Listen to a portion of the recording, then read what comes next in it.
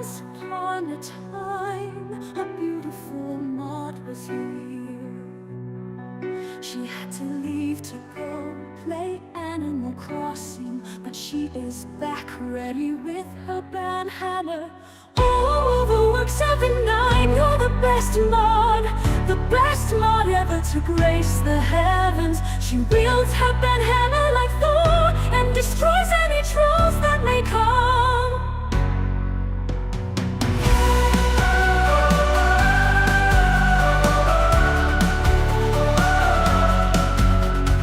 Once upon a time, a beautiful mod was here. She had to leave to go play Animal Crossing, but she is back ready with her band hammer. Oh, overwork 7-9, you're the best mod ever to grace the heavens. She wields her band hammer like Thor and destroys any trolls that may come. Oh, overwork 7-9, you're the best mod ever to grace the heavens. She builds a band hammer like Thor and destroys any trolls that may come. That may come.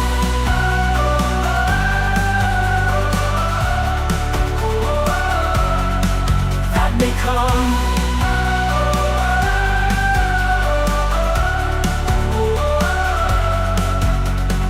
Once upon a time, a beautiful mod was here. She had to leave to go play Animal Crossing, but she is back ready with her band hammer.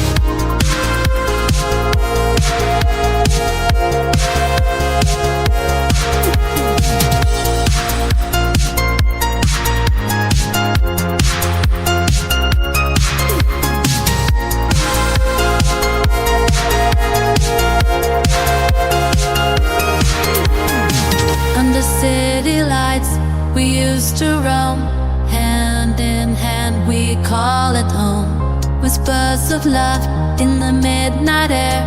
Now just memories everywhere. Stars above, watch us grow. Highs and lows, we let it show. Time moves on, and so must we. In the heart of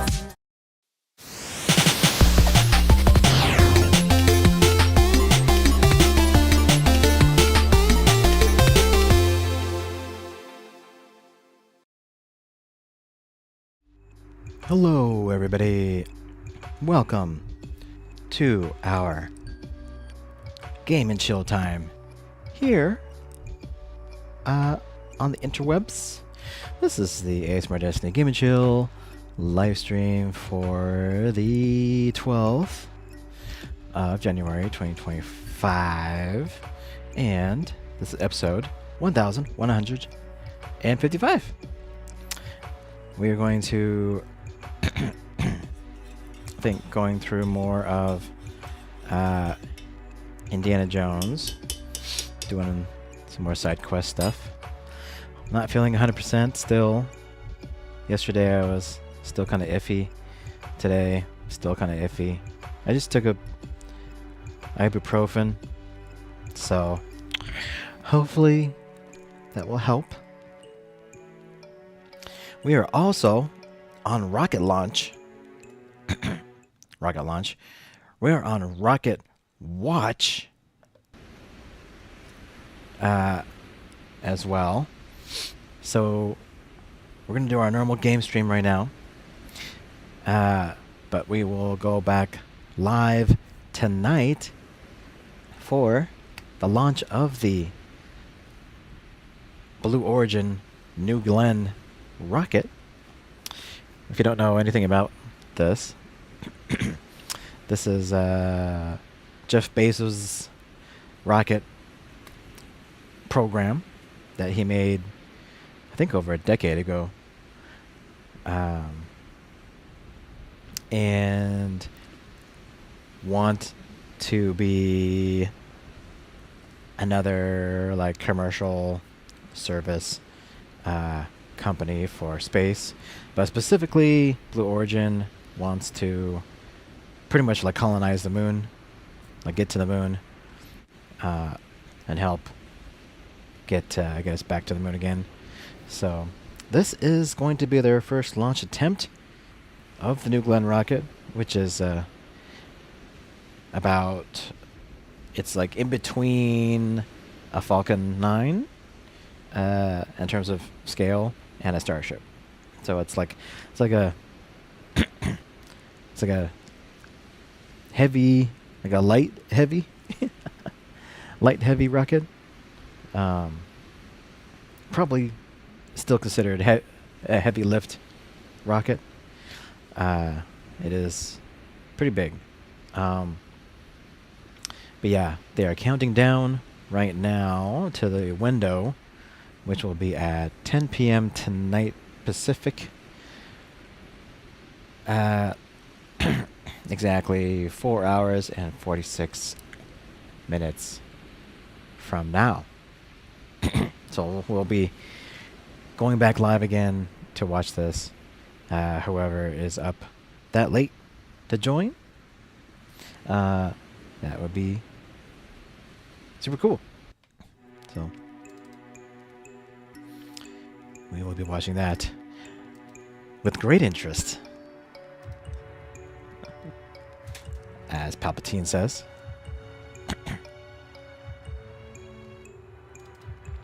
A lot of stuff in that launch is going to be happening. First off, they got to get off the pad without blowing up. Get off the pad without blowing up. Get through max Q without blowing up. They have to separate the booster without blowing up. They're going to attempt to land the booster on a drone ship in the ocean. So, without blowing up. They're going to try to get into orbit. And if they can get into orbit, then that will be... Then they actually have a little satellite inside that they can actually deploy from a customer. So, it's got a lot of objectives, a lot of things that need to go right. Again, I'll be watching that with great interest.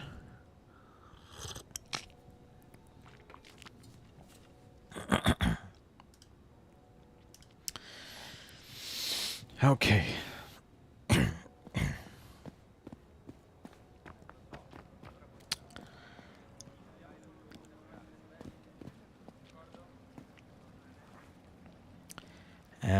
Find the ancient keys. Where's the other?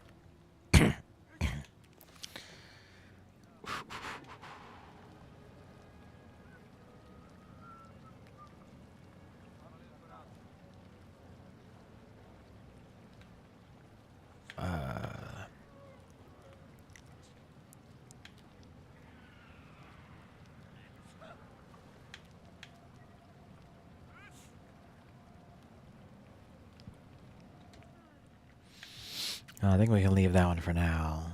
That one's done.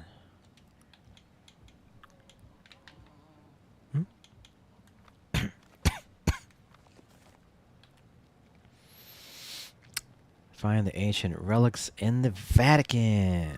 Here we go. We can do this one. More ancient relics, huh?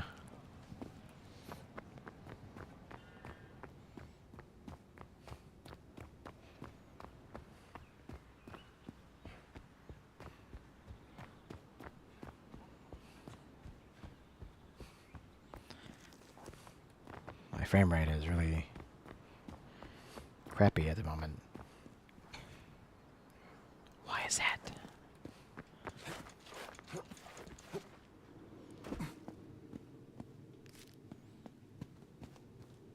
Oh, wait. Something to take a picture of?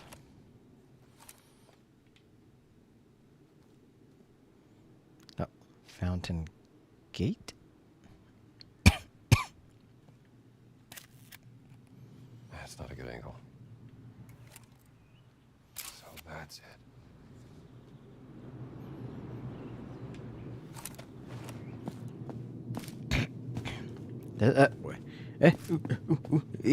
What?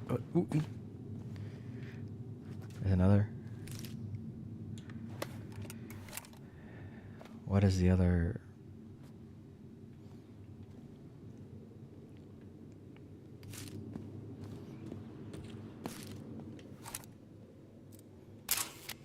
Baptism. To be cleansed of sin. Boats. An age-old symbol of sanctuary.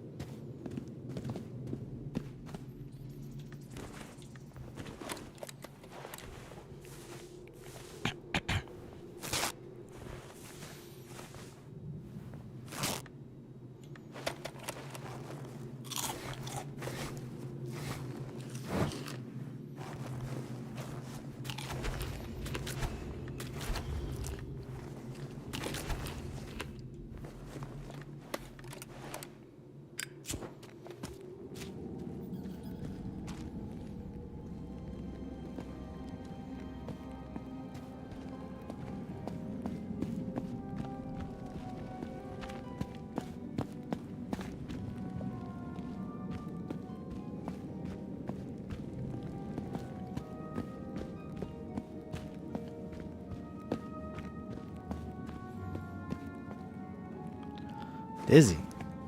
Okay. Ah, here we go.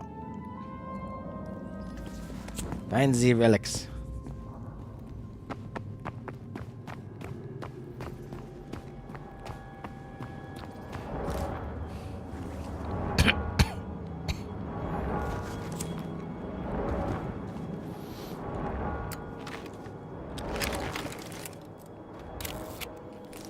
I need a better angle. Really? I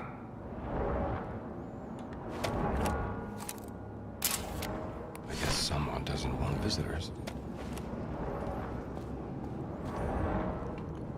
Oh my, where's my frame rate? So effed up. Thought we fixed this problem.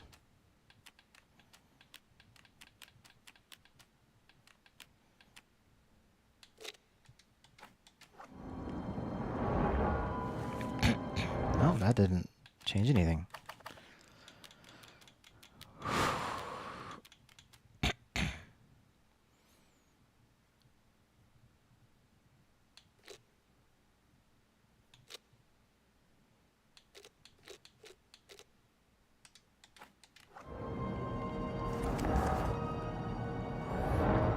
We're still at 45.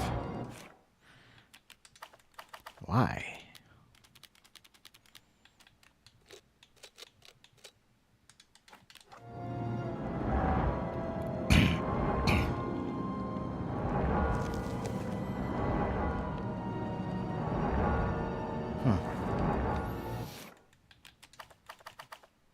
Still, should not be that bad down here.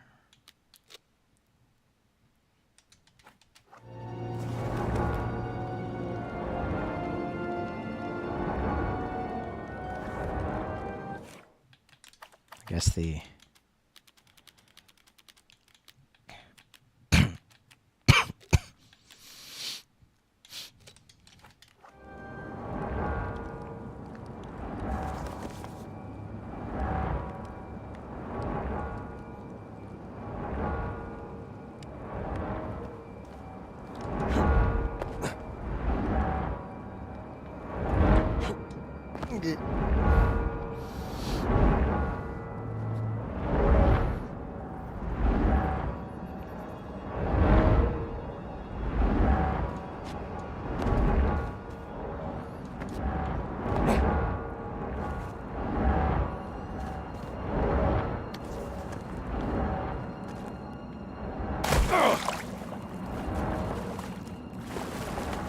There it is.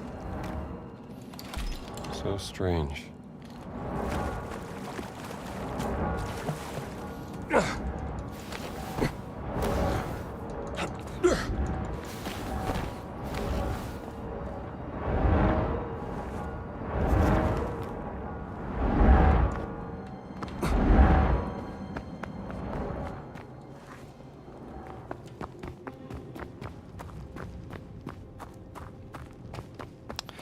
The next one looks like it's gonna be in here somewhere.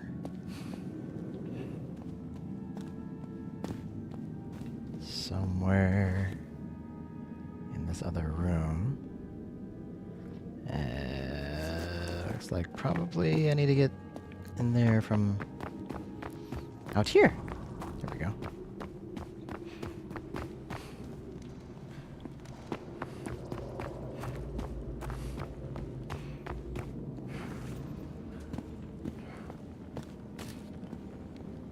It's right there. How do we get in there?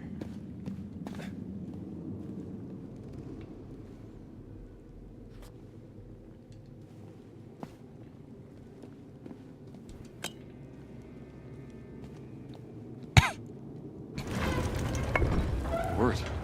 It's weighing it down. Noise. Nice. Secret. Found. You're from a long time ago. Ancient relic. There's one more.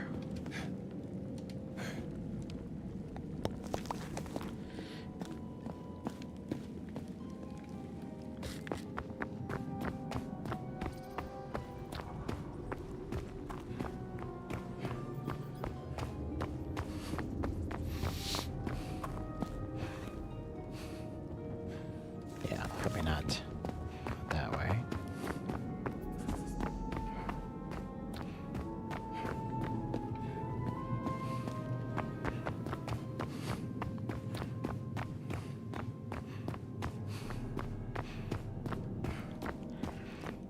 The good thing is that at least I don't have to do stuff. I can just run through.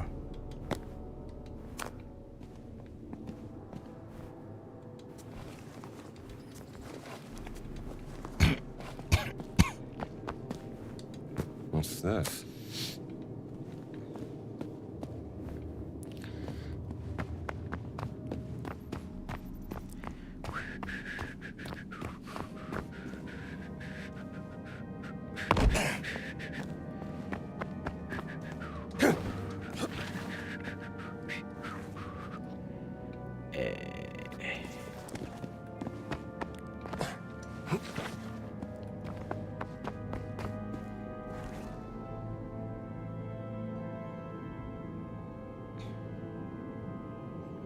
Hmm?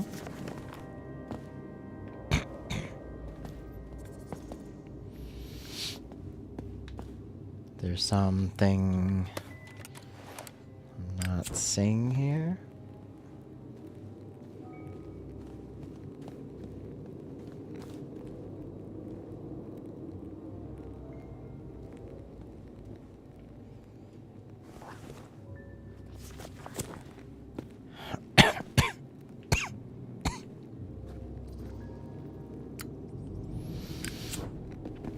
Because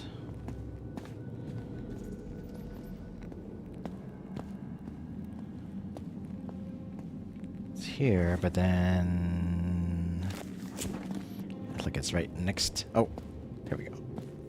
Perfect. Secret passage.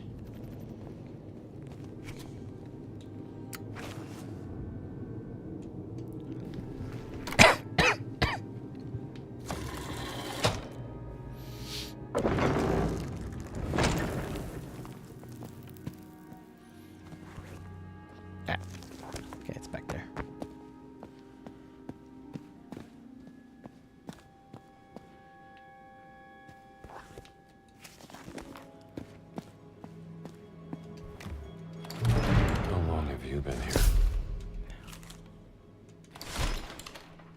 Quite the collection.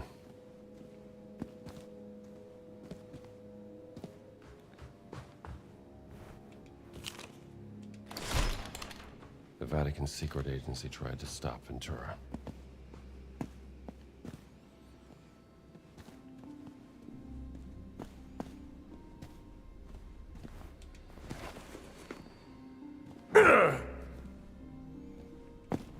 Oh, that's fair. Always thought it was a damn shame what happened to Andres.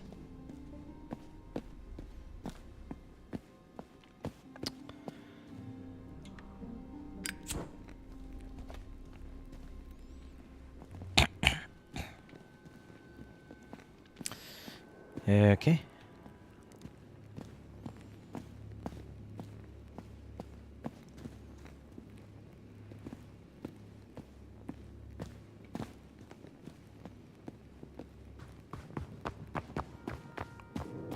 Time to get out.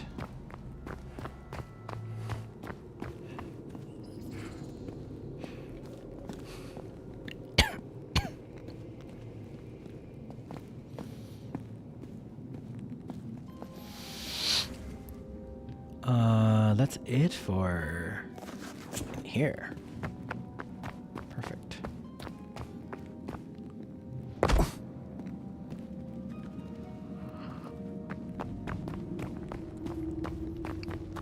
Whew.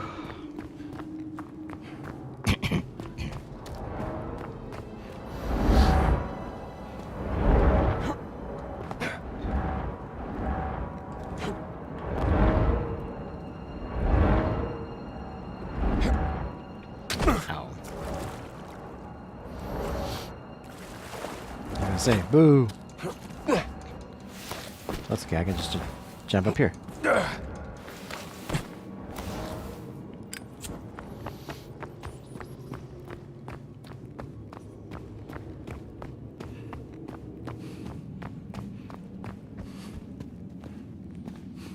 It's a long climb up.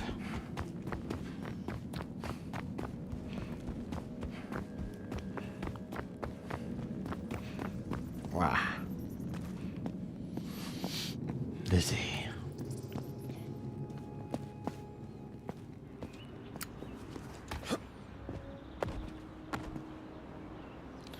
Okay. One more relic left in the Vatican. Where is it?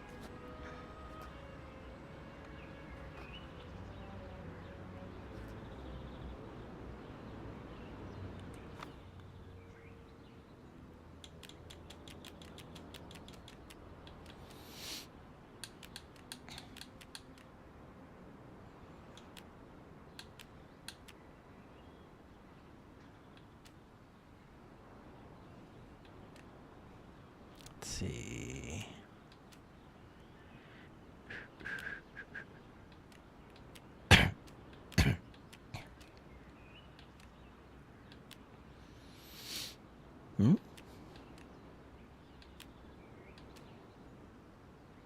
Let's see. Find the ancient keys. Find lost artifacts. Find the medicine bottles in Vatican.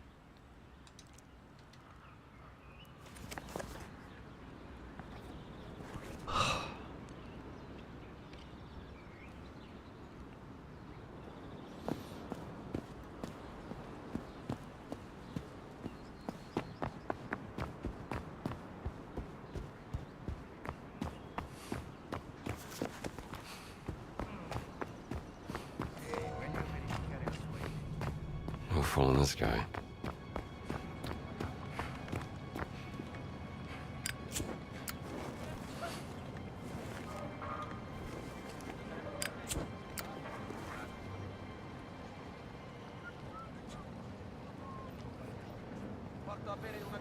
Oh, it's inside.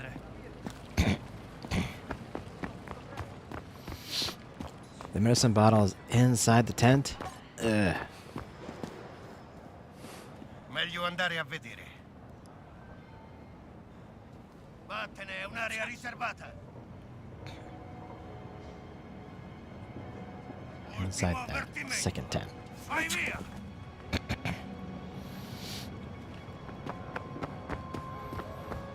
Okay, let's save. No, no, più a destra. Save. We saved, right? There we go. Yes.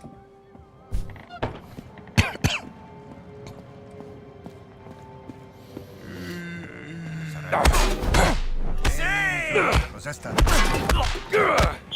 pallottole poi, più forte! Ehi, fermo dove batti come una mammoletta! Stable area. Abbattiamolo! Non farmi ridere! Dacci dentro! Torna da mammina!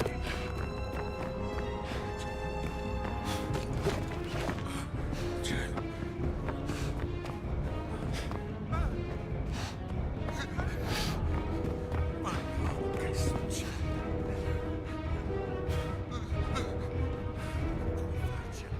I could do that all day. Huh.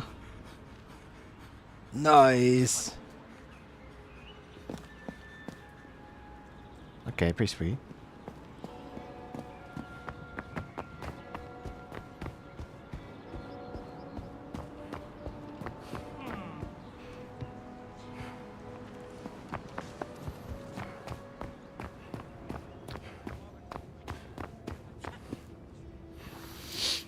Where's the next medicine bottle?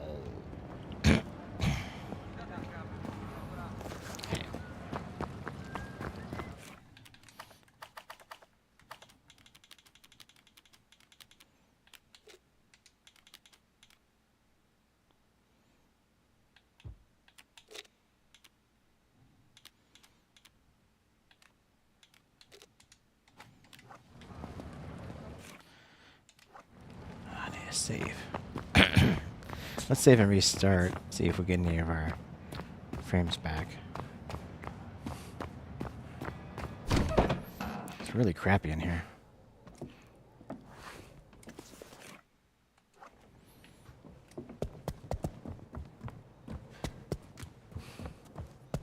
Should not be getting this low a frame rate. Un po' più a sinistra.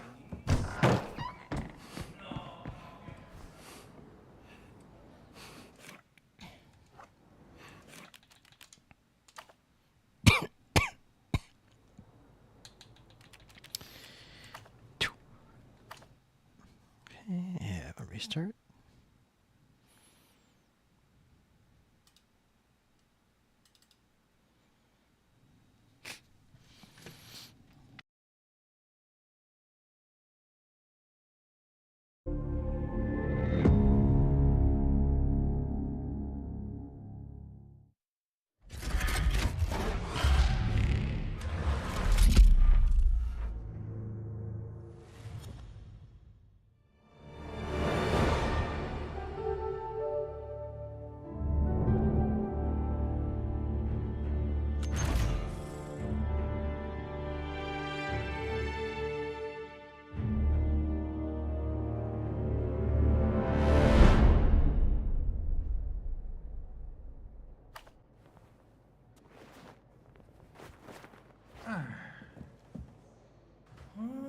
$51. Still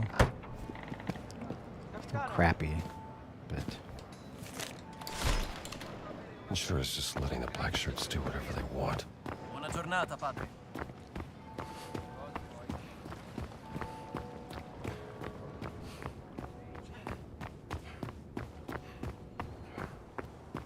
okay.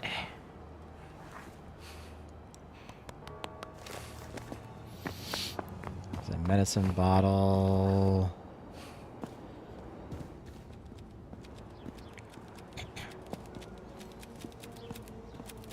Oh, it's you again. Do you have anything?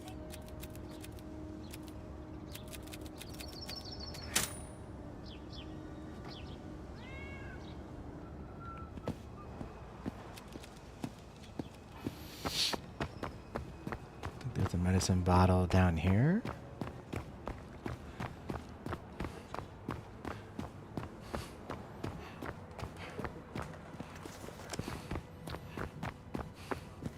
Valeria could use this.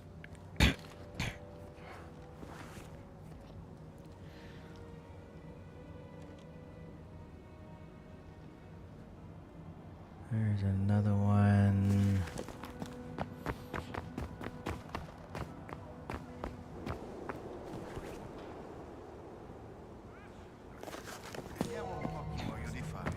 Yeah, looks like company. Sorella, avete trovato il gatto?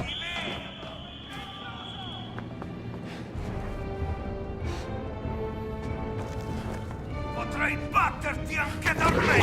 Forza, levagli quel sorrisetto! Tu, alto! Nessuno può salvarti! Ehi, ti faccio seguito! Aiuto! That's close enough. Fermati subito! Ehi, non è giusto! Dimmi se non hai paura! Adesso sei morto! Abbacchiamolo! Arrest, Sapete would you? bene come si fa! Sei morto!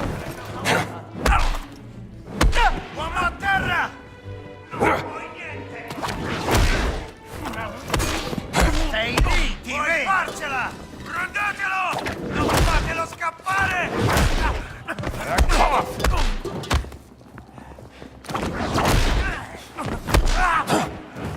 Uno di noi è a terra!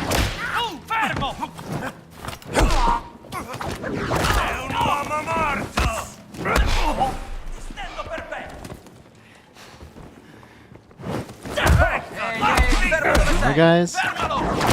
Keep your distance, pal.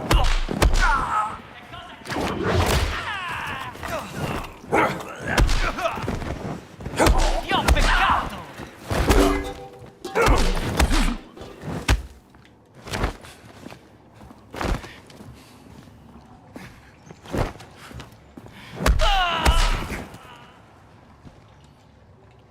Jeez. There be any more guys?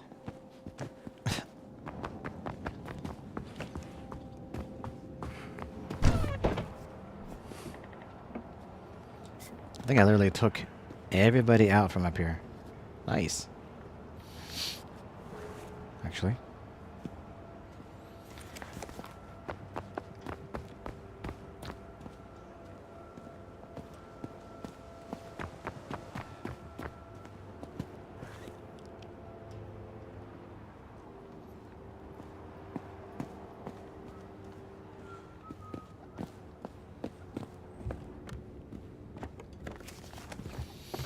See, the medicine bottle is up.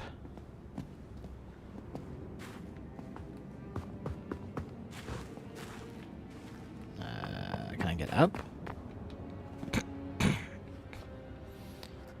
Somehow, yes, I can.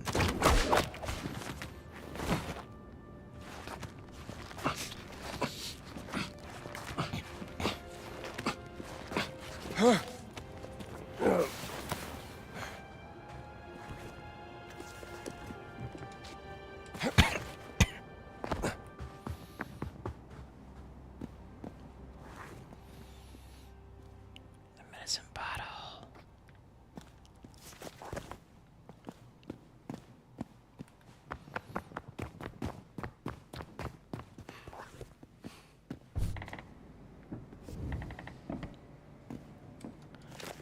It's up higher. It's above me. Qualcosa non mangerei, una mucca intera. Forza! Dai che ce la fai!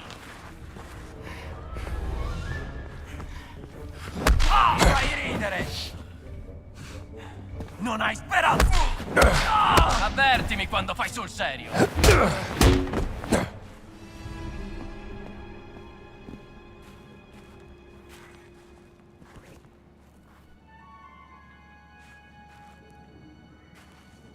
It's right in there.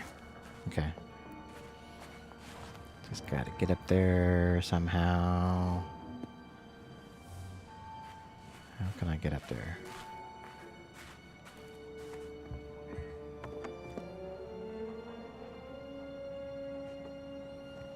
Looks like I could swing over if I can get up there somehow.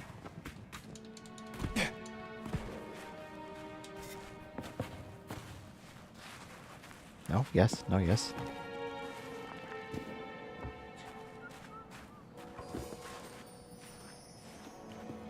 There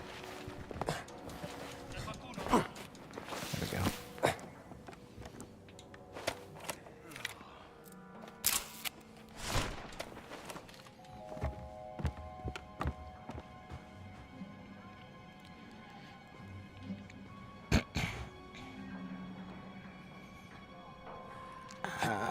Not high enough.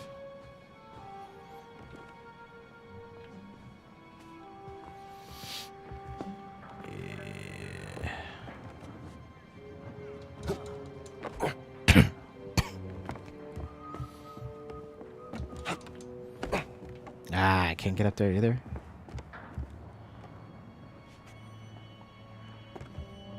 What?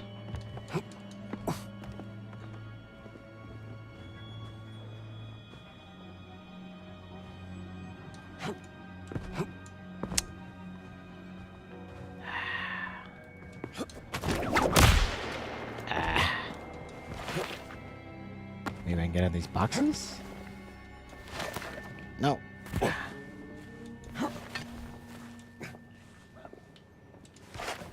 No, I'm like jumping off the box.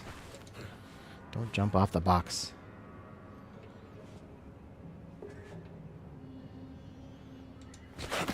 Don't jump off the box!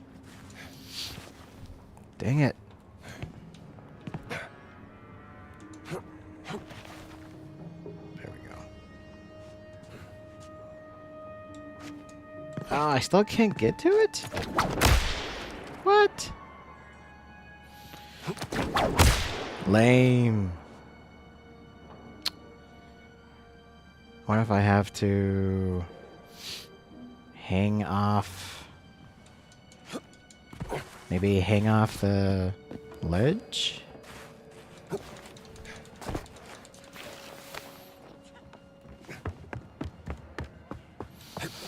Nothing to hang off on. Ugh.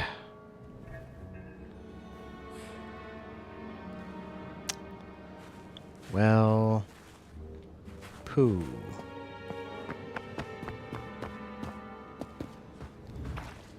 How the heck can we get up there? Oh, maybe through here.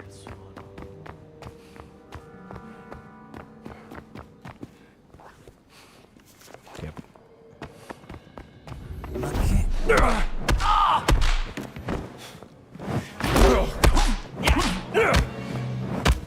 Mandalo giù!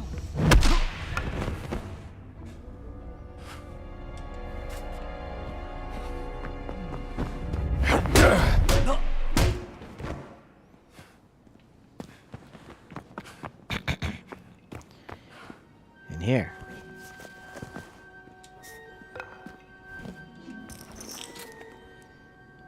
Got it.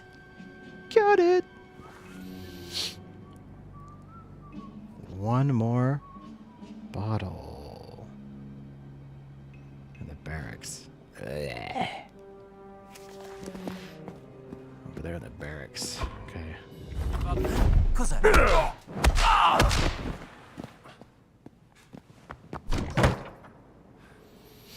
I'm gonna have to run. Run in there. And run out. That's fine though.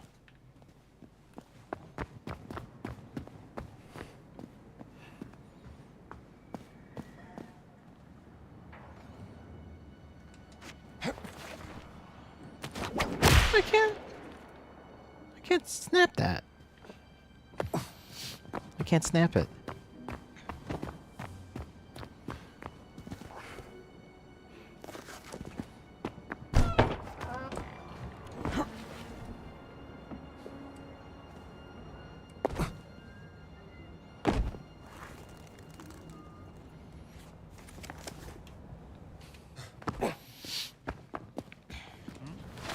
Che succede laggiù?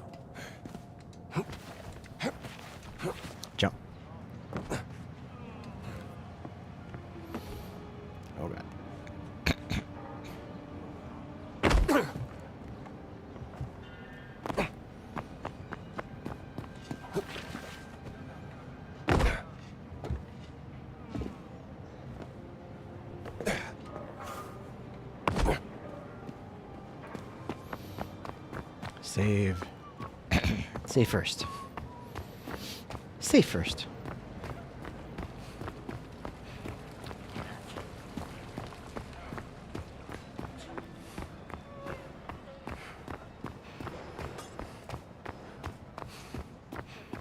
Avete visto la macchina volante, padre? È un insulto a Dio.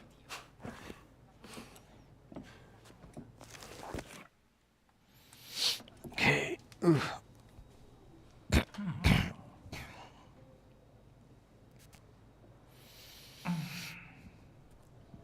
Give myself a little quick stretch here. Un po' più a sinistra. No, no, più a destra.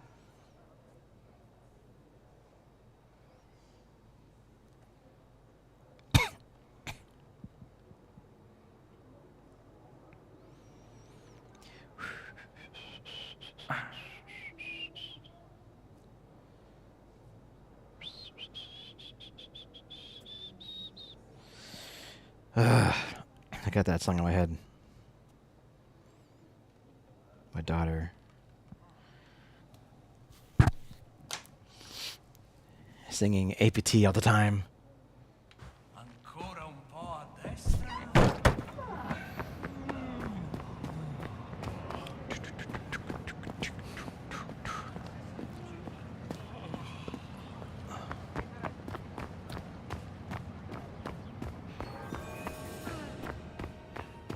Damn. Need to get away. I think it's the other one. The last medicine vial in this area.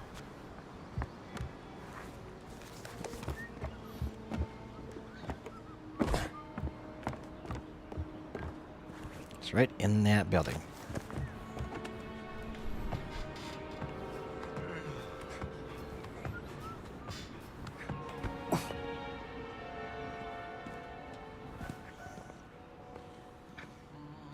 C'è qualcuno indietro. Qui non si entra.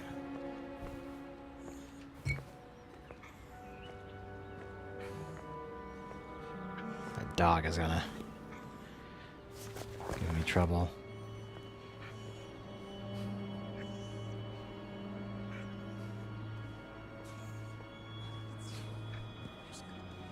Wow, the dog didn't get up. Okay.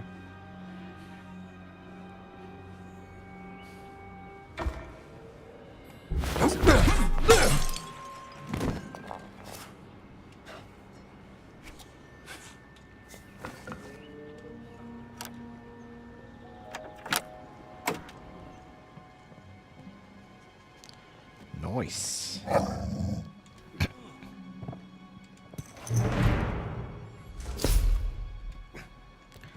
Remedy for all. Completed. Oh, snap. Come andiamo? Poor thing. Felt like a leaf. Been a pleasure, Slim. Slim.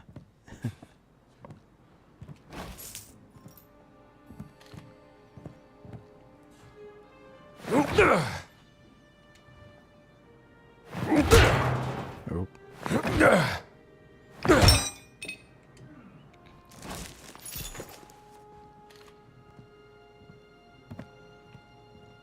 There's nothing else in here? I thought there was something else. Croissants. But yeah, we're good with that next mission. Got field notes we got to do, adventure books, lost artifacts, and the keys.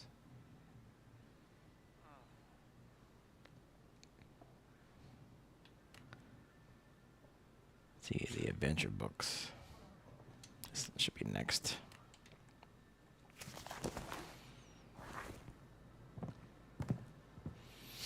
Those look like they're all in easier easier to get inside places.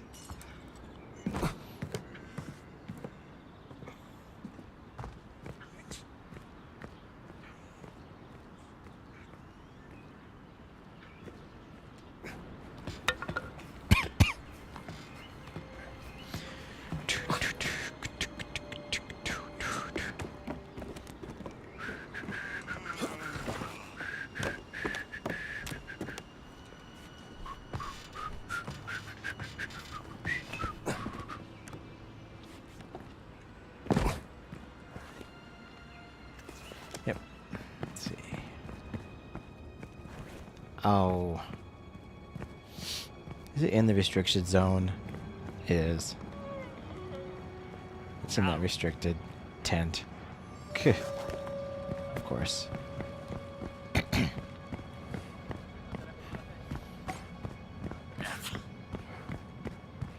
Oh, buongiorno.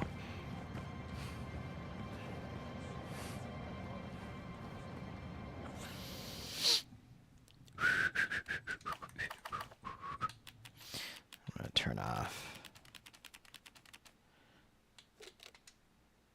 retracing and turn off.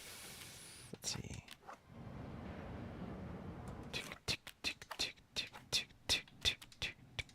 I'm gonna restart. Restart to see if the frame rate should be going back up. It's pretty bad in the Vatican.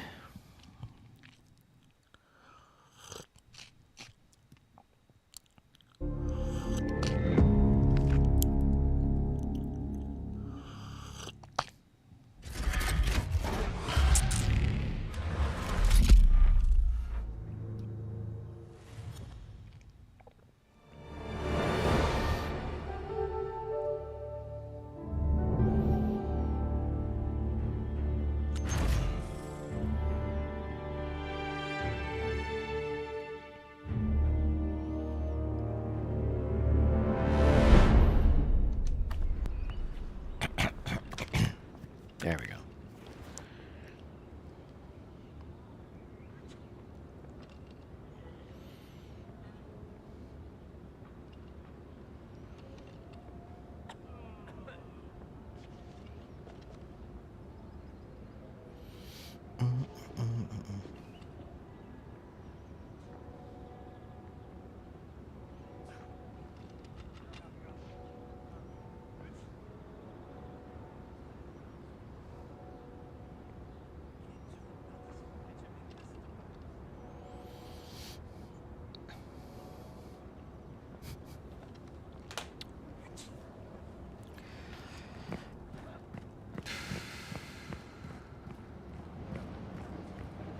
Still checking frame rate. OMG guys, Gamer. gamer underscore Izzy just OMG. subscribed with Prime. Frick yes, and OMG. thank you. UP. OMG. OMG. Welcome. gamer. You've got mail. Gamer, OMG. Gamer. Welcome in, gamer underscore Izzy. Thank you for joining us. Oh, Welcome in, gamer. Thank you so much for being here. How am I? I definitely can be better. I definitely can be better. Not feeling 100%. I'm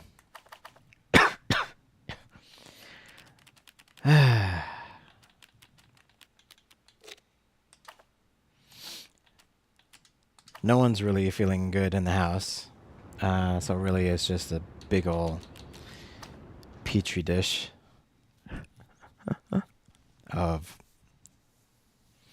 sickness.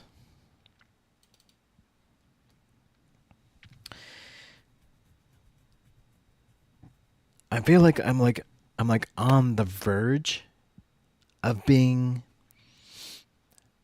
fully sick. I'm not fully sick. I'm just like, I feel like I'm like half sick.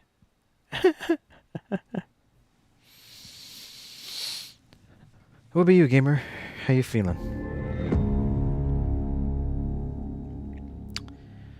I took some ibuprofen before. Ibuprofen before stream.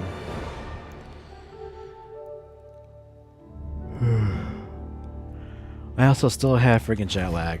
I feel like I'm still, my eyes are just still tired.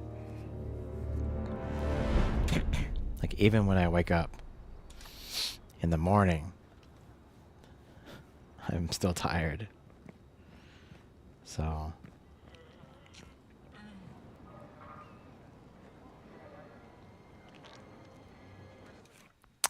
yeah, it sucks.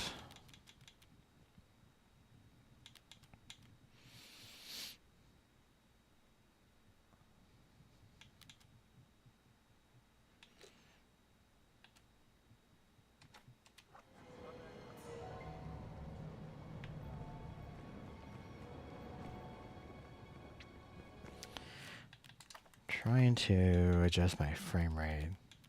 But you're doing good. A little sleepy, but not bad. That's good to hear.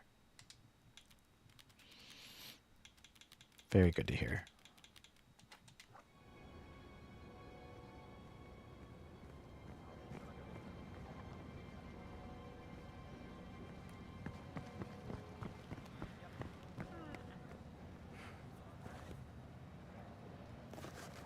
See, I gotta get those.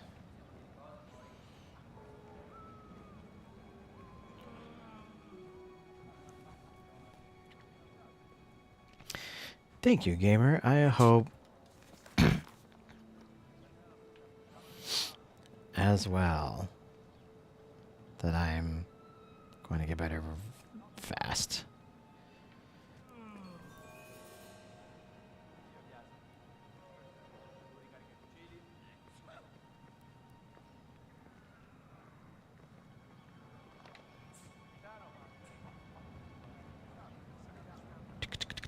Ooh.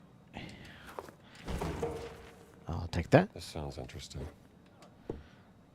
I'll take this. Confidential.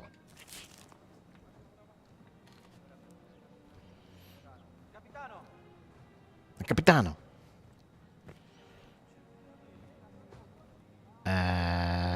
Okay. So I'm trying to get all the adventure books in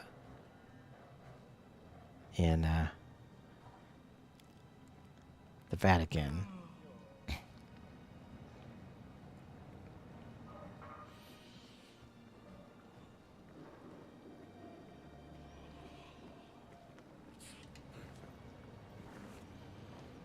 Okay, the next one should be in the building. Straight across.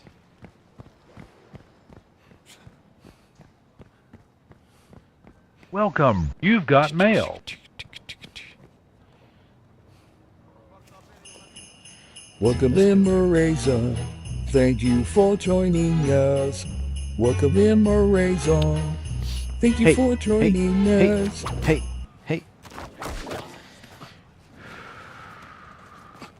Welcome. You've got mail. Hey, TS. Looking for a bit. Welcome in Chama. Okay. Thank you for joining us. Welcome in Chama. Thank you for joining us.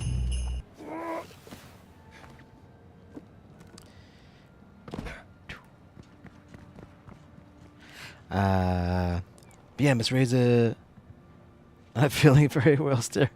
No. It's the same. We're all sick. Why are we all sick? Black shirts look tiny from here. Why are we all sick? Yeah, I'm still feeling iffy. So, thank you so much, though, for the quick hello, Miss Reza. Do.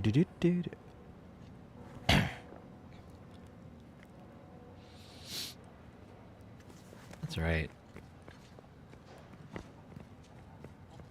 We got the winter blues.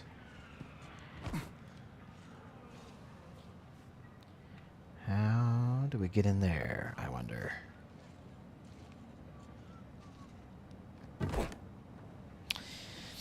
Oh, I did want to show off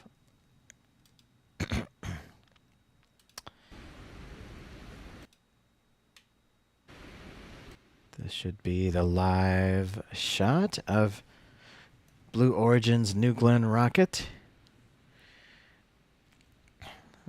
They are counting down for launch, T-minus 3 hours and 56 minutes.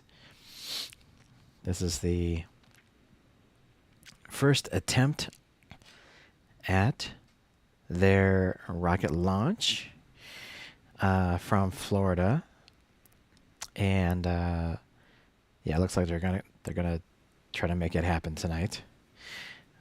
We're going to end our stream a little bit before that, take a quick break, and then restart. We start the stream when it gets closer to launch tonight. So anybody that's up can join us for the launch. Hopefully they'll launch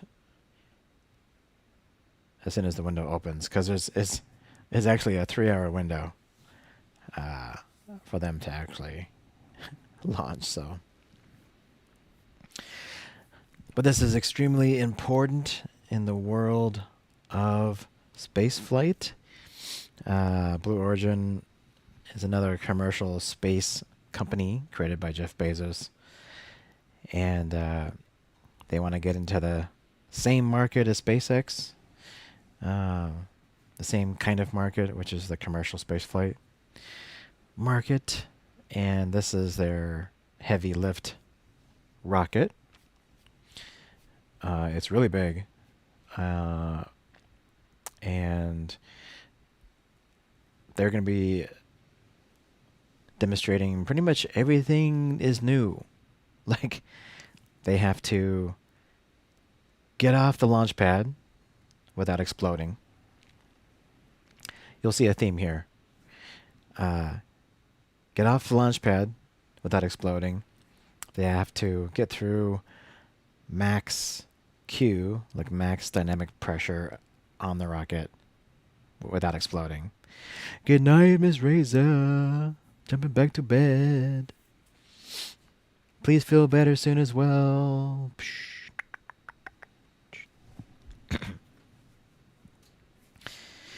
I hope everyone feels better. Me too. But yeah, the rocket has to launch without exploding.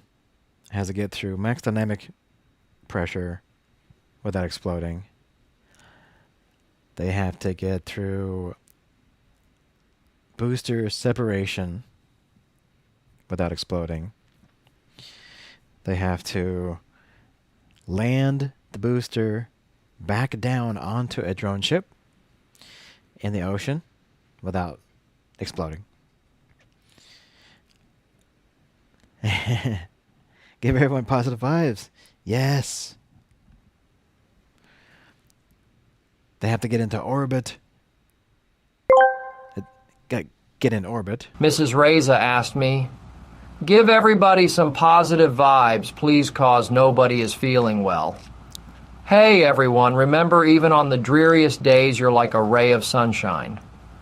You're amazing and deserve all the good vibes. Whether it's a cozy blanket or a hilarious joke, find your little slice of happiness. And hey, remember, laughter is the best medicine unless you're allergic to laughter.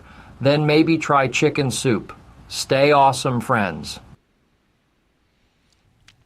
Yes.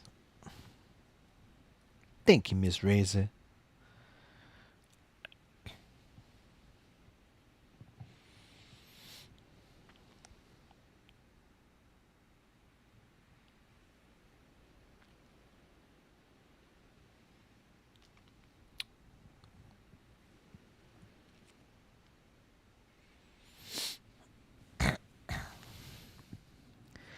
So laughing or chicken soup.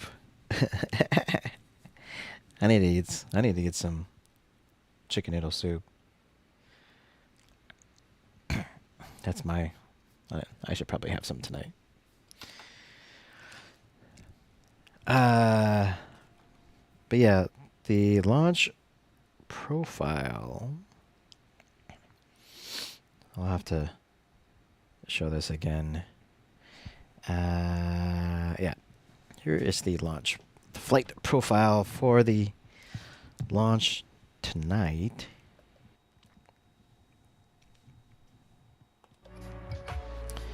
Thanks, Miss Razor. Feel better as well. Here is the flight profile. So, like I said, it has to launch without exploding. Has to ascend without exploding. Stage separation without exploding. The booster is going to come back and land on the Jacqueline, which is a drone ship in the ocean. They're trying to reuse the booster just like SpaceX does. They got to get into orbit. They got to do a fairing, a jettison. They're going to activate the payload, which they have a small satellite on board, and then release that satellite. That's the plan. So that's a lot of stuff they got to get through tonight.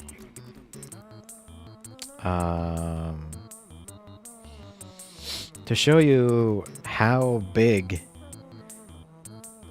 the actual fairing part of the rocket is, it can hold more than 20 moving trucks. And that's 16-foot trucks. They're going to hold 20 of those. So it's a lot. It's big. It's a big fairing.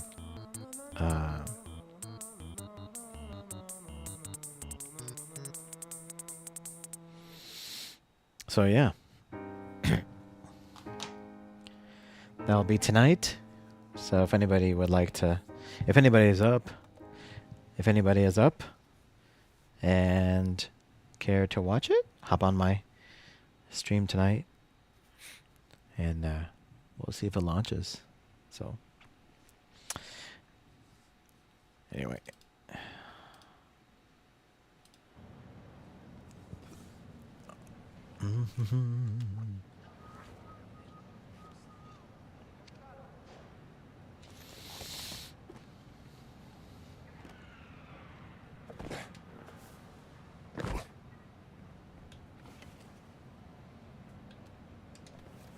This'll do.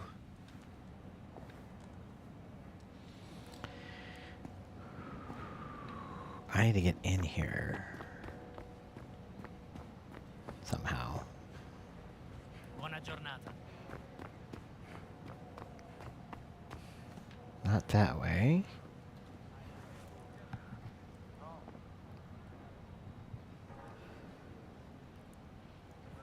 It's probably connected to this part.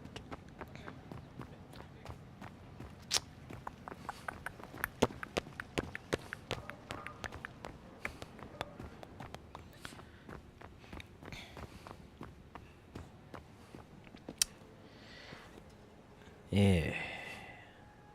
How the heck do we get in there?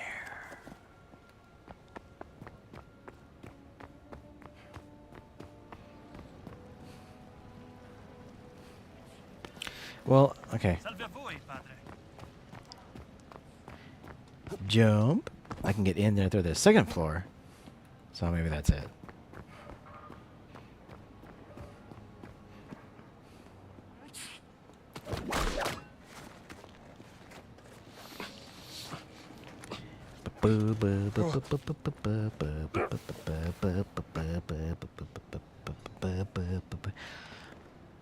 Thank you so much, gamer. Yeah, I really do hope I get better soon. This sucks. This sucks. You know what? You know what? Smash, smash, smash, smash, smash, smash, smash, smash. Sorry. Smash, smash, smash, smash. Smash.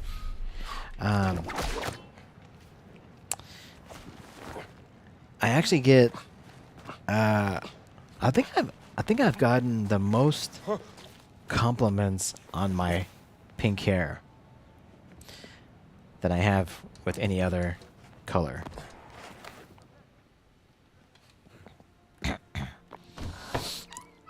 Which has been pretty interesting.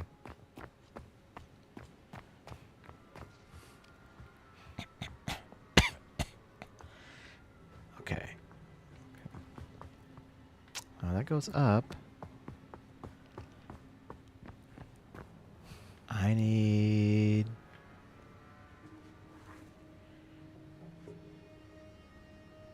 I need to go down.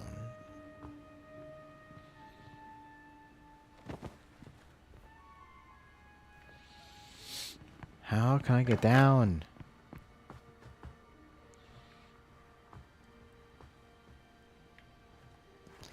It's like right below me. How do I get down there?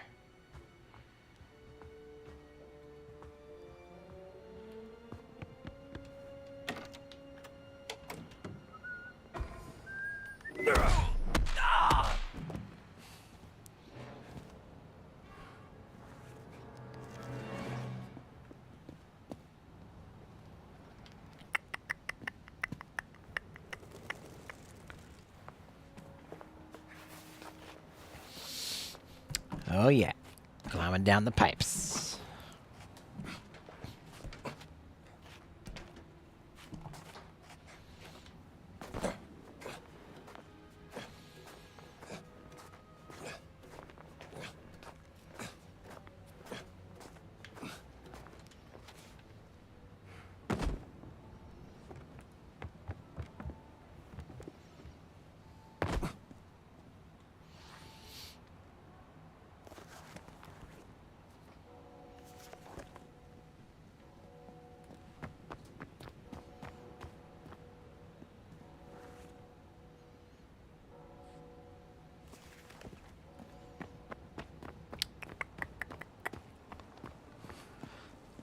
Trying to find a way.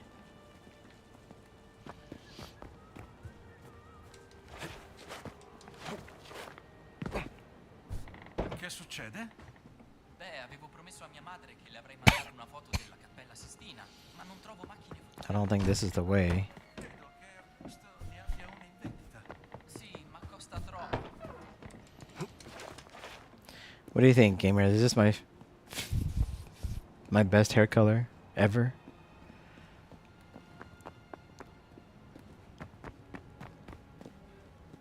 I've had purple.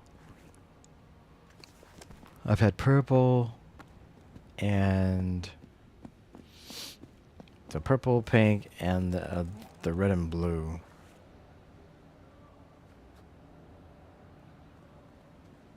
You want to bleach and dye your hair too? What color?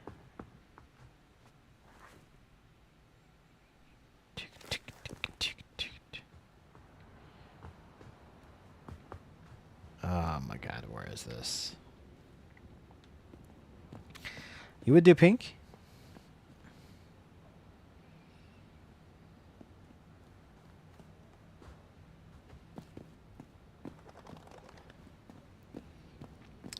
Pink and purple. Yeah, I think purple really, or pink really,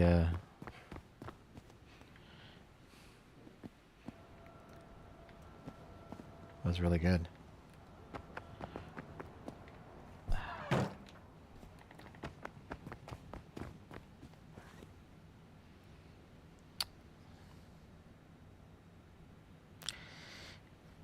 Well, dash it all. Or boulder dash. That's what they say. That's how the young kids. That's how they say it, right? Right, gamer. Boulder dash. Oh, boulder dash.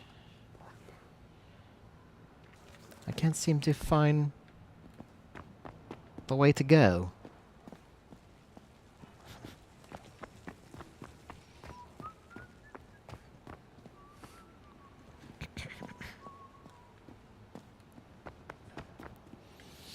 Every place seems to be bolded up.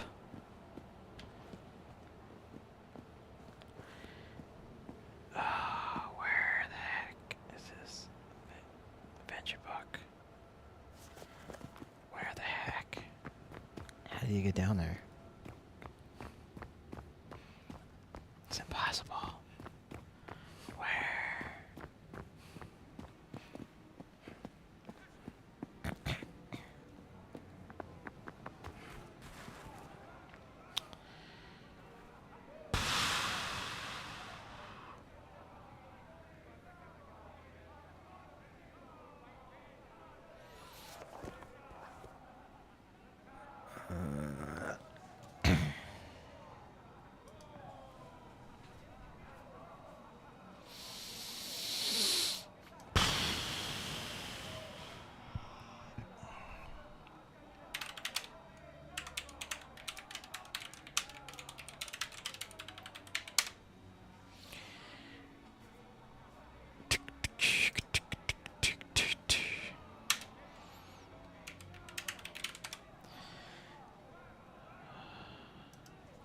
All of the adventure books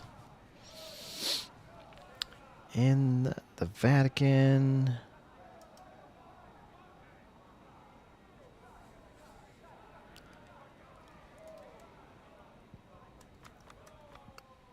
Ugh.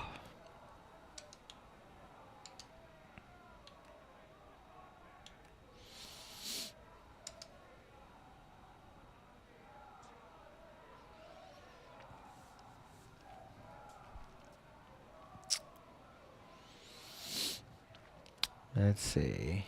Well, this is going to be fun to figure out which adventure book this is.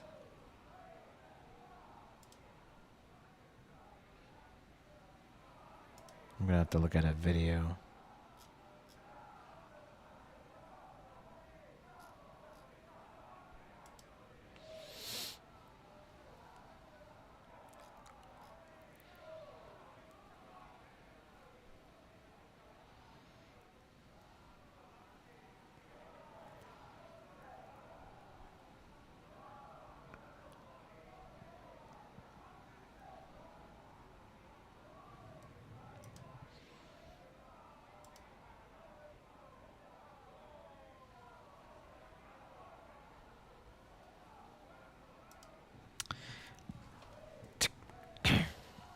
Hey, TS. Taking any cold meds? Not really. I don't really feel like I have a cold. I feel like I have almost like a body ache fever going on. But not quite. So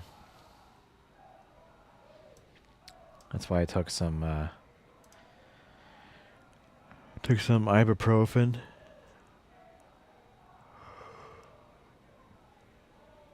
But I also have stupid jet lag, I feel still. So it's definitely a combo of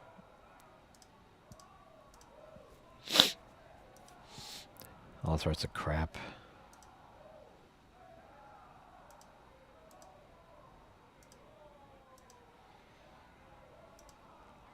I think it's just the combo of all the crap that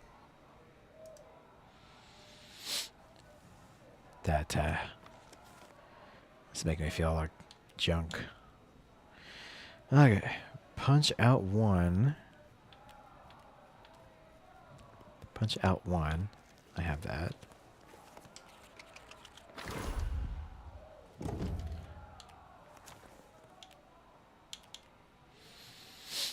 Okay. Lucky hat one. I'm sure I have that.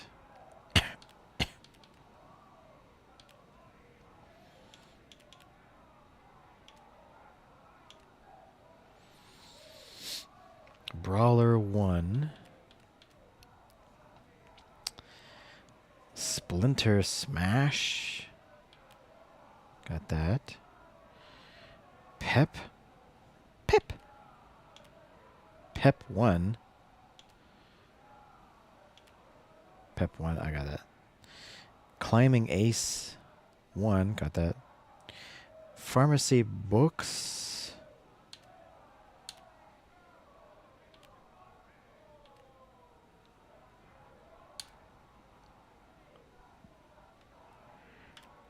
That looks like the one I need.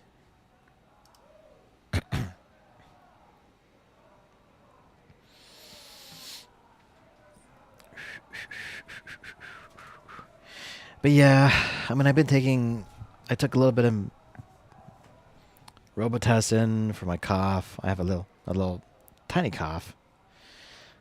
Little cough, but nothing too bad.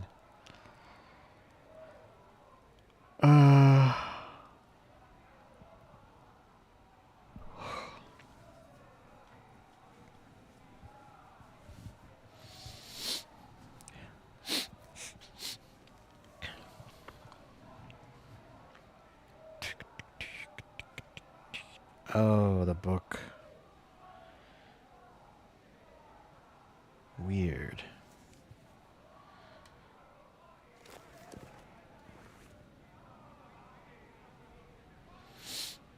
Yeah, I know the pharmacy has one, but...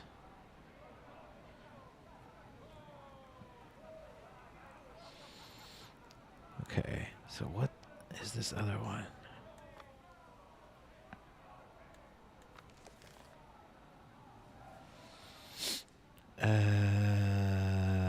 Pharmacy books. Fruit bag.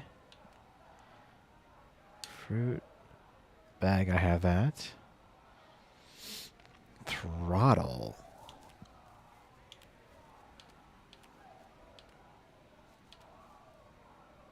I got that. Brawler 2. Throttle, we had that. Street Scrapper 1. Iron Grip 1. Got that. Cutman 1.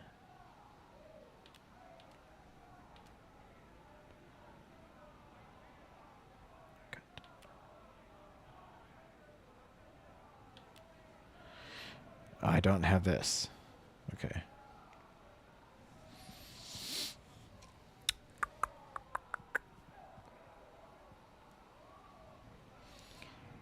Where is Cutman 1?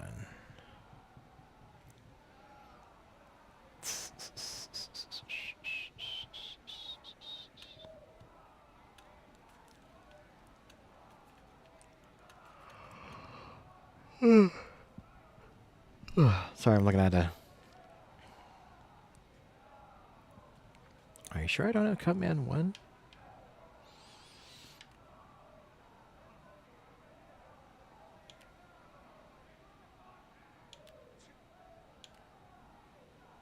I do have Cutman 1.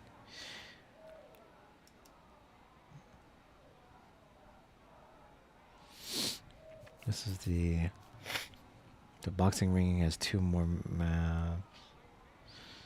Ew.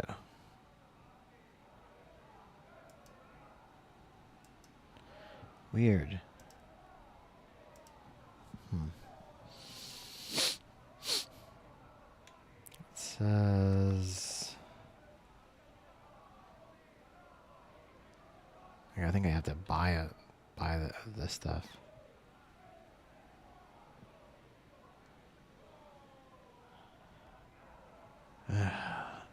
So tired.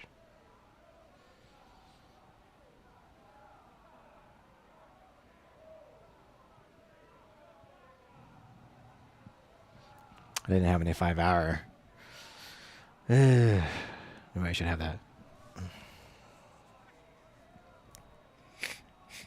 I did open it.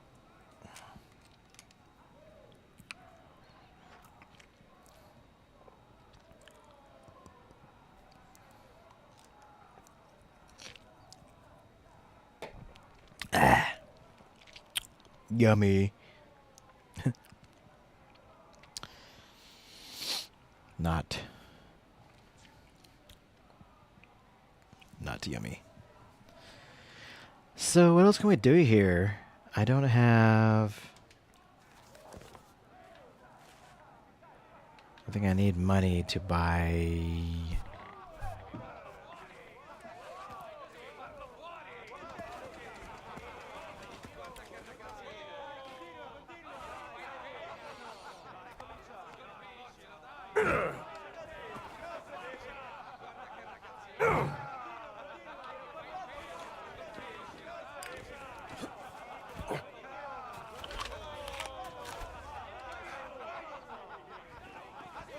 What am I doing? Come on. Wake up.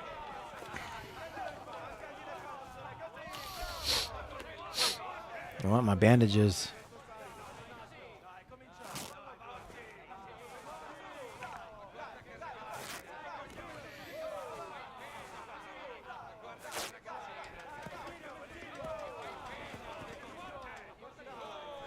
Complimenti, campione. I soldi di una vincita sono sempre ben accetti qui.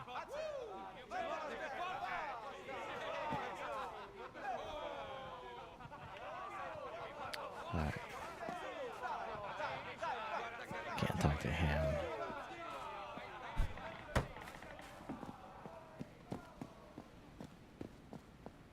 I'm gonna go out. I was gonna go out and do something.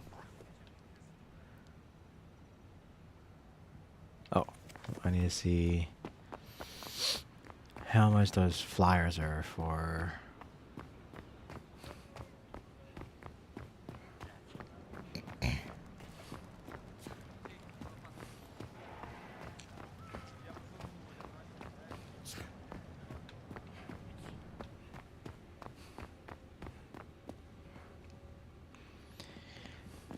Oh, I'm falling asleep.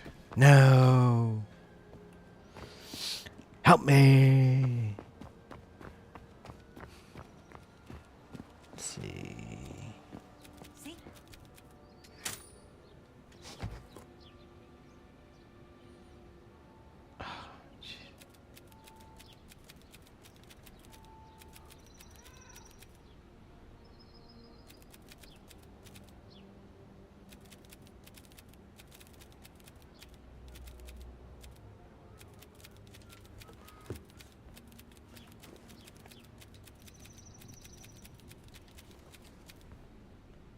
I'm sleeping. I don't have enough for these.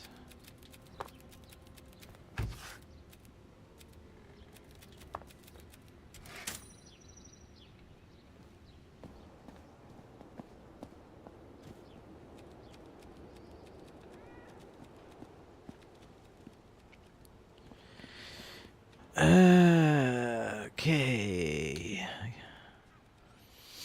Field notes.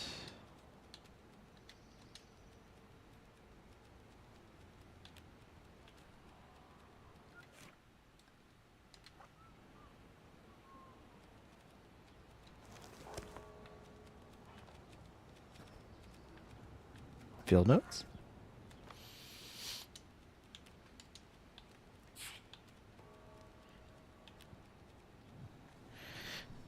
Oh, is this not going to tell me where they are? Oh, it's not. Oh. Pain. And agony.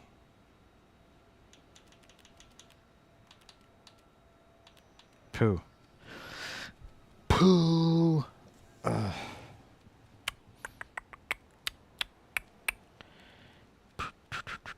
Okay. Well, man, I don't really feel like doing too much more.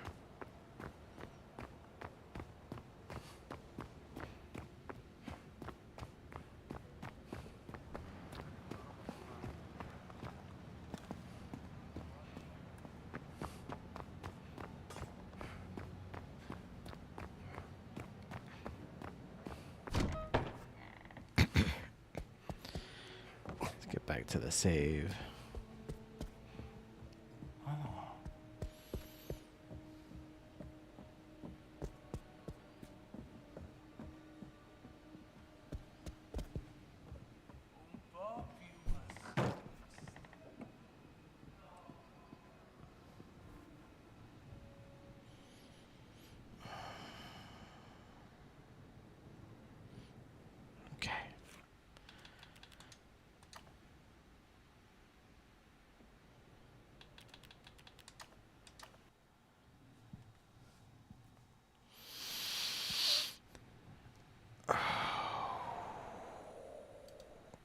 at with our New Glenn live coverage. I believe there's live commentary coverage now with from NSF. I think we can probably watch that instead. You know, working out has done a lot for my mental health. I got more energy, and I don't get into a rut as easily anymore. At T-minus 4 hours and 4.5 hours, respectively. Very good. Bob Fillmore has gifted 10 Red Team memberships. Again, bonkers. Again, if you have got a membership for free because somebody gifted a bunch of them, as they already have in this live stream, we've only been in for just over half an hour, then please just say thank you in chat. You might not know who it's come from because the way YouTube allocates it doesn't tell you which person the gifted memberships come from, because I don't think it expects several people to do it. It expects one person to do it, and then you obviously know who did it. But just say thank you in chat because it's nice, because you got it for free for a month. No obligation. There's no renewal, and no renewal you've got to cancel at the end of the month. It's just 1 month and that's it. So it's free. It's nice. It's cool. Thank you, Bob. Julie Chow, become a Padre member. Josh Zero, Food for Thought, New Glenn launches and Revels. I reveal Shuttle in the second stage. That sounds like a Hollywood movie we've seen before. Yes. The Hollywood movies still use the space shuttle. It's just the iconic view of the space shuttle just will not go away from Hollywood. I'm hoping That's true. Hollywood will move on to the new point. Hollywood still uses Why are we using L- as a T-? the space shuttle Sorry, is there a reason for that? in movies. There is. Everything that's been released so far in terms of timeline, there have been mentions of potential holds in their countdown. So when there is a launch, there are plenty of providers that will have a T-minus countdown, which seems like it's going to lift off, but there will be built-in holds. So a potential hold that's, say, T-minus 20 minutes, they may hold there for 9 more minutes. So if that's the case, then it would actually be L-minus 29 minutes. So L- is the actual time until launch is scheduled, whereas T- can have some holds built in. So that's why for this one we are using L-, because that is the time until the actual scheduled liftoff. Very good. Hope that helps. I do notice that Xavier has purchased several things from the store. I've clicked on a few of them. There we go. Got one come up in there right now is the patches. By the way, I will say we've got patches and stickers, but the patch for Flight 7, I'm digressing back to Starship again, I know, is over 50% gone. And it's only been released for a few days. It's pre-order. But amazingly, we're going to run out probably on launch day. I am not even joking. And I've said it before, we can't get more in. We get a bulk order in, and that's what we've got to deal with. And it's got every chance that Flight 7's patch is going to sell out on launch day. It's bonkers the amount of people who like our patches, and I really do appreciate it, because purchasing from the store is one of my preferred ways of saying you can support us, because you get something in return through the post, not just the live streams that we provide you, but also something physical in the post. I've always liked that. Seb's Drums, Ukuleles, Synth and Music Homemade. That's the username. Has become a Padre member. Thank you for that. Marcus House, who we mentioned earlier, has gifted a super chat. Appreciate the Cape coverage, my friends. This is turning out to be a damn exciting weekend. It certainly is, Marcus. Thank you, Marcus. Very much appreciated. You all know Marcus House by now. I'm sure you do. I'd be amazed if you don't. Eric Fraser's gifted a Red Team membership. Bob Fillmore's back with 10 more gifted memberships. Amazing. 21 Volt Gaming. I saw DJI menu in a multi-stream. What is DJI drone? What are you guys using? I think that'd be Jerry. In the back room, may be able to quickly type that maybe that is Jerry's drone that came up in the multi-screen for a second, and he was the make of it. That should be, yes. So yeah, Jerry is out there getting awesome drones. So yeah, we got a sneak peek of them during the static fire. flame. You see that flame going on over there? That's a good sign. That means the propellant lines are getting spooled up, and I don't know if the rocket has been fueled. I don't think. I think it's still too early to really fully fuel the rocket. But they're getting everything ready, so that's.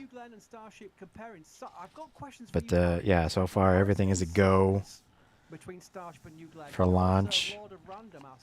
How does the thrust of the BE-4 compare to that of the rocket engines? In particular, I'm interested in the thrust compared to Saturn B1.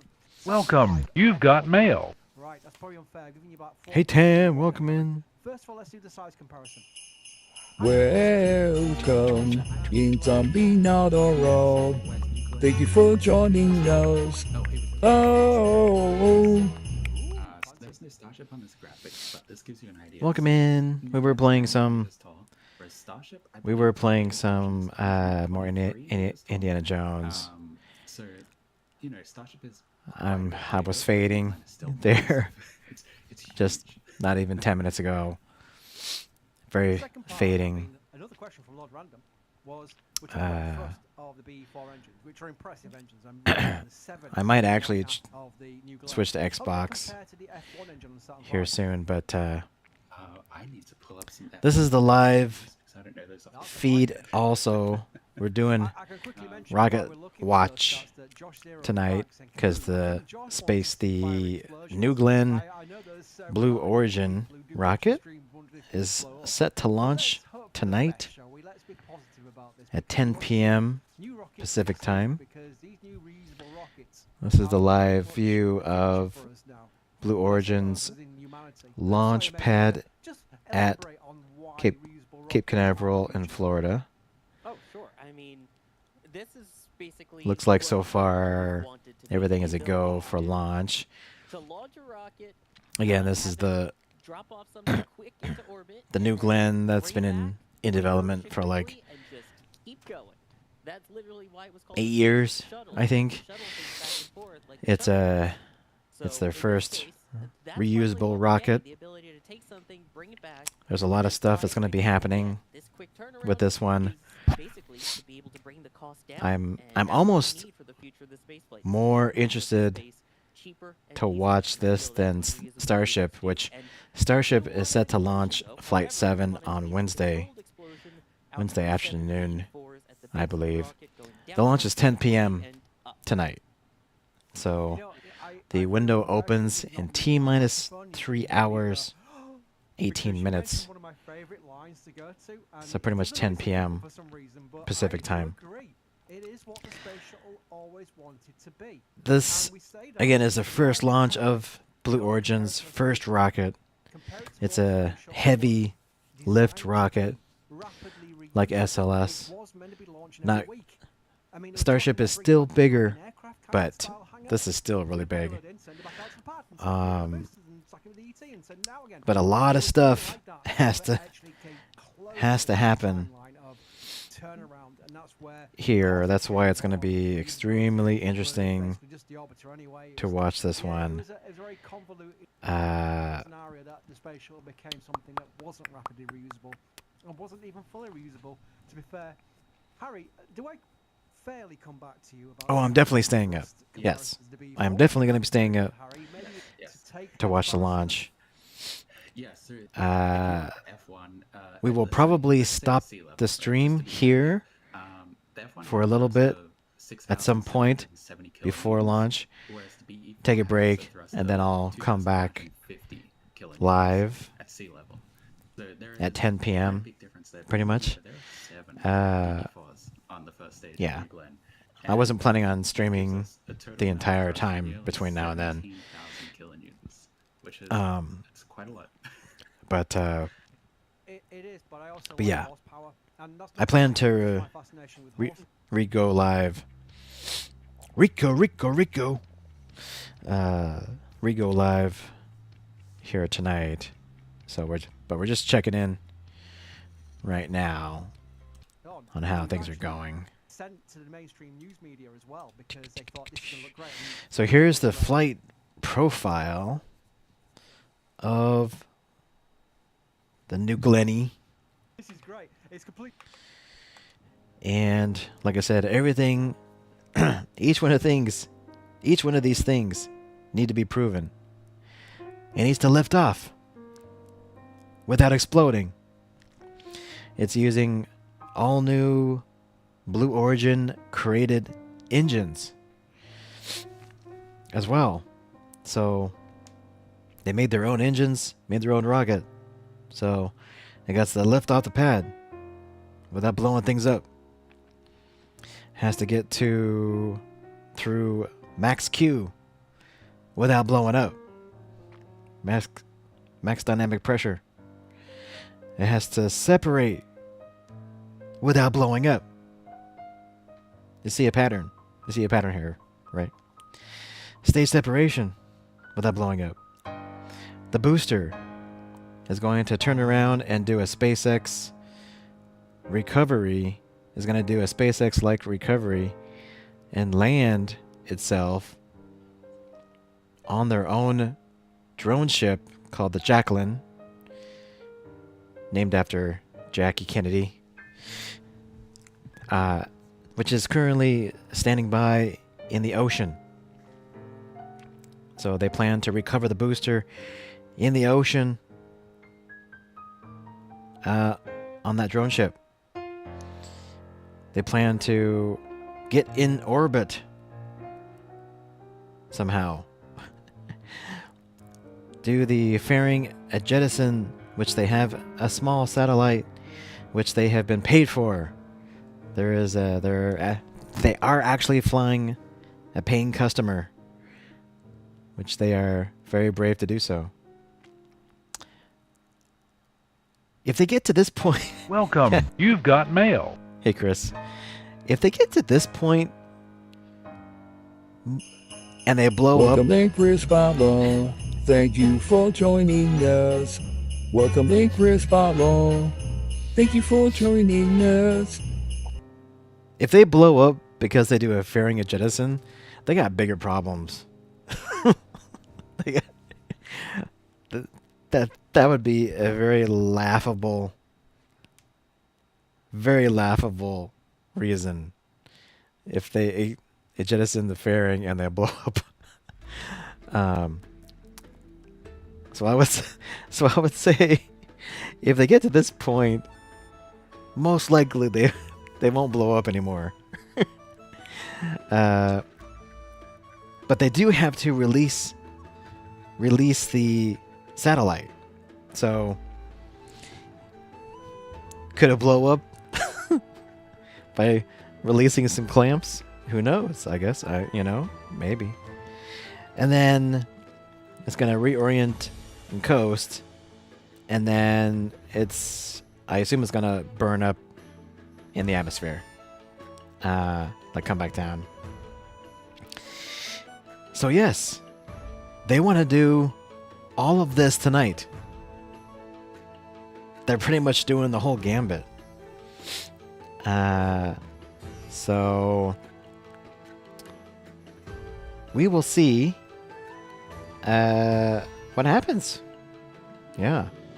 That's why it's going to be super interesting to watch this one. Probability of explosion. 50-50 chance? I'm not a betting man. But if I had to bet, I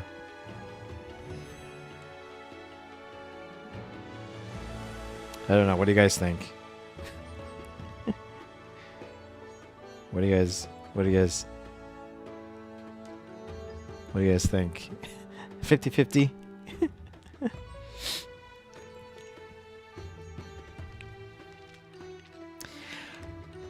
Probably they've done so much testing. I would probably give it pretty good odds that it's not gonna blow up. But it's so difficult to say. Like NASA, I mean, you know, very rare for NASA's SLS didn't blow up on its first attempt. There are definitely exceptions. when they launched the first one. It didn't blow up. So, and Blue Origin probably spent just as much time testing.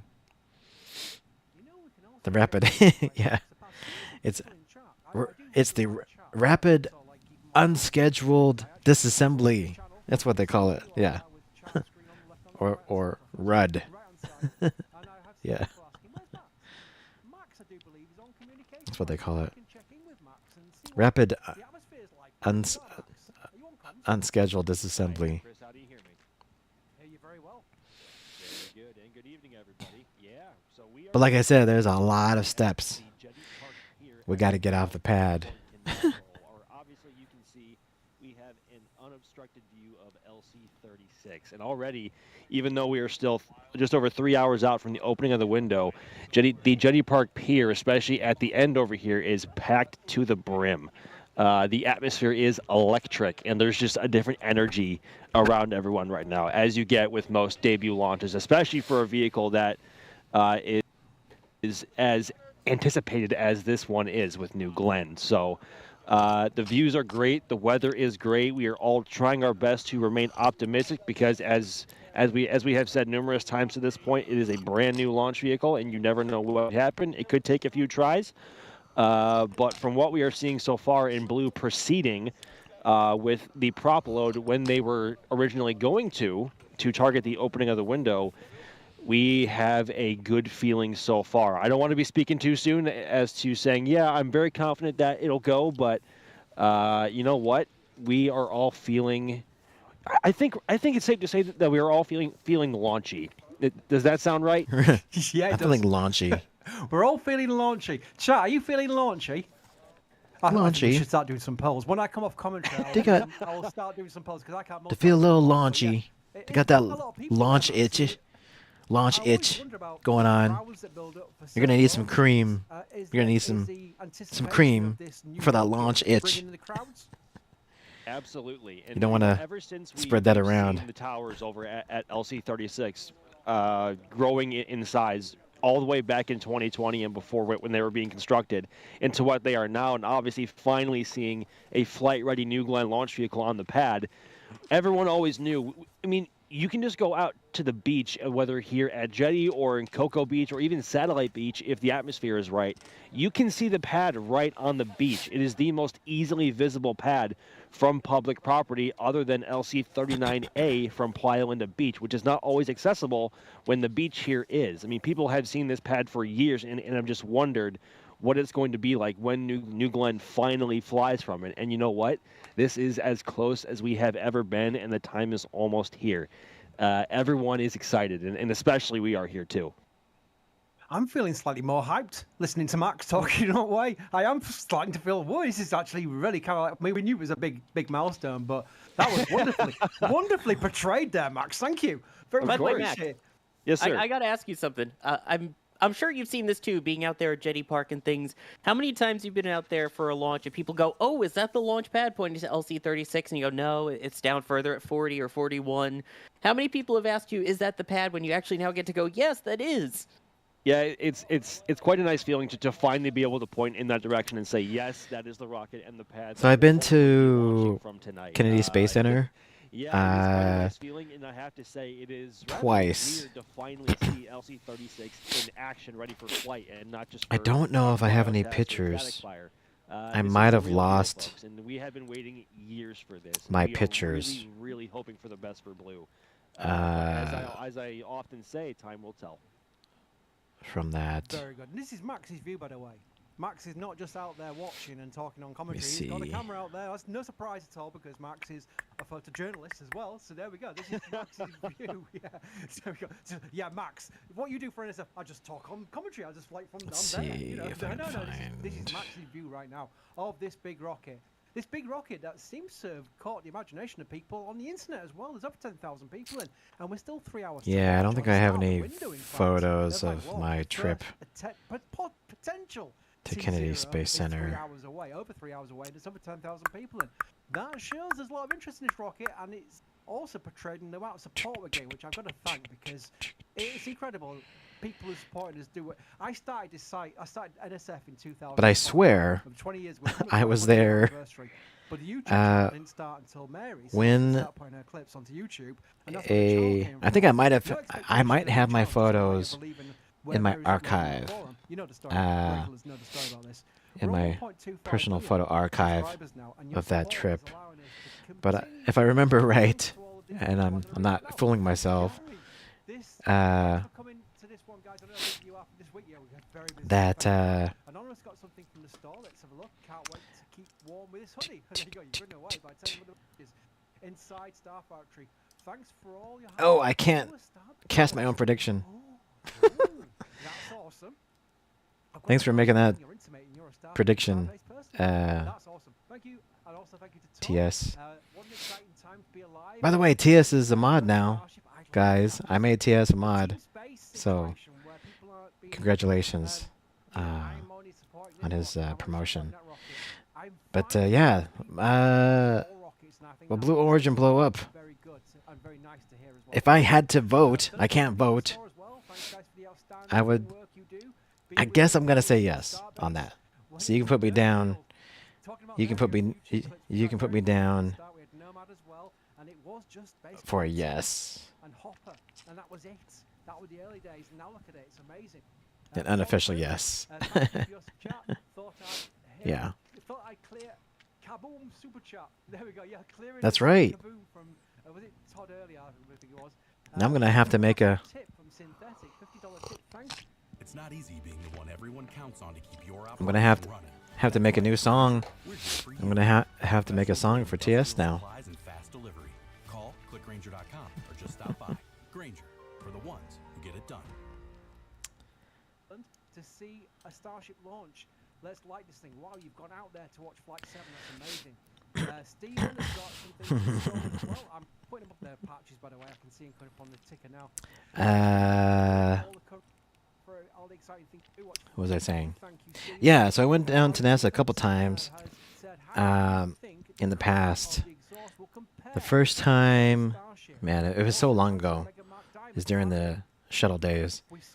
But I swear one time there was a shuttle on the pad, and I was able to get like a close-up look of it. I'm really gonna have to go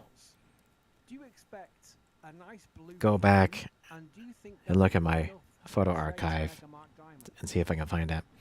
So you can see the rocket. This is such a weird angle because we're seeing the launch pad side of the rocket, so it's kind of obstructed view of the rocket, unfortunately. Hopefully, but this is NSF's NASA Space Flight's feed. Blue Origin said they should have their own official stream an hour ahead of time, so 9 o'clock in 2 hours exactly. I mean, hell, maybe we'll just stay live. Might as well stay alive. And then we can watch the Blue Origin stream. I might just take a potty break and then come back. See if you can do a raffle now, TS. I think you can. I think you should be able to. But yeah, we should have better views of the rocket, for sure, from Blue Origin. Oh, it's still not triggering. Raffle. Because it's a brand new rocket, and let's face it, it's not a time to go to bed for. But I'm going to hand over the reins of hosting this live stream to the one, the only, Jack Bayer. Jack, over to you. Oh, don't do that. You're sweet. But also, you still say my name wrong, which is also kind of what makes you sweet. It's like endearing. It's like how you say, hey, Jack. Hang on. Say your name. Jack Bayer. Jack Bayer? Yeah, it's Doesn't Bayer. sound right to me, Jack Bayer. I've only known you for like how many years? I know, but Do you have to specify a point amount? No. Thank you, Jack. But on the raffle side, I'm so excited to be here and on the raffle side, it says you're in. So this is special. It says you're not. It's also special because it's the first stream that we'll be doing with Frickin' Oh, Harry okay, hang on. Stranger on commentary. What? Harry, hi. Hi, Jack. How's it going? It's going great. I've Moderator. talked to so many VCs for so long. Okay, now. try again. It feels completely natural to hear you on stream. It's delightful, dare I say. So thank you for joining us, and you've been following this program so dang There you go. closely. There we go. So Now it works. long now, that Now you can do it's just raffles. So fitting to have you on. So y'all, if you're like, How do we "Who's enter this the raffle person with again? this delightful Exclamation accent I join. haven't heard yet?" That's Harry. Oops. And yay, Harry, we get to do some commentary together. I'm really excited. Welcome. You've got mail. Yeah, I'm hyped to be here with you guys. Also, I guess Max is here or something. Max, I'm so delighted. Welcome in of destiny. Thank you for joining us.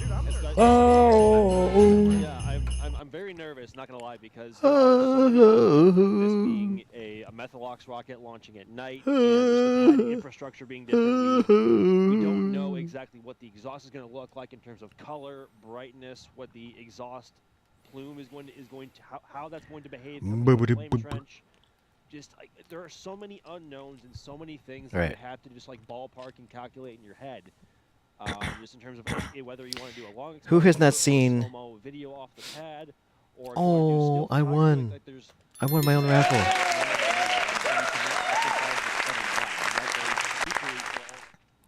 I won my own raffle.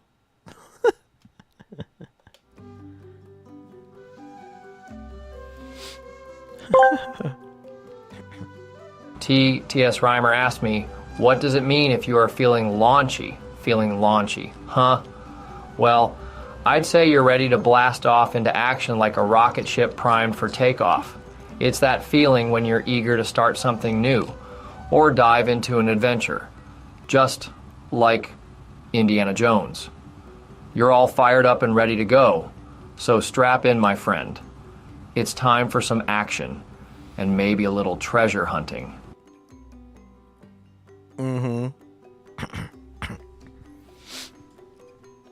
Gotta get some cream for that launching. I heard it itches. Don't get the launching. Don't get it.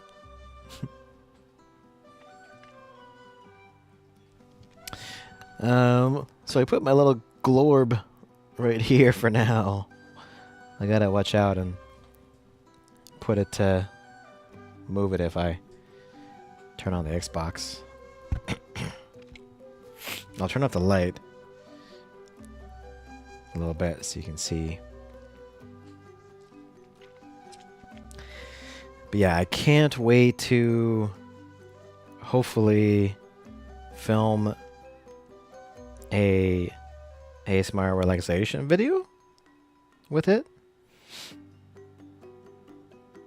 The whole, just the effect is just so mesmerizing. Let's see if I can grab it without.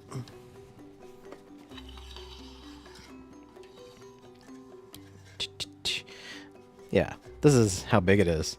It actually is quite large. It reminds me of that. This is being super geeky. It reminds me of that Star Trek: The Next Generation episode with Damon Talk. I think that was his name, the Ferengi, and he had that mind control device, the orb, to control Picard. Picard of Maxium. Do not know the battle of. That's what, Maxium? Or something like that? Maxia? Do not know the battle of Maxia. You, Picard. I gotta show you that. I gotta show you a clip from that. Let's see if I can find one. You are the winner of the battle.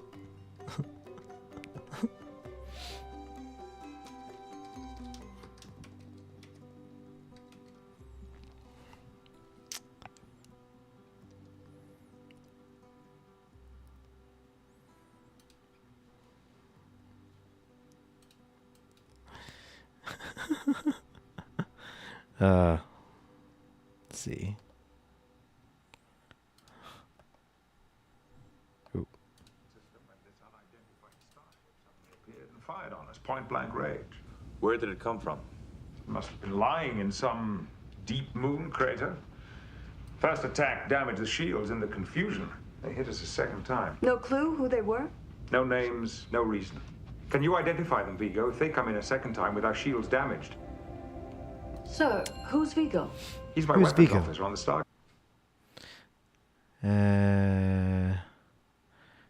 Let's see, where is it?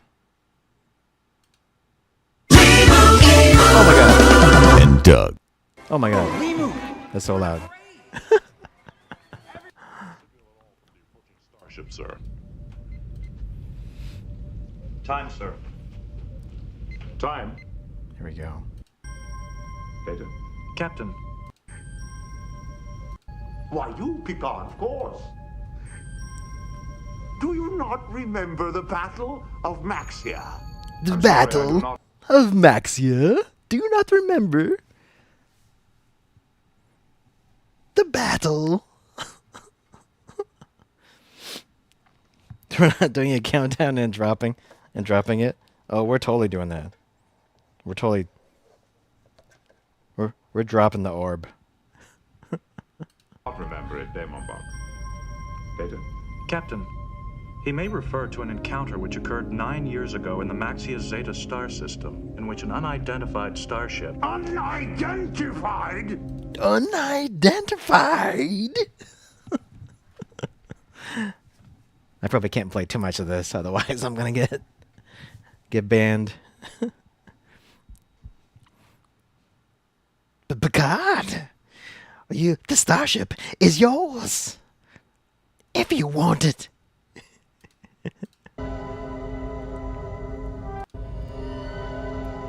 His called as if I'm fine. the battle I mentioned in honor of that occasion. Look at that ship. Doc, it's my old ship. It was a derelict. Of the stars. It's none of my business, Captain. But now, that vessel is yours. Is yours. If you wish to have it. If you wish to have it. But anyways, we haven't even seen the freaking orb yet. Anyways, he uses a freaking brain orb. Like an orb thing. And where is it? Here it is.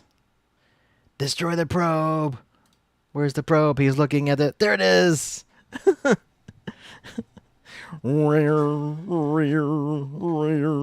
the probe. Destroy it with your phaser. That's what I was talking. That's what I was referring to. Destroy it!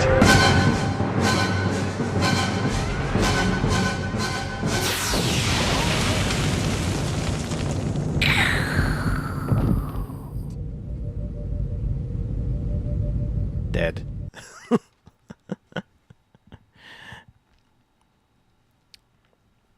Yes, it could also be, definitely could also be the OG Star Wars torture device. That's right. That's true. I automatically refer back to Star Trek though. That's my first love. But God, do you not know the Battle of Maxia?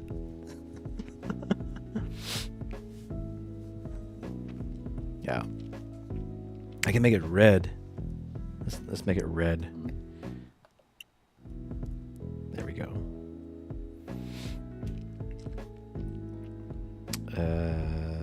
Fire. Fire.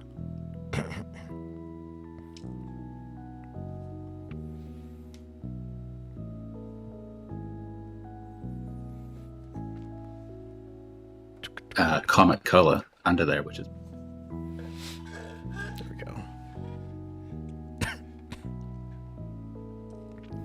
But yeah, I mean, it definitely hangs upside down. It's made to be hung from the ceiling. It's Wi-Fi enabled. It's also networkable with other Glorbs. So I got 2 of them. So I could actually link them together and sync them together, or have them do like special like effects one after another, so you could have like a huge line of them if you wanted to. So yeah, really cool. Let's see if I can get this back here.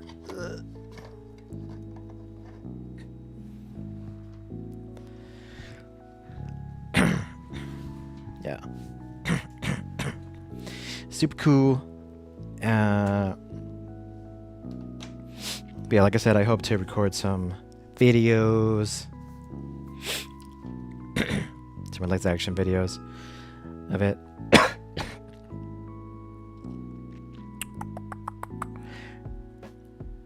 And then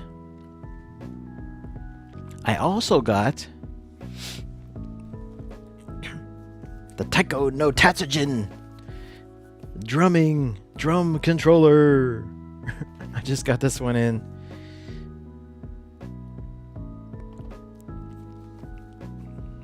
The drum controller for Xbox. So 2 sticks, and yeah. You drum it. The inside and the outside. Oh, it's Xbox and PC. Okay. You still gotta buy the actual game. But I did want to get the controller for it because I've always loved this game. I have bought this probably 3 times. I bought this controller for, oh my god, maybe Xbox 360, maybe, and also maybe for the Switch, maybe. Back in the day. I wonder if I still have it. I might still have it. Yeah, it's super fun, right? It's a super fun game, and with the controller, like it's even better. Of the best factory tour videos I can recall having seen. So definitely. Yeah. Thanks to Tim for letting us show bits and Got pieces that of one. it. That's pretty Yeah, sweet. definitely check that out. Yeah. Can I just quickly say I rewatched both of those tours twice to prepare for this. Yeah. Yeah. They're fantastic. And also you get the fun little moment where there's like the blurred cave of Doom, Yeah. where like literally everything is In the blurred. interstage. Yeah. As someone who man. has had to blur factory tour videos a time or two, I feel a deep kinship with whoever edited that particular portion of that particular video. Cool. Let's do some more support really quick. Joseph, thank you so much. They're asking when the wet dress rehearsal for New Glenn was. Oh boy. I know the hot fire was the 27th, right? Do we know when the wet dress was? It hasn't Trivia question. I don't remember off the top of my head. violently Technically, weren't all of their static fire attempts wet dresses up until disassembled yet. That's fair, Sawyer. That is a true. No, statement. not yet. Ooh, I love that. Hopefully not. Earning a college degree Though, shouldn't take 4 years. With though, WGU, it has been known the pace of my education, to have a rocket blow up on the pad during fueling. So, Falcon 9 actually did that. Falcon 9 actually did one Oh, that's awesome. Thank you so much. RUD on the pad. It's gonna be a time between this launch, the next couple while of weeks here, fueling, Starbase I believe. and Team NSF is But that was all cylinders. early on. We've got Max and Yeah. Julia and Sawyer out at the Cape. Sawyer, You know what? how are You know what we should do? how are you feeling? Like, We should watch. We should watch the best rocket explosions while we while we wait. The Battle of Maxia. Picard. Do you not remember the Battle of Maxia?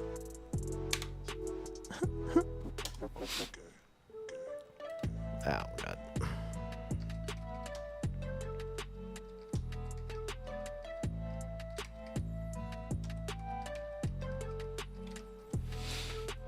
Rocket explosion compilation.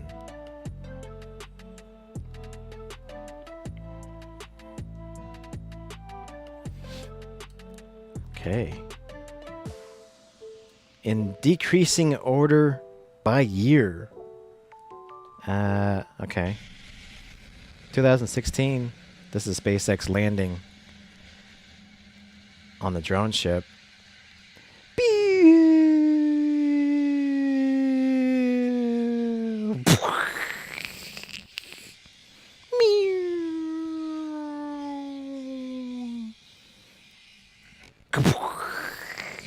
I guess I'll do explosion sounds. I'll be doing explosion sounds. Ooh, this is a hot one. Another boom. Another Falcon 9 landing on the drone ship. Kaboom. This is Falcon 9 again landing on the drone ship. Again, these are really early, so they didn't quite get it down yet. We need that overture.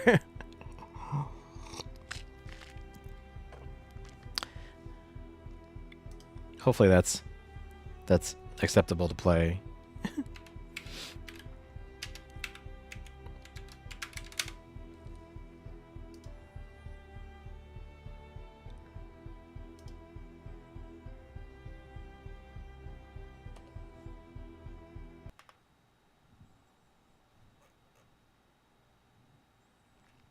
Is it playing?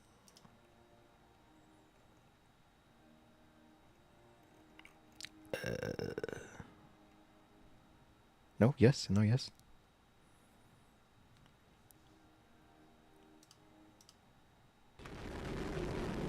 And Falcon.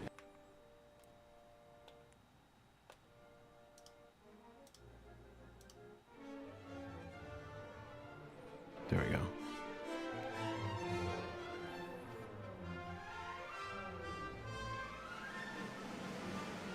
This is fucking heavy. Did that explode? I don't remember that exploding.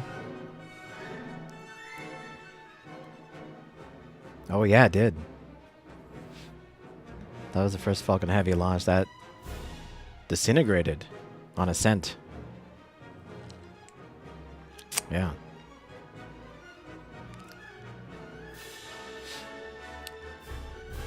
Wow, this is a some little teeny bopper rocket.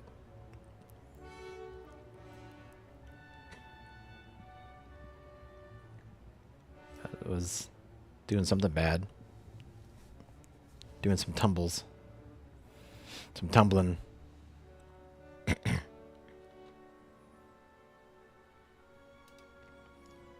This is the Falcon 9.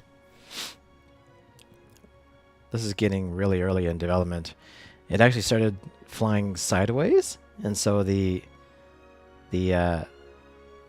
FTS, the manually exploded the rocket. So it actually self-detonated because it went off course. And Tauri's, yeah, this one blew up the pad, I think. I remember this one blew up all over the pad. There it goes. Boom. And then all that's going to ignite. Come back down. This was at Kennedy Space Center.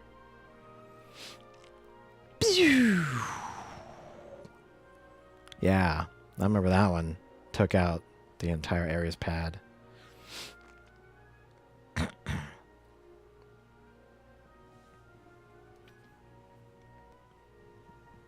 Yeah, I remember that one.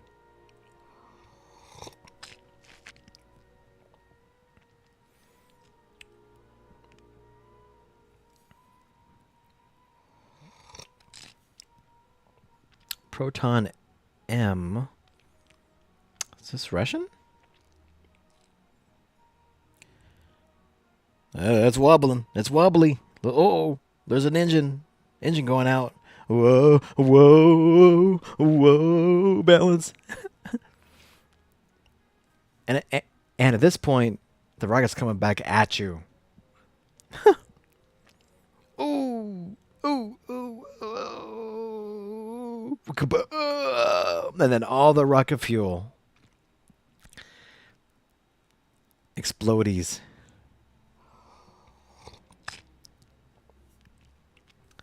You can tell it's Russian. You know why? Because it should have exploded. It should have self-exploded for safety as soon as it tilted over, which it did not. I don't think any Russian rocket has that for safety measures. They're like, wherever it lands, there it goes. Wherever it lands. This thing is gonna blow up. Oh, there it goes. I'm sure all those tanks had fuel in it.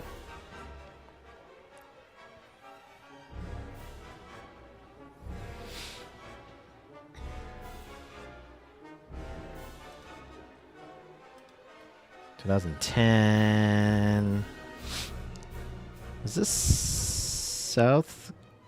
Was this? Is this Korea? North Korea? Or South Korea? I'm not sure. India, maybe? Oh. Pointy end, not straight. Oh, breaking apart.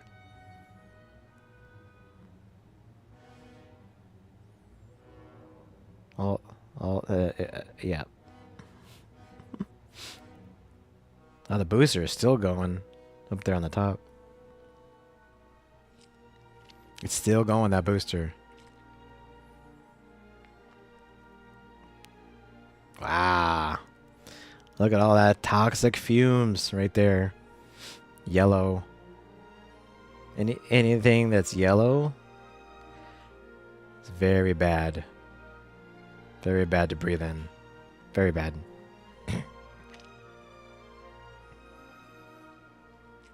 I don't know who this is. This is a NASA coverage, so some kind of rocket launched from Kennedy Space Center. Boom! Like a firecracker. Pop! It just went pop. Snap, crackle, pop. Yay!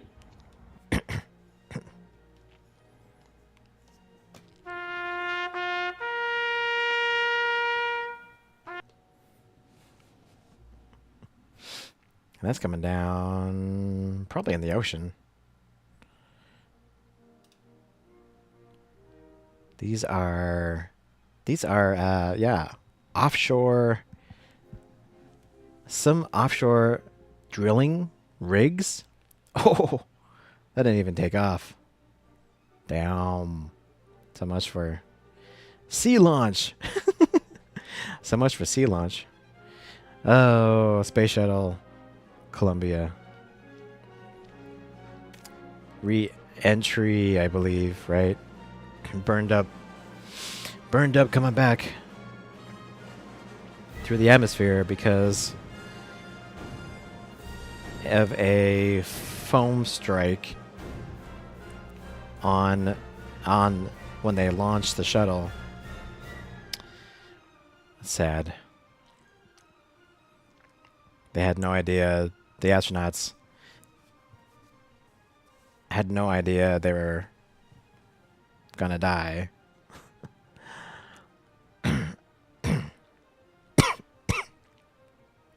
On the way back. The damage was already done when they went up.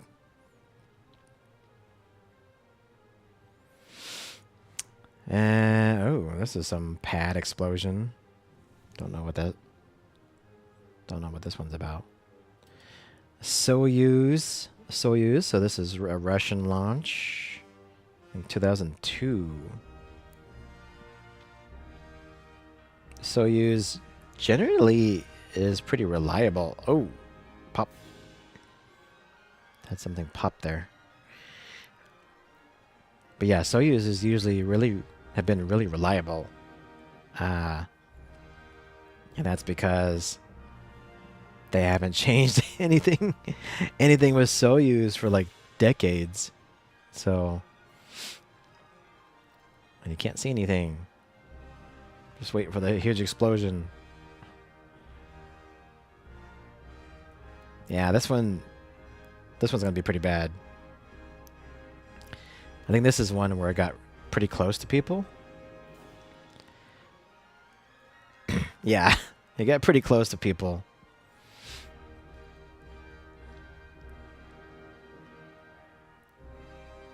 They made a huge ass fireball.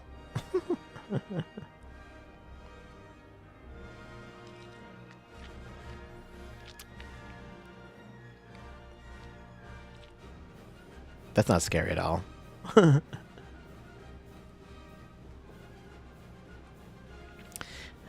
Yeah, that's true, Chris. Yep. Titan V. This looks like it was launching from Kennedy Space Center.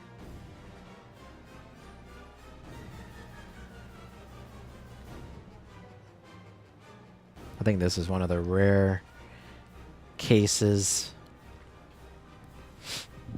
if I remember right, of the Titan ever exploding.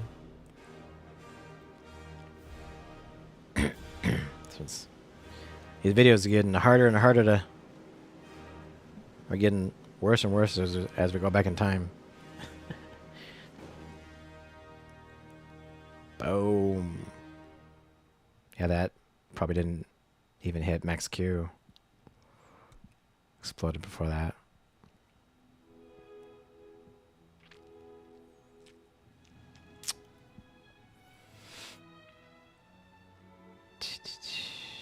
Ooh, Delta 3.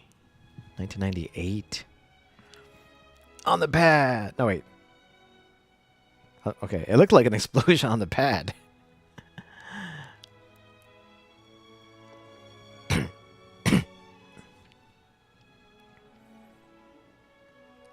Looks like this one exploded up. These are hard to see. Yay, daytime flight.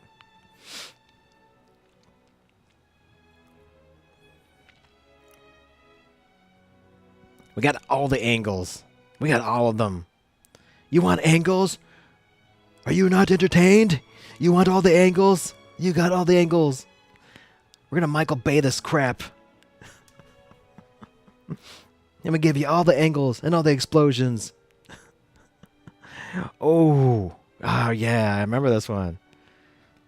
Splashing all that stuff on the pad. Oh man. Look at that. Warzone. That one was crazy. Long March 3B. This is Chinese, I believe. Oh! Abort! Abort! Abort! Abort! Abort! Dude, where is that rocket going? Dude.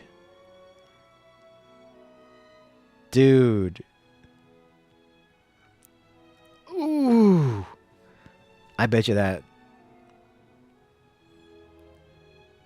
I bet you that destroyed like a whole village or something. That landed in a village. There's a lot of villagers that live in the area around the launch pad. And it didn't... See, like I said, like Russians and Chinese don't care whether... If a rocket fails, they don't care where it lands.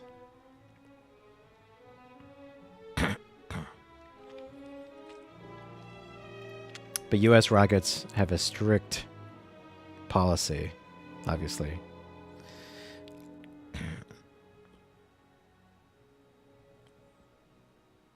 This one... What is this? Ariane 5. Oh! Whoa, whoa, whoa, whoa!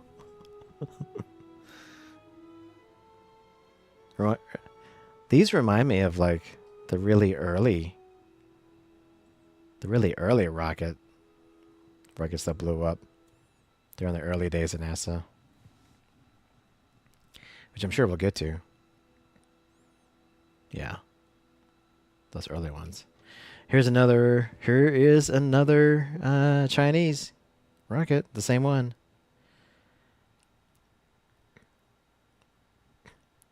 Let's all watch it together. Ooh, looks like the top part exploded or something.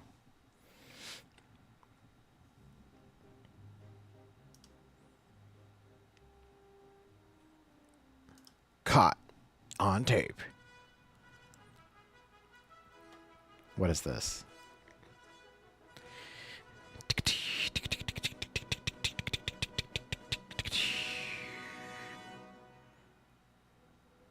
Let's see. Ooh, wow. Okay, let's look at this one.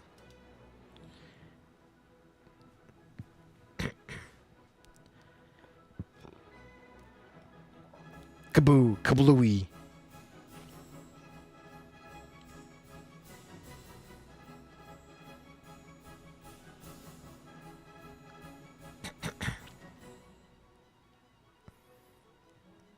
Man, is that all forest area? All those fireballs raining down.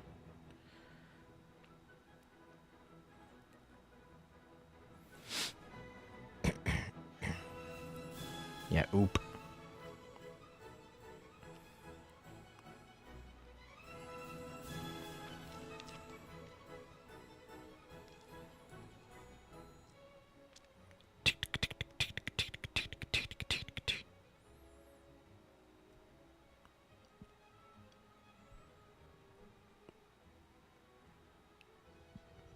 Everything looking good, looking nominal.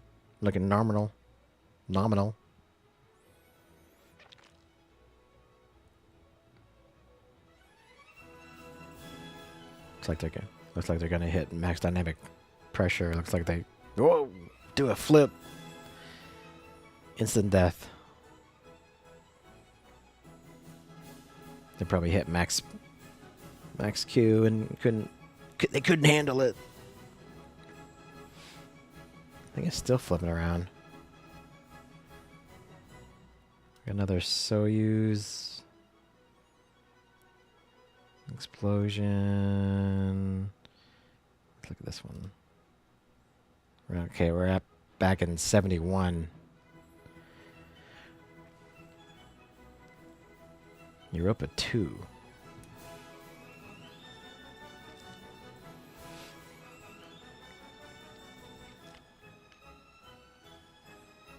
Now we're back to really good footage. You know why? Because they use film.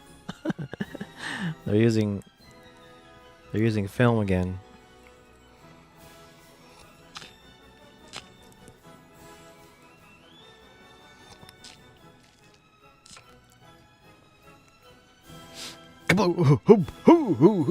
Oh.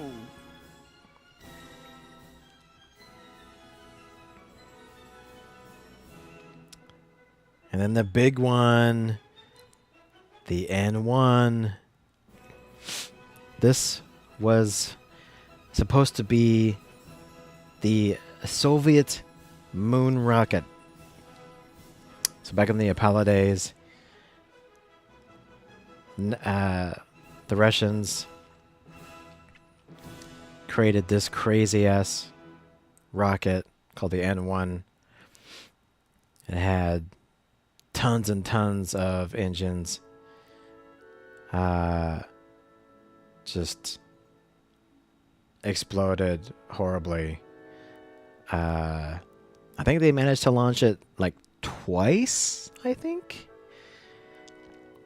And then it was too expensive to keep going. So they scrapped the program. If the N1 would have succeeded, we may have seen the Russians on the moon. Exactly, kind of similar how the series For All Mankind, which if you have not seen For All Mankind, go watch For All Mankind. It's an awesome, awesome what if TV series about if the Russians landed on the moon first. And because of that, the space race never ended. Even to this day. Whoa. Dang. That rocket did a hop in it. Just did a little hop. Gotta look at that again. It's like, ooh, boom. So yeah, definitely watch For All Mankind. One of the best TV shows. One of my top 5 TV series, basically ever. Yeah, it's a really awesome show. Highly, highly recommended, and super interesting. Again, to see the show totally dive into all of our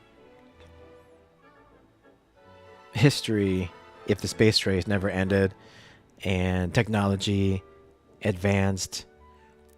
You know, like technology in the show probably is like 20, if not 30 years ahead of where we're at right now. So in the show, because of the space race never ended, technology advanced quicker, more rapidly. And so in the show, people were driving electric cars in the 80s. So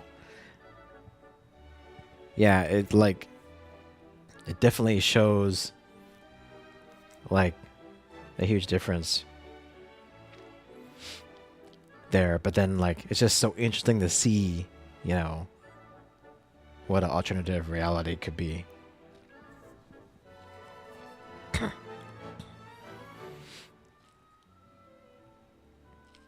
Yeah, this rocket didn't get anywhere. That's a really slow mo. Totally see the start of the explosion. It just totally went sideways.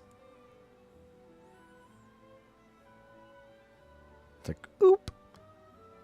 Oop.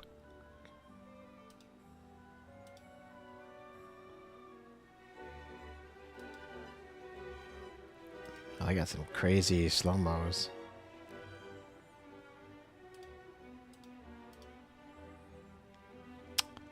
$1960. Well, this was... Okay, now we're just... Before the... Now we're definitely ahead of... Or... Earlier than Apollo. I don't recall any Apollo launches exploding. I think that they just had Apollo 1, right? Was the one where where yeah, the 3 astronauts got killed on the pad. Wow, this is Gemini? No, Mercury program. This is interesting. It was gonna launch, failed to launch the tower. That's not a person, right? the escape tower launched. So like, I wonder what happened there. Yeah, this one. Boom.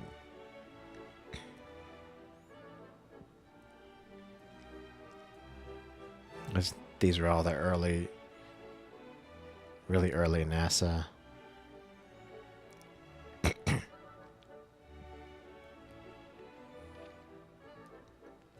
Oh, right on the pad. Right on the pad.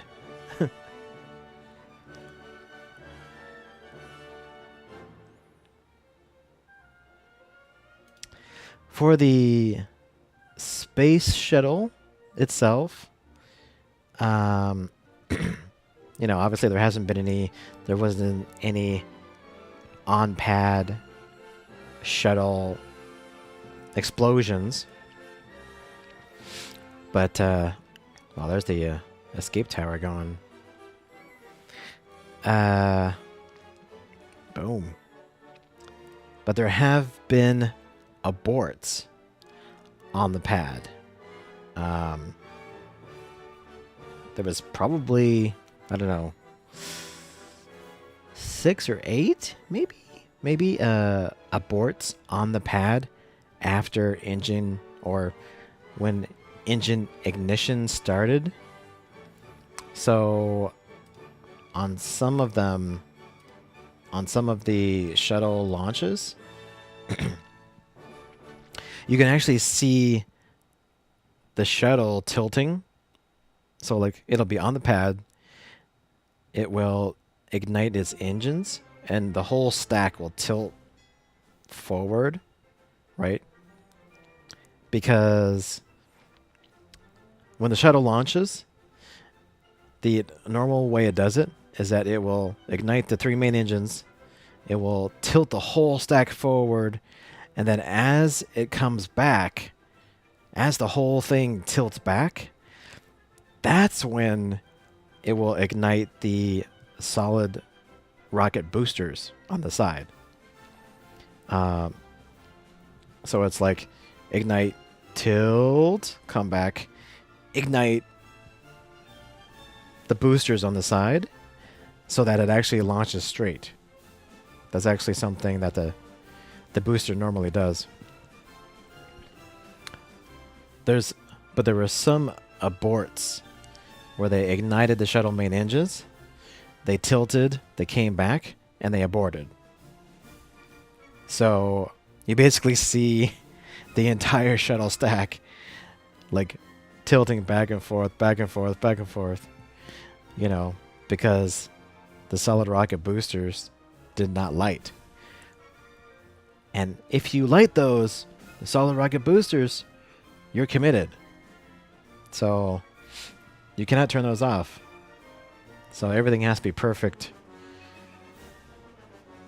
for the computer to light those solid rocket boosters on the shuttle.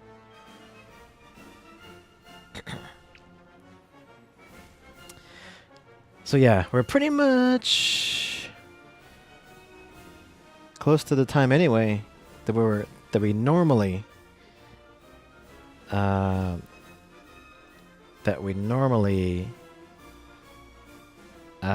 end stream. I'm going to BRB for a few minutes. So we'll BRB. Okay, enough of this. We're going to BRB for a few minutes while I freshen up. And then we got just an hour left until the official Blue Origin stream. So we'll just come back. we'll hang out, watch some more copyrighted stuff that we can get away with, and then we'll hopefully see a launch.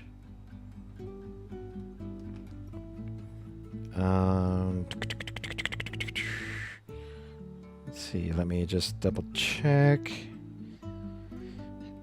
Any news on Blue Origin? Get that launch cream ready.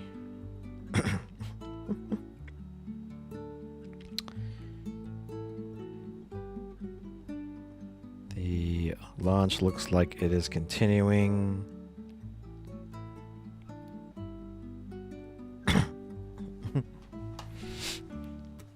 Let's make a... Oh, okay. Yeah, let's make a song.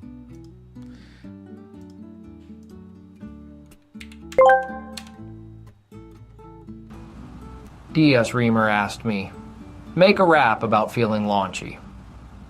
Yo, I'm feeling launchy, like a rocket to the sky, blasting off to new heights. Ain't no time to be shy, like Indiana Jones, I'm on a quest, no doubt. With courage in my heart, I'm ready to break out. Strap in, buckle up. It's time for that thrill.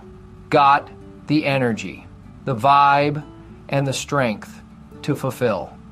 So let's ride this wave, let the adventure unfold. Feeling launchy, baby, watch me take hold.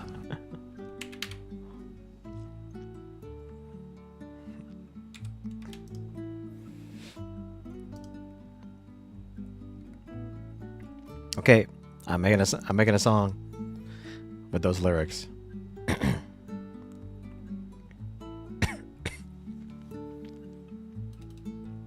Give it a minute here.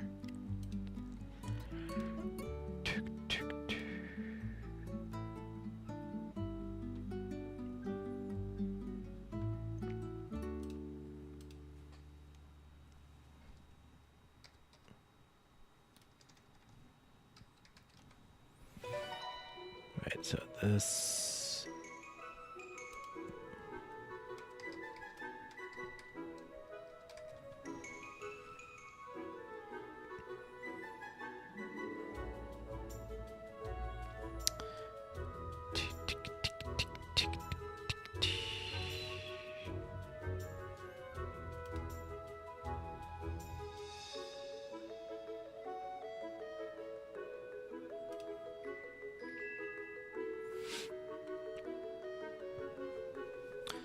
Okay.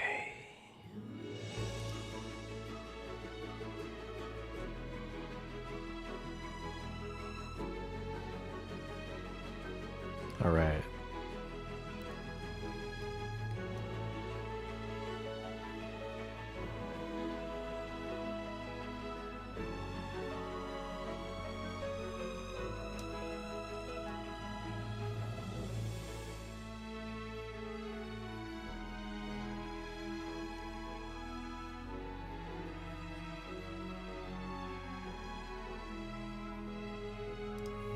Oh, this is good. This is gonna be good.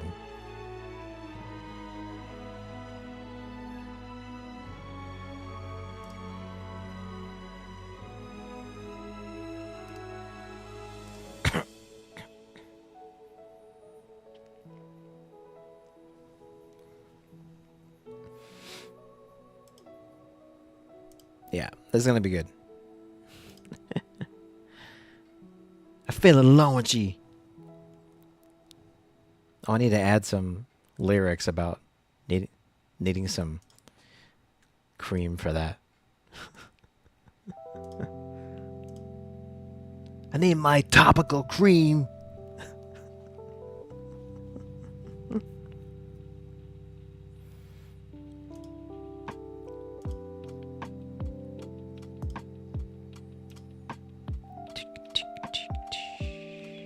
Almost done.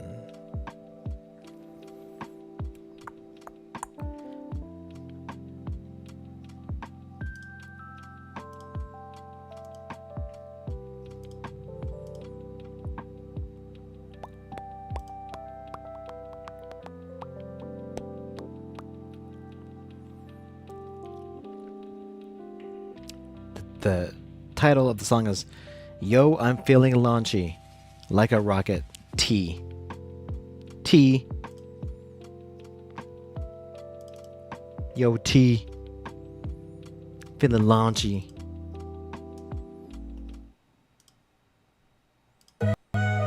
Yo, yo, yo, yo, yo, yo, hey, yo, yo, yo, I'm feeling launchy like a rocket to the sky, blasting off to new heights, ain't no time to be shy, like Indiana Jones, I'm on a quest, no doubt, with courage in my heart, I'm ready to break out, strap in, buckle up, it's time for that thrill, got the energy to vibe and the strength to fulfill, so let's ride this wave, let the adventure unfold, feeling launchy, baby, watch me take hold, yeah, yeah, yeah, I'm feeling launchy, yeah, yeah, yeah, yeah, yeah, I'm feeling launchy, yeah, yeah, yeah, I'm feeling launchy, yeah, yeah, yeah, yeah, yeah, yeah, on the way home, yeah, yeah, yeah, on the way home, yeah, yeah, yeah, on the way home, yeah, yeah, yeah, on the way home, yeah, feeling launchy like a rocket to the sky, blasting off to new heights, ain't no time to be shy, like Indiana Jones, I'm on a quest, no doubt, with courage in my heart, I'm ready to break out, strap in, buckle up, it's time for that thrill, got the energy to vibe and the strength to fulfill, so let's ride this wave, let the adventure unfold, feeling launchy, baby, watch me take hold, yeah, yeah, yeah, I'm feeling launchy, yeah, yeah, yeah, yeah, I'm feeling launchy, yeah, yeah, yeah, I'm feeling launchy, yeah, yeah, yeah, yeah, yeah, yeah, yeah, when the rain comes, yeah, yeah, yeah, when the rain comes, yeah, yeah, yeah, yeah, yeah, when the rain comes, yeah, yeah, yeah, yeah, when the rain comes, yeah,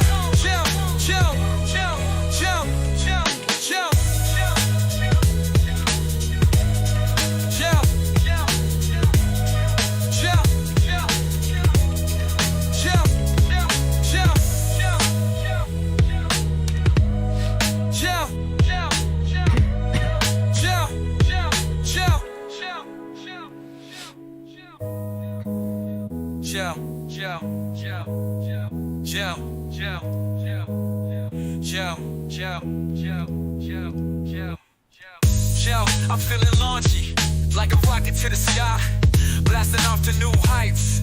Ain't no time to be shy, ain't no time to be shy. Yo, I'm feeling launchy, like a rocket to the sky, blasting off to new heights. Ain't no time to be shy.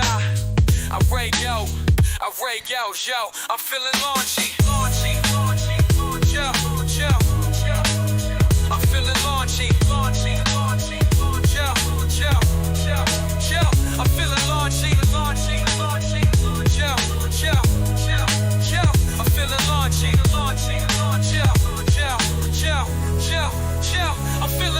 yo, yo, yo, I'm feeling launchy, yo, I'm feeling launchy, yo, yo, where we break down,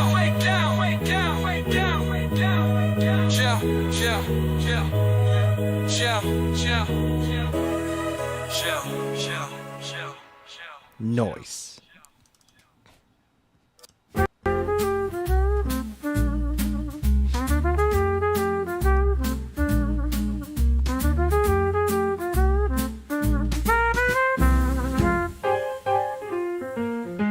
Flying high above the sky, so divine. Tick tock, my body's out of time. Eyes wide open, but I'm ready to dream. Little one wants music in a sleepy stream. Counting stars that fade away in the dawn.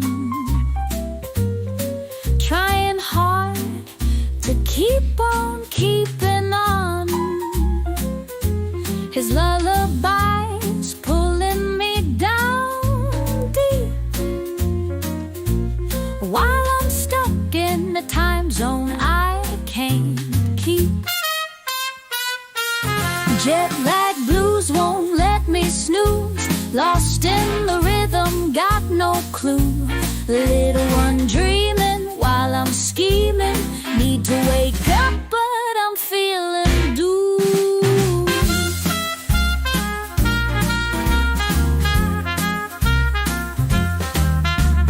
Melodies are soft, whispering so light. ASMR whispers in the middle of the night. One eye closed, but the other stays awake. Jet lag grinding ain't no piece of cake. Clock's ticking, but my mind won't comply. Counting sheep, but none wanna say goodbye. Little destiny snoring to the tune, while I'm wide launched straight to the moon. Jet lag blues won't let me snooze, lost in the rhythm, got no clue. Little one dreaming while I'm scheming, need to wake up but I'm feeling doomed.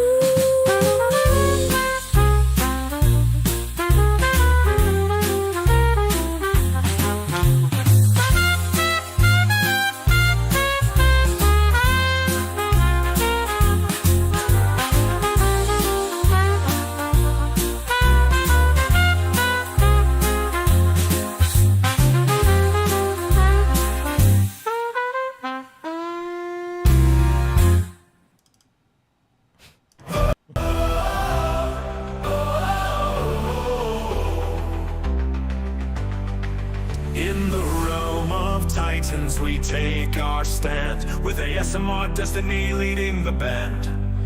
Their streams are epic, their gameplay grand, lifting us higher with a guiding hand. ASMR destiny on Twitch, we gotta herb it up, as we dive into battles that never let up. With courage and skill, they light our way, making each moment a thrilling display.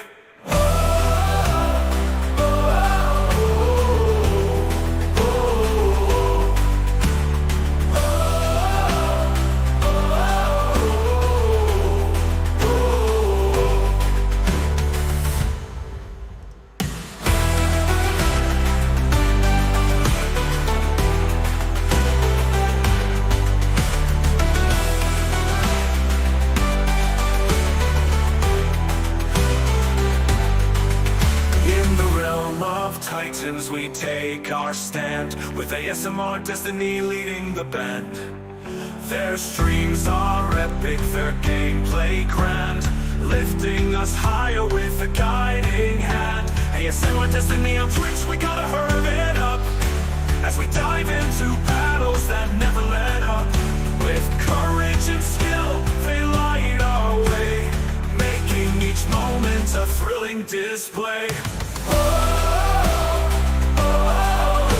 Making each moment a thrilling display.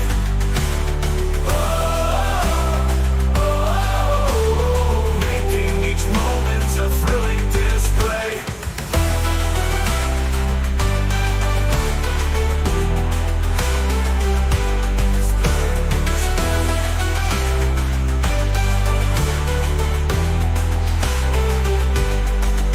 In the realm of titans we take our stand, with ASMR destiny leading the band. Their streams are epic, their gameplay grand, lifting us higher with the guiding hand. ASMR destiny on Twitch, we gotta herb it up, as we dive into battles that never let up.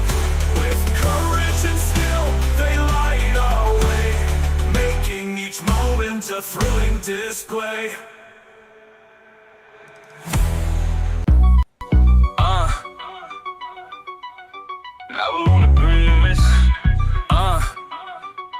Yeah, yeah, yeah. Caught in the glow of the screen's bright light. Should be working, but it don't feel right. Watching streams in the dead of night. Lurking low, trying to stay out of sight. Boss man calling, but I hit ignore. Can't quit now, gotta see some more. Chat's on fire, but I'm out the door. Gotta hide, cause the work is a bore. Lurking in the shadows, ain't got time to waste. Scrolling through the channels, is this a mistake? Eyes are on the streamer, heart begins to race. Should be working hard, but I'm lost in this place. Ay, deadlines looming like a stormy sky, but the streamer's moves all would catch my eye. Silent watcher, guess I'm living a lie. Gotta focus, but it's hard to try. Coffee's cold and my keyboard still. Boss's footsteps give me such a thrill. Muted sound, but I can hear the shrill of warnings that my time stands. Laying in the shadows, ain't got time to waste. Scrolling through the channels, is this a mistake? Eyes are on the streamer, heart begins to race. Should be working hard, but I'm lost in this place. I think this one could be a hit song.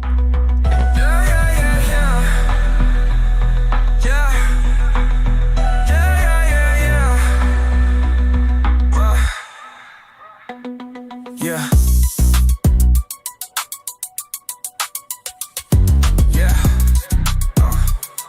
Yeah.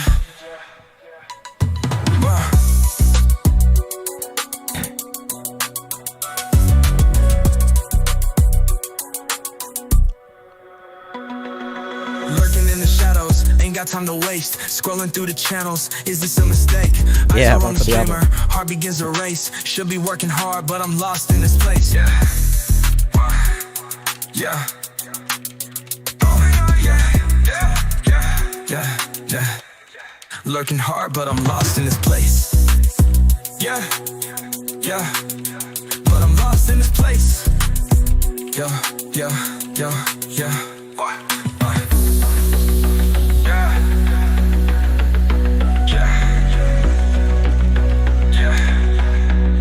Looking hard, but I'm lost in this place.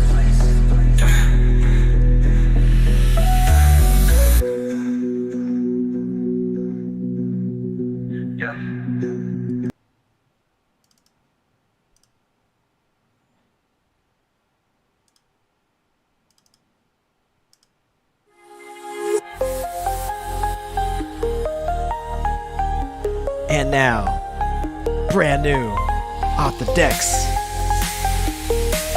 Brand new song. Coming to you right now. Standing on the edge of dreams, watching new Glenn's fiery gleams. Feeling launchy, oh so high, as it pierces through the sky. Launch itch, can't you see? Got me feeling so launchy. Need some cream for the space-bound dream. Rockets roar, it's a cosmic theme. Engines roar, the ground shakes, hearts racing, no room for brakes. Blue Origin's pride, soaring free in the vastness of the galaxy.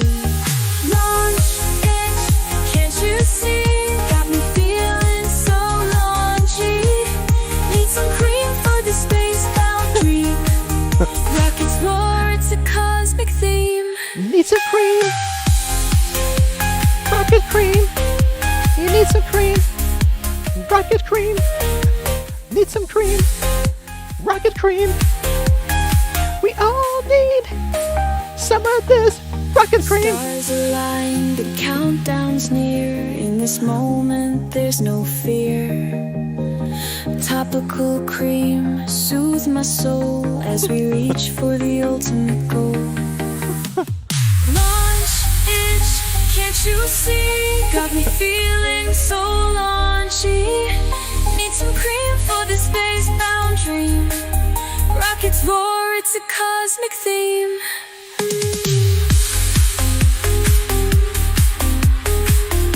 We gotta cream it up. Cream it up. With the preparation H. Launch cream. A blazing light in the darkness of the night.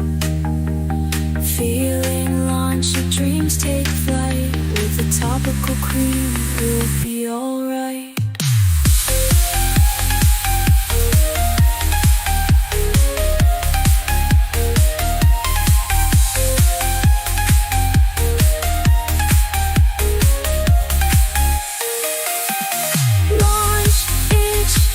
You see, got me feeling so launchy.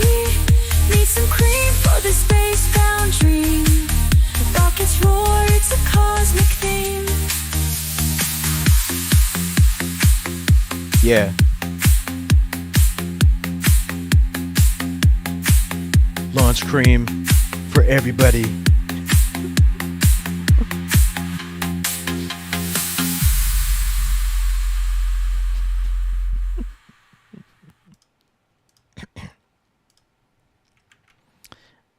I got one more here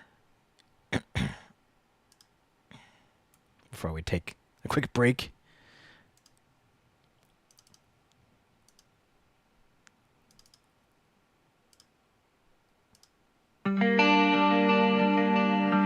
Brand new ASMR Destiny. In the quiet of the night, a new mod takes the stage. Tramer's got the power, and it's time to turn the page. Whispers in the chat as the ASMR flows, but little do they know, the power's about to grow. Drunk with power, Tramer's reign in the ASMR Destiny domain. With a banner in hand and a gleam in the eye, moderation's here and it's reaching for the sky.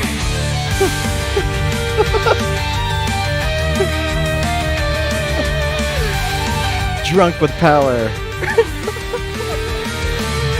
Soft-spoken words and gentle taps, but Tramer's got the power, and there's no turning back. Guiding the stream with an iron fist. In the world of whispers, it's a power trip bliss. Drunk with power, Tramer's reign in the ASMR Destiny domain. With a banner in hand and a gleam in the eye, moderation's here and it's reaching for the sky.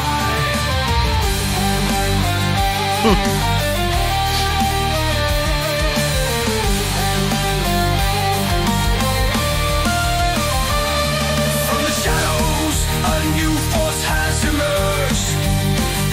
In the realm of tingles, the power surged. Tramer's rule, a new era begun. In the ASMR world, there's nowhere to run. Drunk with power, Tramer's reign in the ASMR Destiny domain. With a banner in hand and a gleam in the eye, moderation's here and it's reaching for the sky. In the land of whispers, a new legend's born. Tramer's power like a thunderstorm. With a steady hand and a heart so bold, the ASMR Destiny story unfolds.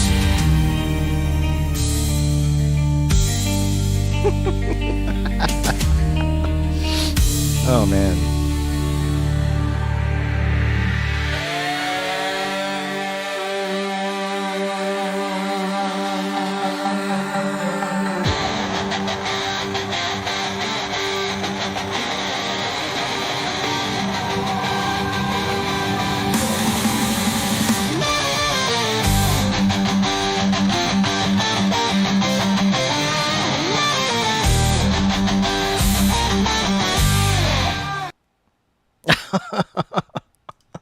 was like, oh, it's running out of time for the ending. I was watching that. It's like, oh, gonna make the ending. Oh man, that was awesome. And I think TS like left us for a moment there. Don't worry, I'll play it again.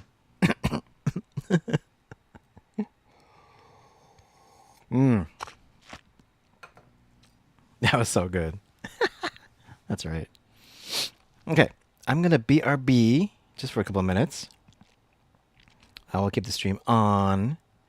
So, yeah, I'll just BRB, hang out for a few minutes, then we'll come back. We got 48 minutes exactly.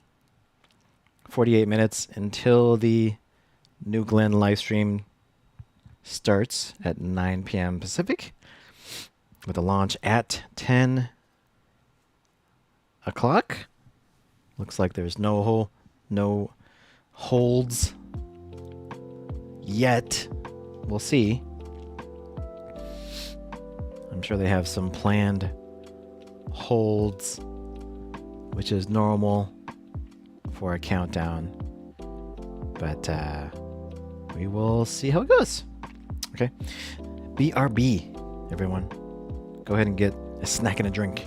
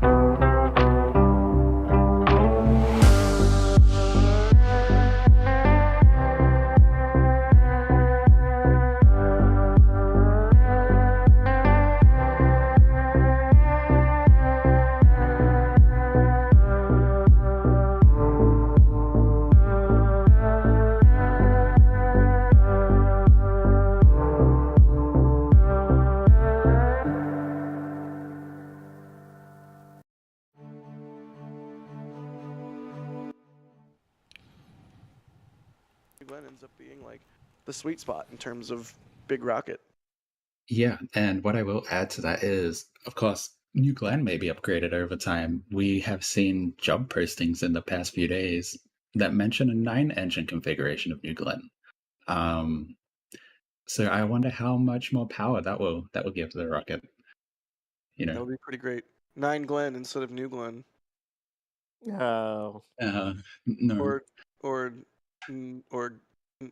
Glenn 9. Just stop, Jack. All right, moving right along. Try. Dima, thank you. Dima, thank you for the support. To see what would be more impressive: Blue landing on the first try, or SpaceX catching Starship on the first try when they try. Catching Starship for sure. That's my opinion. Harry, what do you think? I don't know, man. The first flight of a rocket, if they can catch it on this flight, I might just cry. I'm not saying that wouldn't be seriously impressive. It would, but landing a rocket on a barge has been done. Catching a ship with a tower from orbit, never been done. So for me, that's more impressive. I'm not saying Blue pulling it off on the first try would not be seriously impressive. It absolutely would be.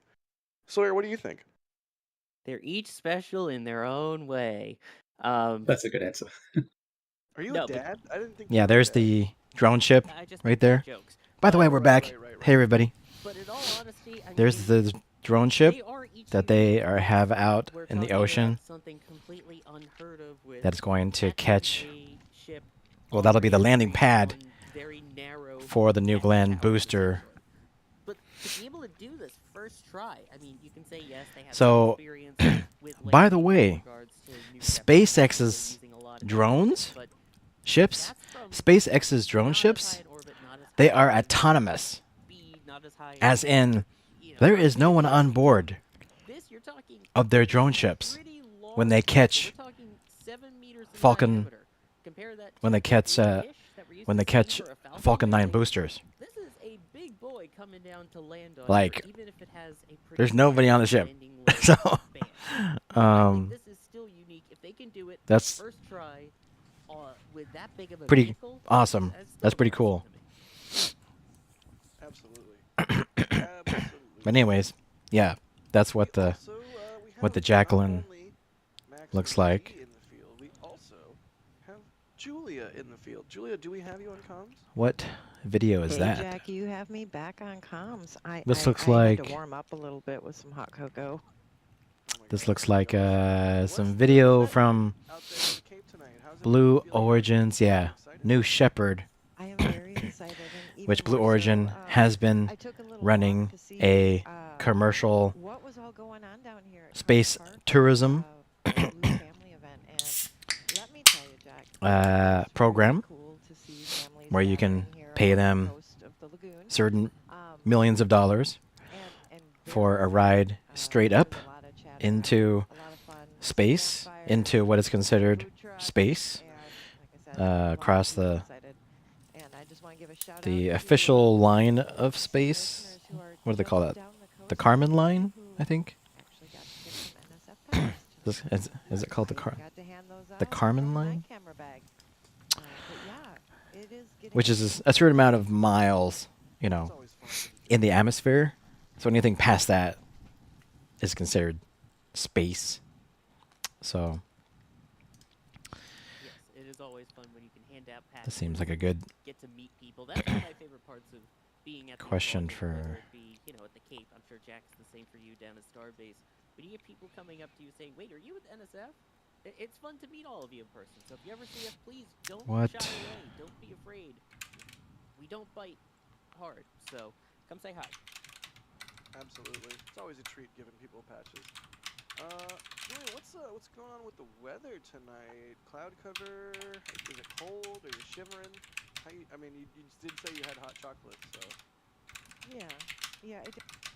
Now's the time to go back in time and shine That's a Michael light Scott on the here. family journey that led to you. Ancestry can help you piece together the past. True Floridians, that's really cold for me. Well, I'm cold.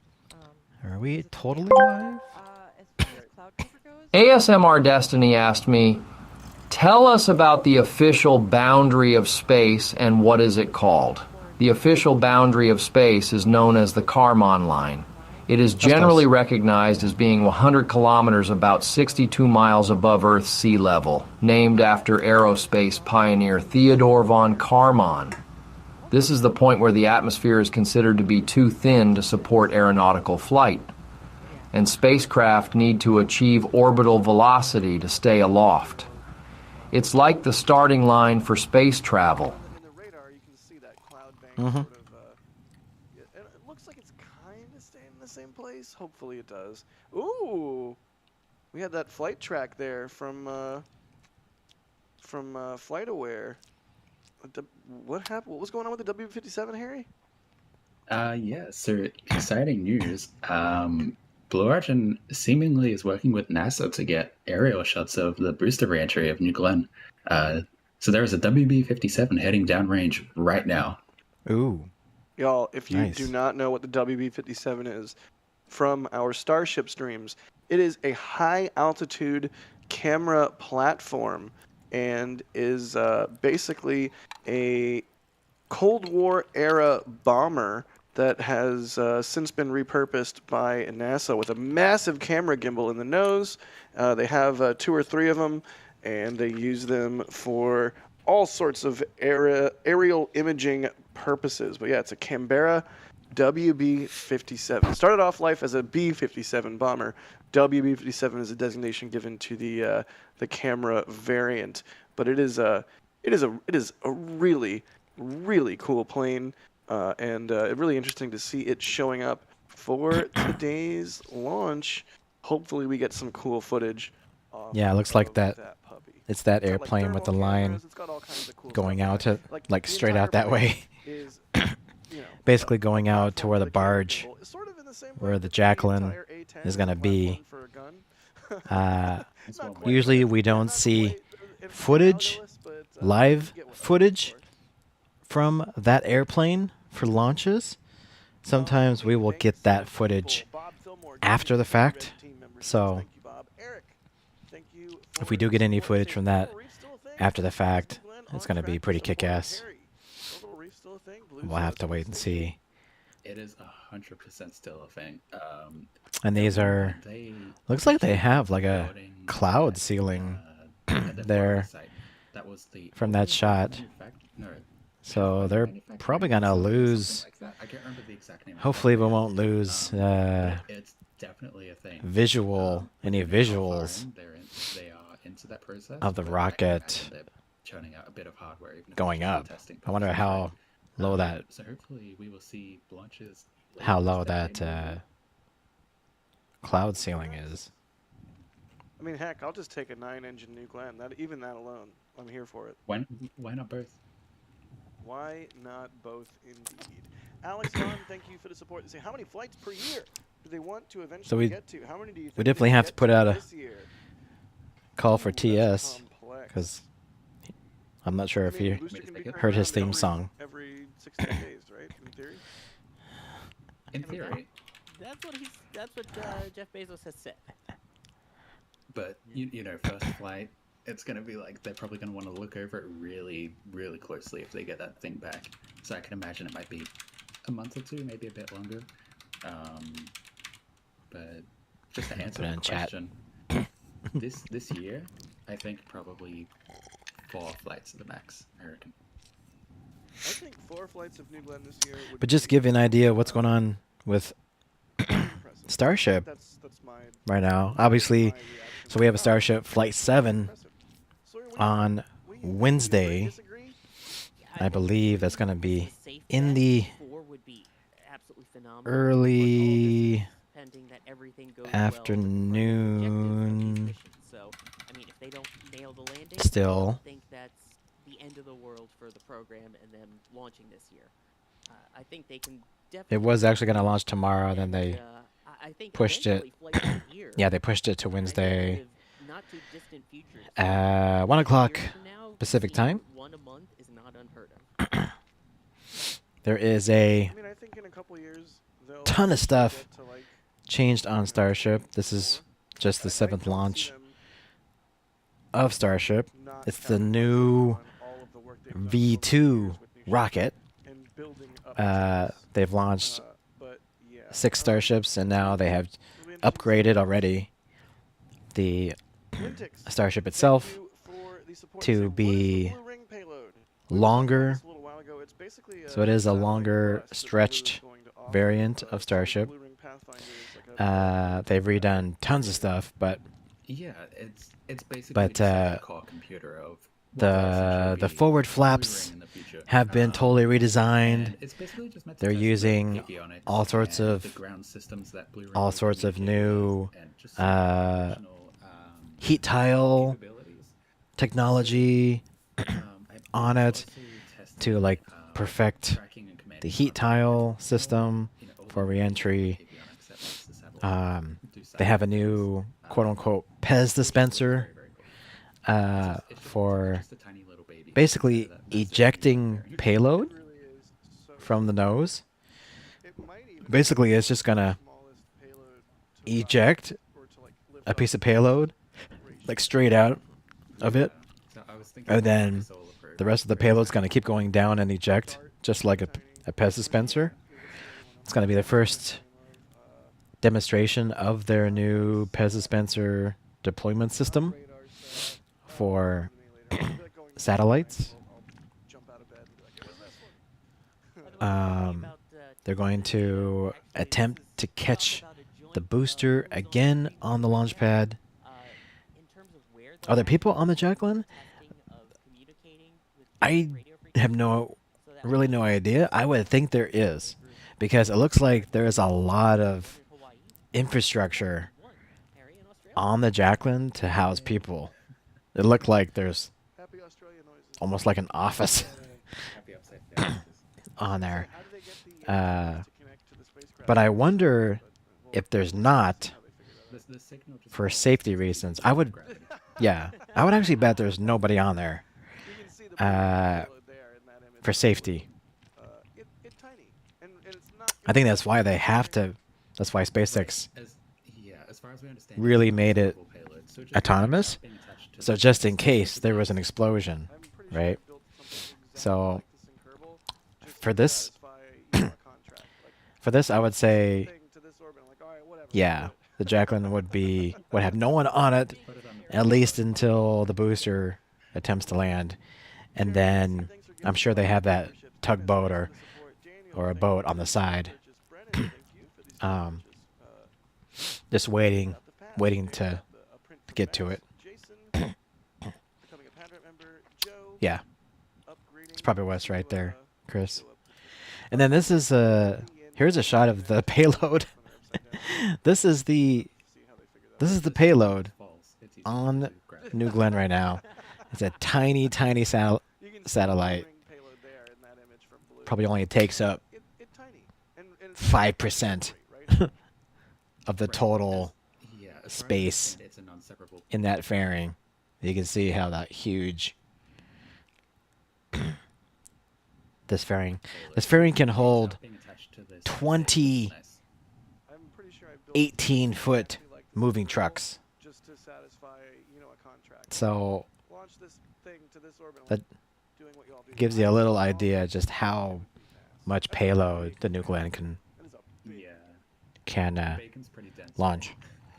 Right. Yeah, which is why I also similarly am pretty dense, both in mass and But yeah, Starship, it so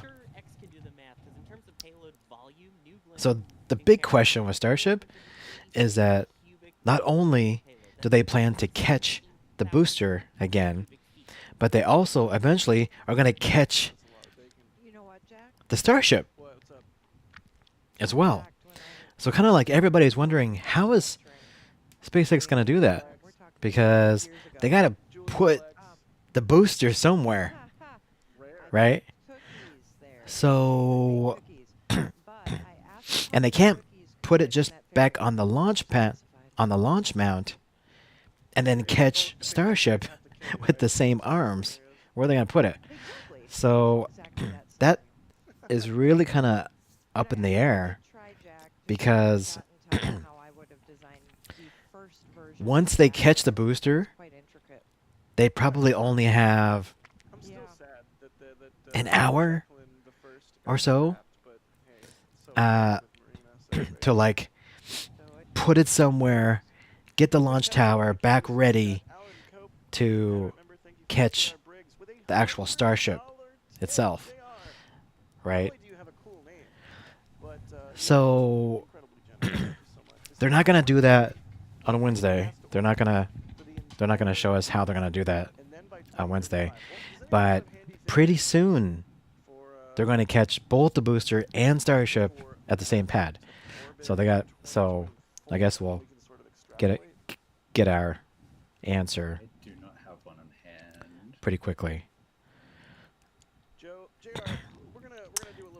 And then SpaceX is also building a Starship launch pad at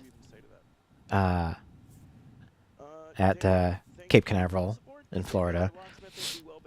If they panned out here, if they zoomed out, you know, probably they could look over to the side and you could see the Starship Tower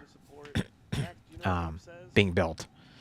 So it's probably not going to come online until maybe like mid-year. But they're building a launch pad there. And then they're building a second, well, they're building a third launch pad in Texas where they launch already. So they'll have 2 launch pads in Texas and then another one in Florida. And they need all that because Starship plans to launch 25 launches this year, which is pretty crazy. So here we are with the stage, the events that are happening.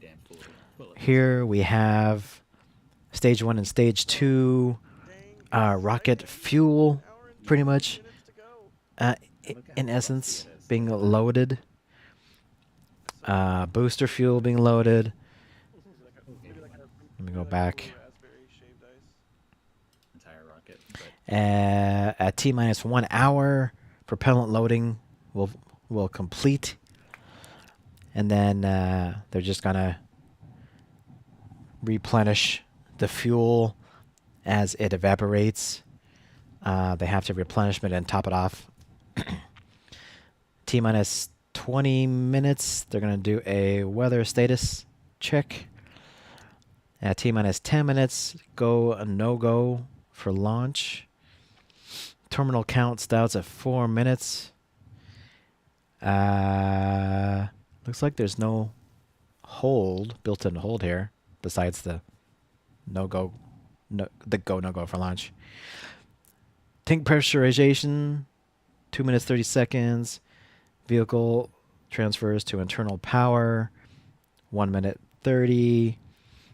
Assuming that's also when the onboard computers take over. So whatever happens, it is up to the rocket to decide. T-minus 20 seconds. The water system activation starts to dampen out all the rocket noise and vibrations. T-minus 20, autopilot enabled, whatever that means. And then ignition, T-minus 5 seconds. And then we got liftoff at T0. Are on the south side, Slick 2, all the ICBM pads, or should I say silos, and a bunch of other stuff, spooky stuff. Plus the runway is on North Base, so yeah, it's kind of like bifurcated in that way. I didn't even think they had space for something in that region, Harry, but that's interesting. We'll just have to see what happens. I just put up some documents here, and it's just a long text document, but there's an apparent notional Slick 9 in progress. for Blue Origin, and they're just looking into it for environmental purposes at this point. Neat. Yep. Kaido, Kurt, thanks for becoming a Red Team member. Air, John. So they're thank you just for the talking super about chat. They say, Newglen, Erector, that Blue has another launch site that they're looking into at Cape Canaveral. Besides this one, for additional launches. Here we go. So this transporter erector is 90 meters tall, or 300 feet tall, when standing up. And do you want to guess how much it weighs, Jack?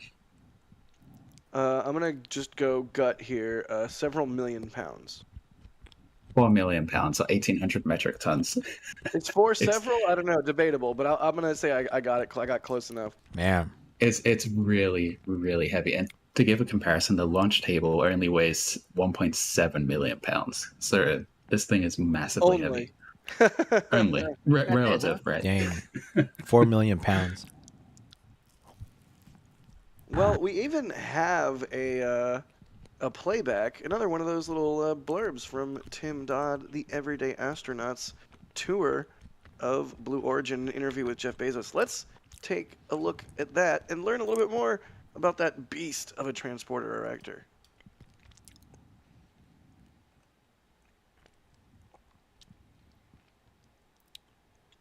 Sound, audio. Right under there, they are I think they're the largest hydraulic actuators that this company ever made, maybe ever, I don't know, but those things push, they go up. Yeah. And when they push up, this whole thing rotates around this pivot point. Wow. And so then that ring right there ends up laying on these attachment points. Jeez. And that ring has the T0 release mechanism built into it. Okay. And so it comes down and it gets clamped in place. And this is 4 million pounds being lifted vertical, being pushed up vertical. It's it clamps it in place to hold this ring. It's more than that, actually. This ring has the T0 releases built into it. All of the umbilicals, all the umbilical attachments to the vehicle are integrated in the integration facility on this transporter erector. So the transporter erector, you get to do all of the detailed, umbilical work in that air-conditioned environment. Conditioned environment, clean. Right. And then when you come out here, all that work is already done. You upright the vehicle, all the umbilicals are already attached. It's ready to go. Here we can go around, give you another view a different way. It's crazy.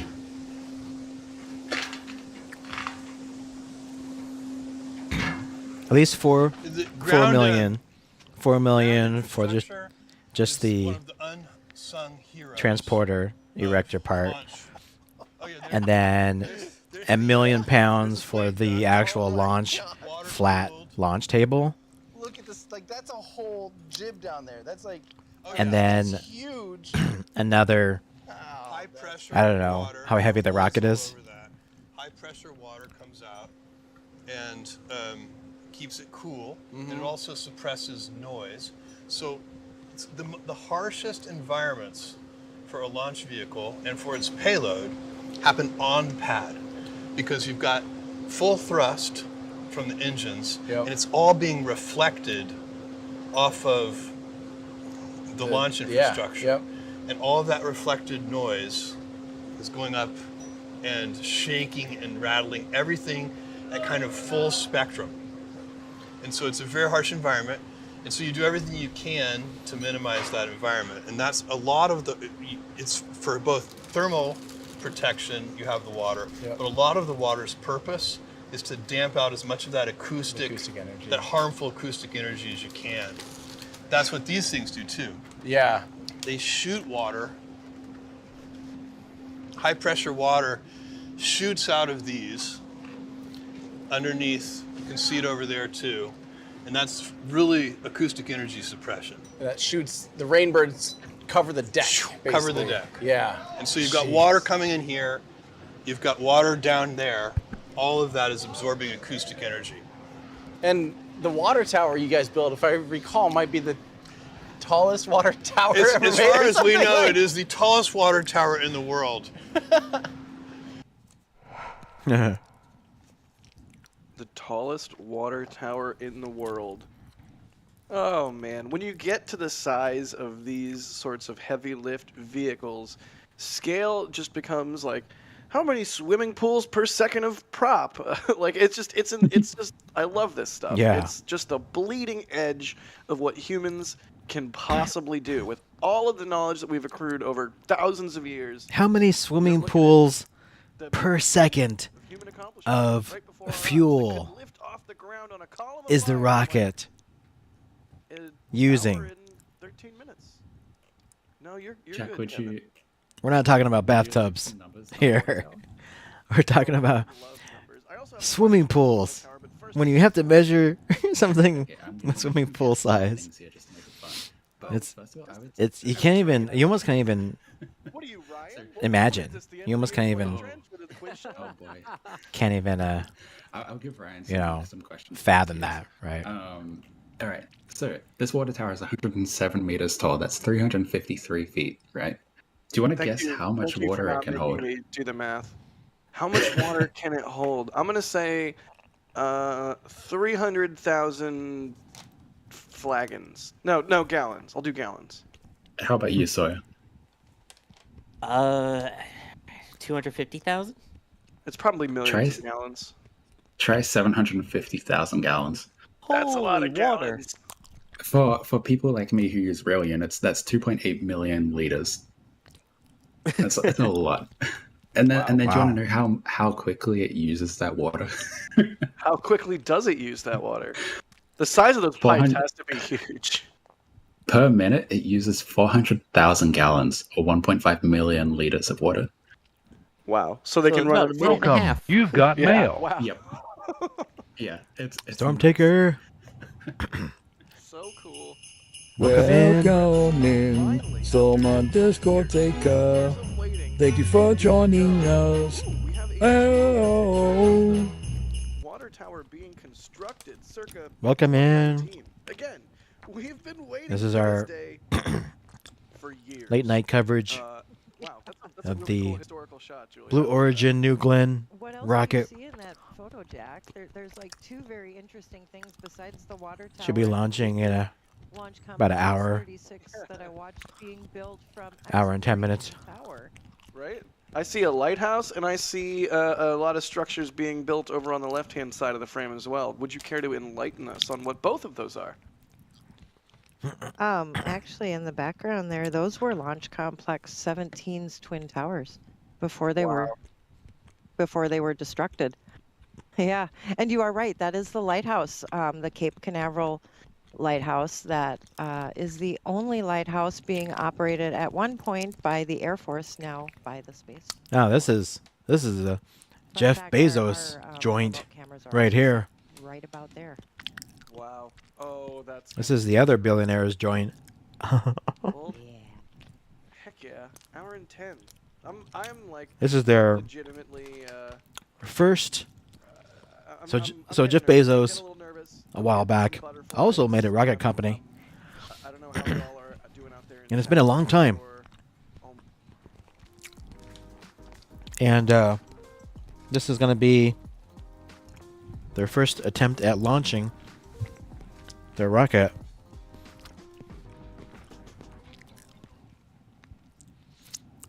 And this one, basically what Bezos wants to do Quite a chunk. is to colonize Mars. Or not Mars, colonize the moon. So Bezos with Blue Origin is focusing on the moon, where Elon SpaceX is focusing purely on Mars. And so this is the first attempt at Blue Origin's heavy lift rocket. And yeah, if they can pull this off, this will be a good advancement New York, New York. This would be good progress. We saw where D was watching from. Because Blue definitely has a lot of work ahead of them. Exactly. That is from, there it is. You can see Max and D are out there over at Jetty Park, which is just a couple miles away from the pad. You can see LC-36 glowing in the distance there. And honestly, with that photo of the lighthouse, Julia, you've tempted me to take the 5-minute drive to a lighthouse right near my house and see if I can sneak a shot in. That's wonderful. I don't know if... who knows? Chat is just sorry. I'm lost in chat right now. Switzerland, Toronto, Starbase. Who knows if where Jeff will be? Nice. Walter 100 in Starbase. Neat. No wait, it's Lyric Bread. Lyric Bread, you're in Starbase? I know your name in chat. Okay, let's see if we can. I do want to point something out because Max and D are, as you said, at Jetty Park. And we were showing a few moments ago some So here's the drone footage. This is the drone ship again. And in that drone footage, you that can see the exact the booster is going to attempt to land on. Let's play a little bit, but it was in the shot where it's like they made the New Glenn to be reusable. It's cool because there's going to be a rocket just like Falcon 9. So Falcon 9 always, almost always, returns its boosters. So this will be. You'll see the boardwalk. You'll see the. Is it a boardwalk? Is it a dock? I don't know. The Blue Origins version. Oh my God, Jetty Park. I should have had. But yeah, like I said, a lot of things is happening. Brand new rocket. There it is. With brand new Blue Origin created engines.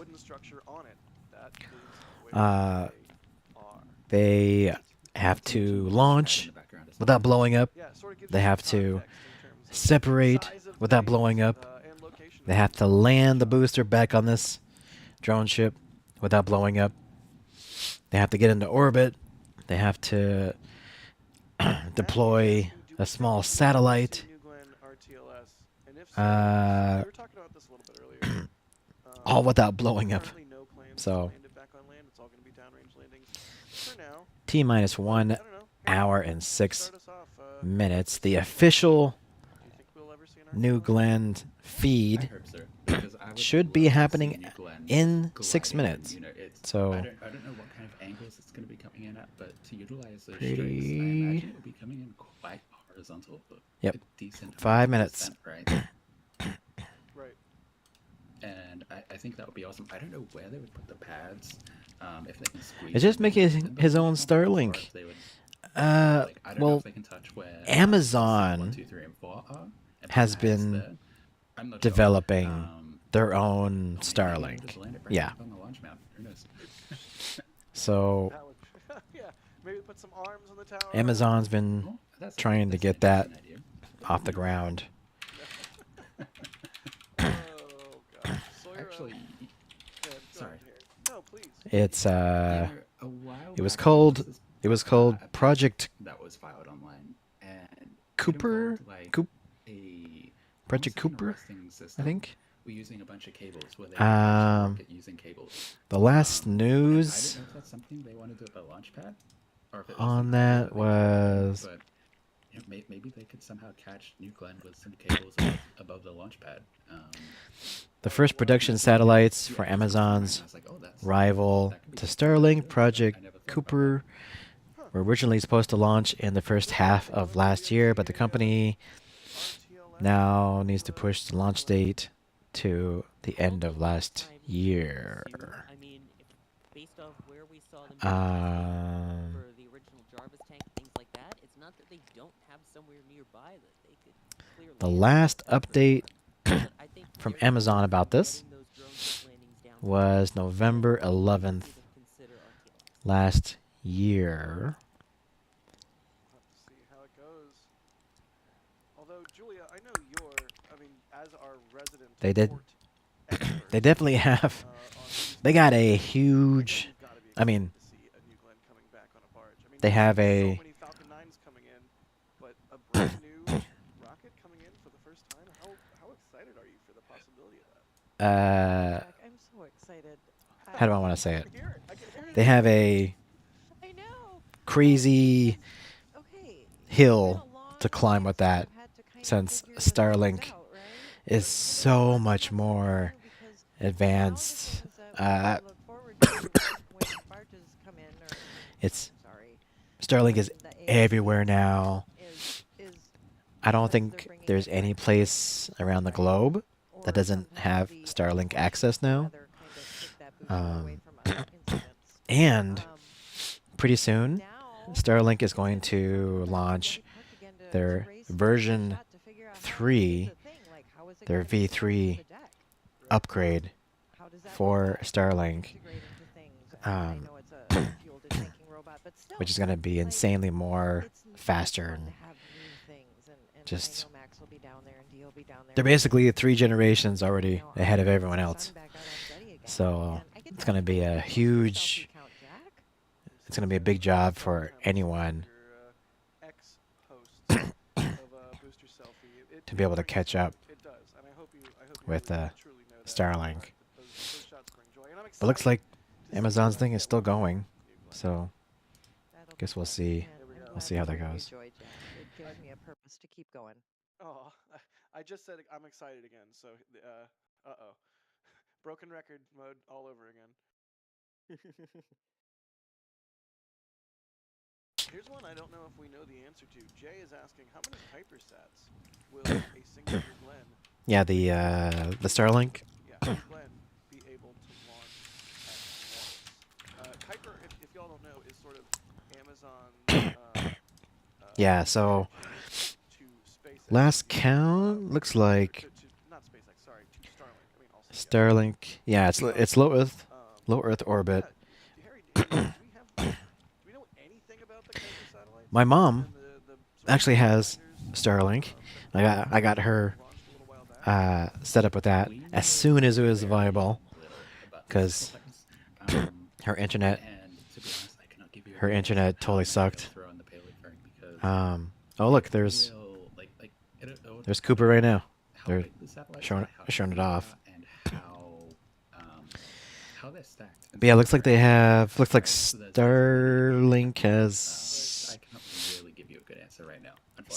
over 7,000 satellites in orbit. And they have 4 million subscribers as of September 24.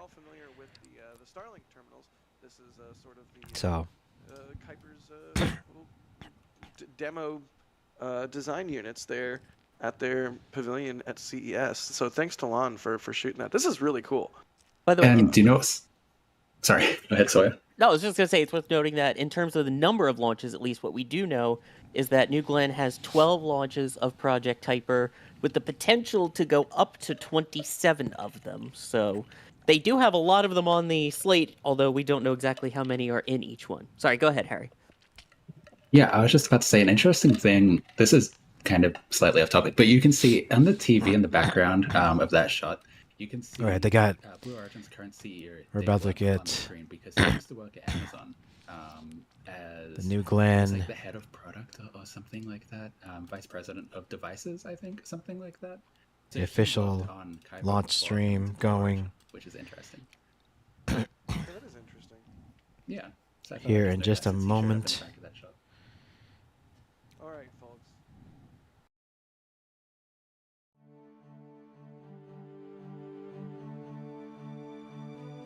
Let me get that set up.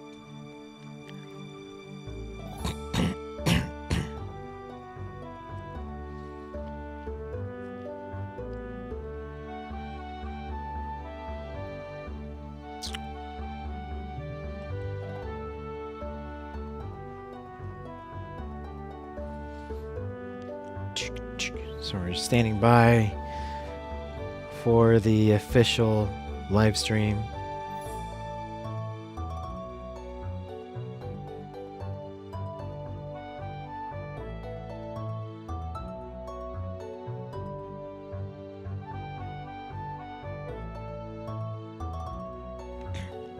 TS, are you on comms right now?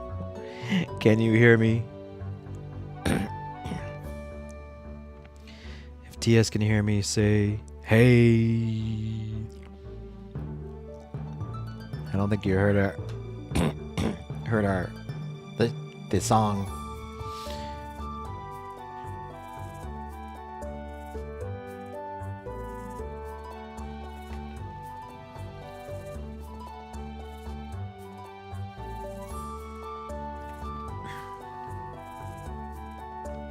Okay, still waiting for the Blue Origin live stream. Looks like we have propellant loading. Looks to be complete. And replenishment is starting.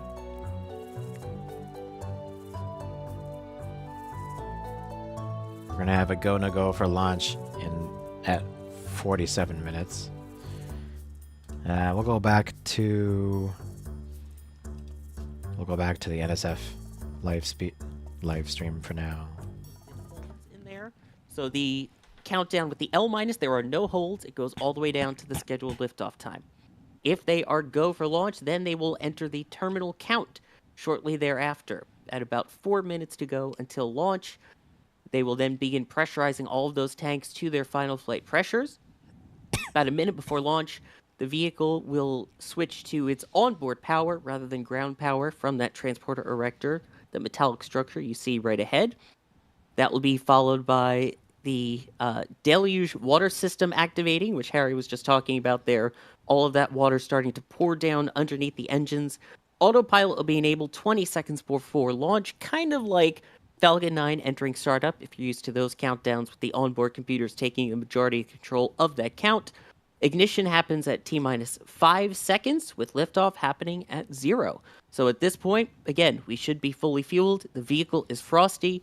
And at this point, everything proceeding to liftoff at 1 a.m. Eastern Time. And a reminder, if they don't hit the top of that window, they have 3 hours in which to launch. So from 1 a.m. to 4 a.m. Eastern Time, they can go anytime within that count. All right. Well, oh my goodness. Again, first flight of a brand new rocket. You know, if this thing, for whatever reason, does not get into the air this evening, not the end of the world. It's the first time they're trying to do this. We want it to go right. And you know the old saying, it's better to be on the ground wishing you were in the air than in the air wishing you were on the ground. But, oh my gosh, a brand new heavy lift vehicle sitting on the pad. I'm sorry if I sound like I'm fawning over this thing, but it's really been a long time coming.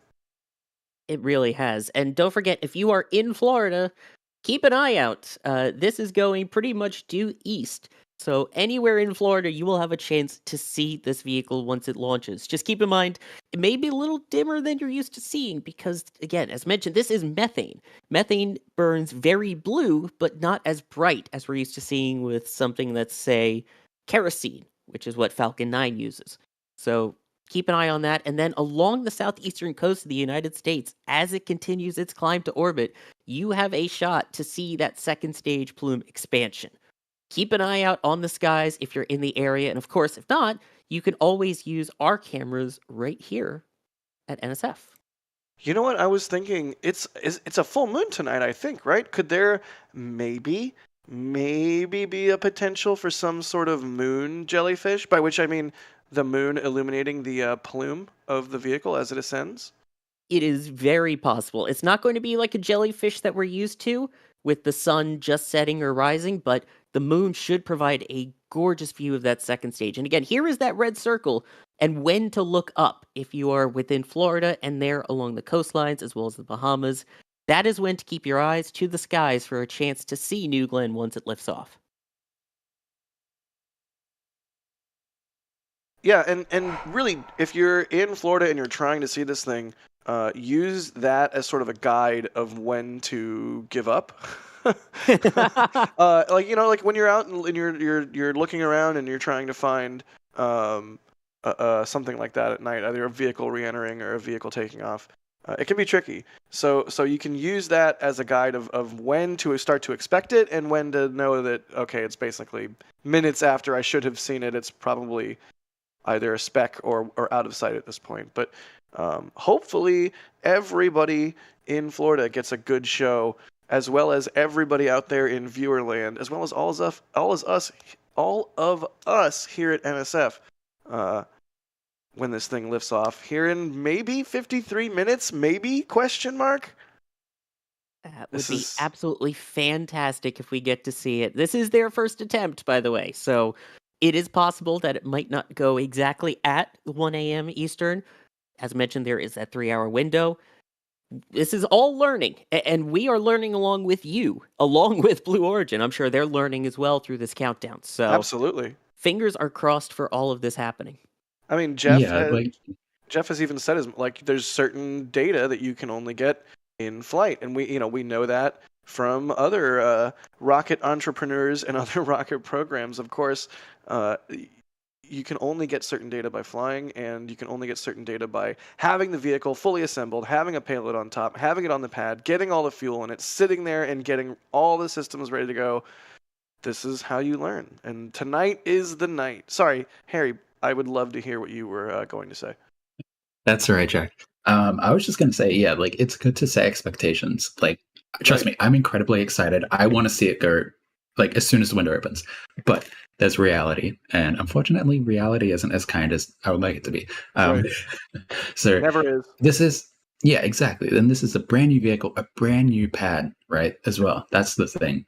And, there's weather in play. There's a drone ship in play. There's a lot going on.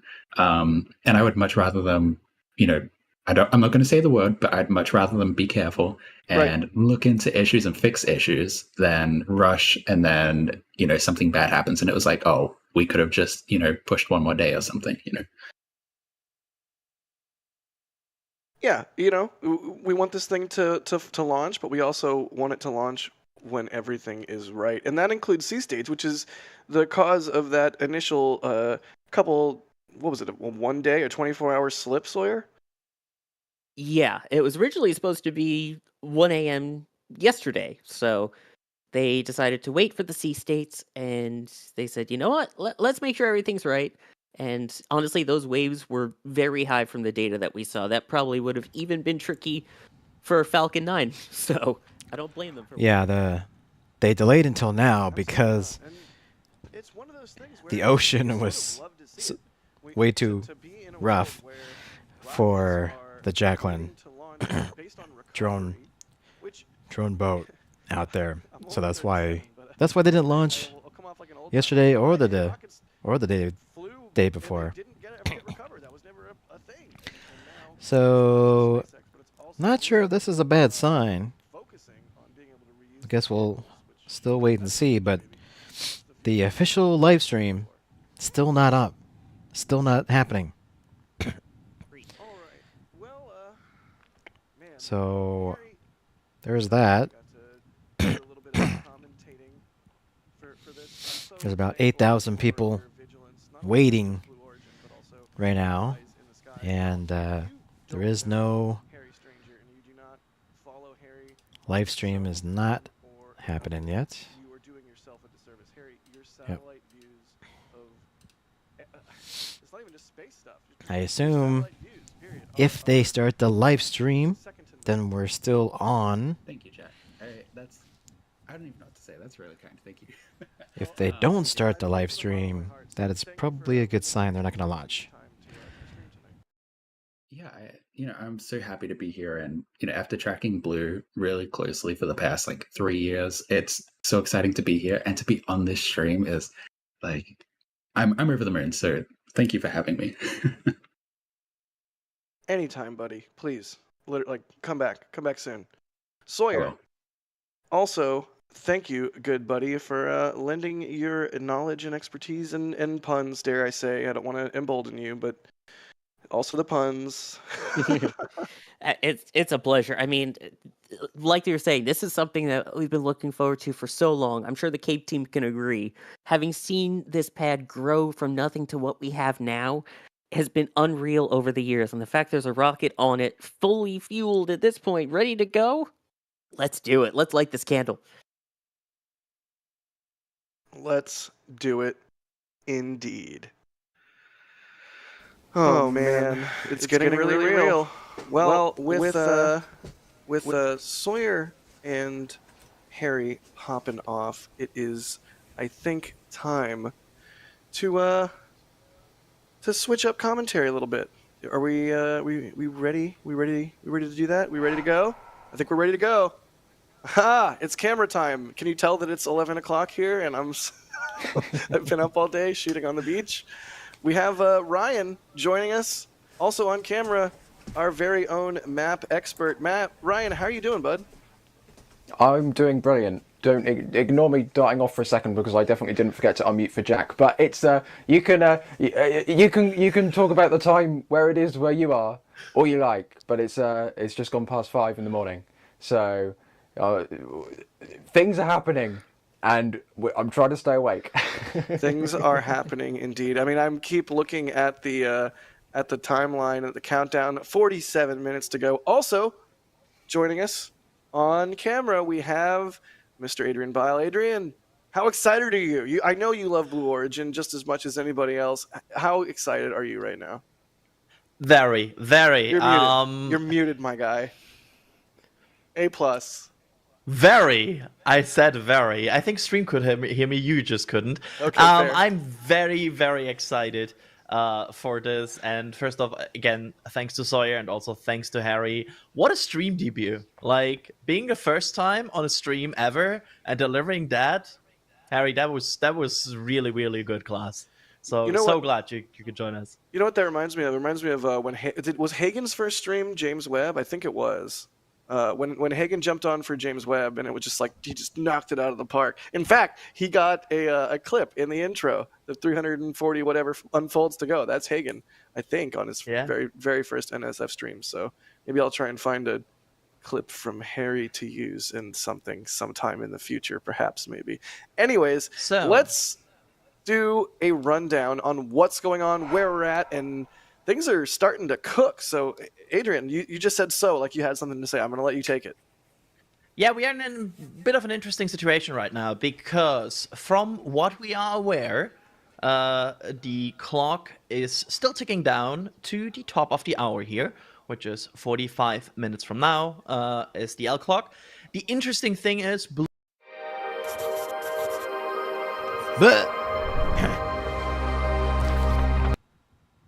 on the situation of have they wrapped up fueling, because from our understanding we expect them at this point to be wrapped up in fueling, and this rocket should be in top off mode, so basically constantly being topped off in preparation for tank press and launch.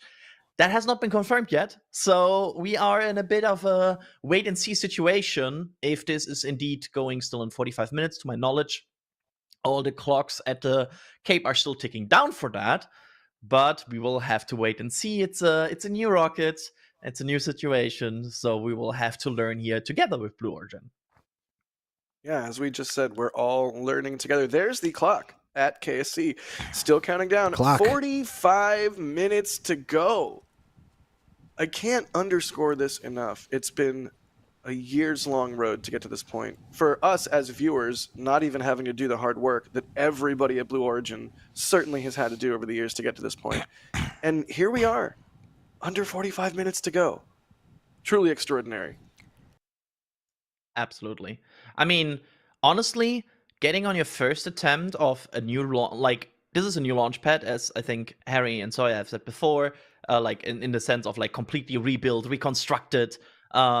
This is a new rocket, and they are still able to get all the way through their countdown, it seems, on the first attempt. Like, I'm again, as you said before, I'm a bit of a Blue fan, and I was not as optimistic today. I will fully admit that. Like if you have told me they will get somewhere to fueling, I would be like, yeah, that's cool. That's on your first attempt. That's amazing.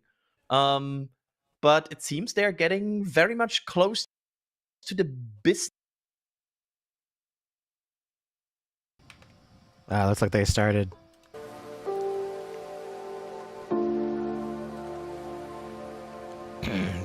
the webcast.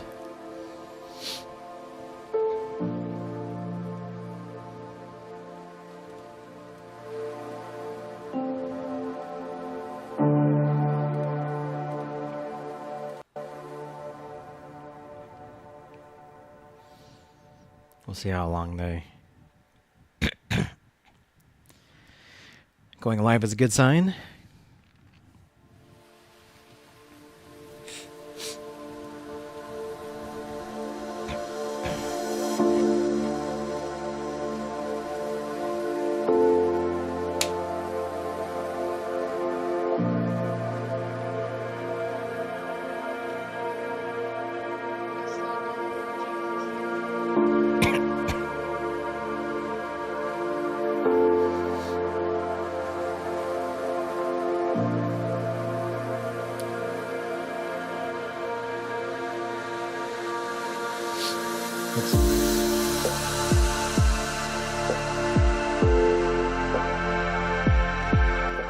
Definitely looks like everything is a go so far. Yeah. TS. So you can hear us now? Are you ready for your song?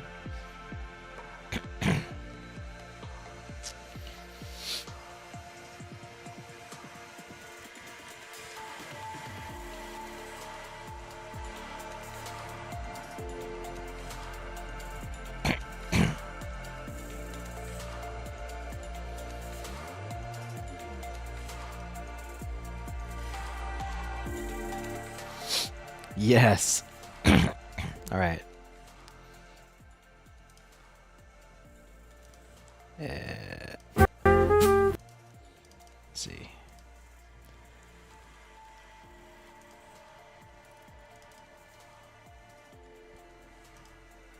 Is it this? Was it this one?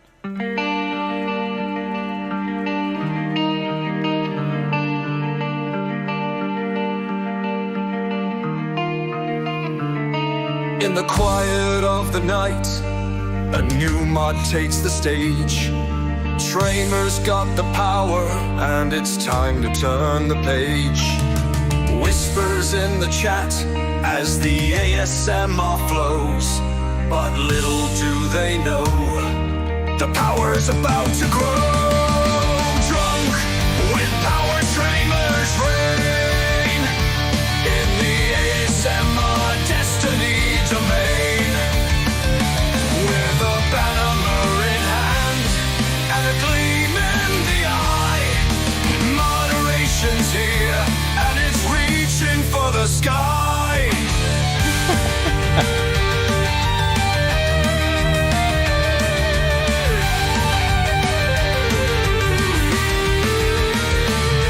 Soft-spoken words and gentle taps, but Tramer's got the power, and there's no turning back.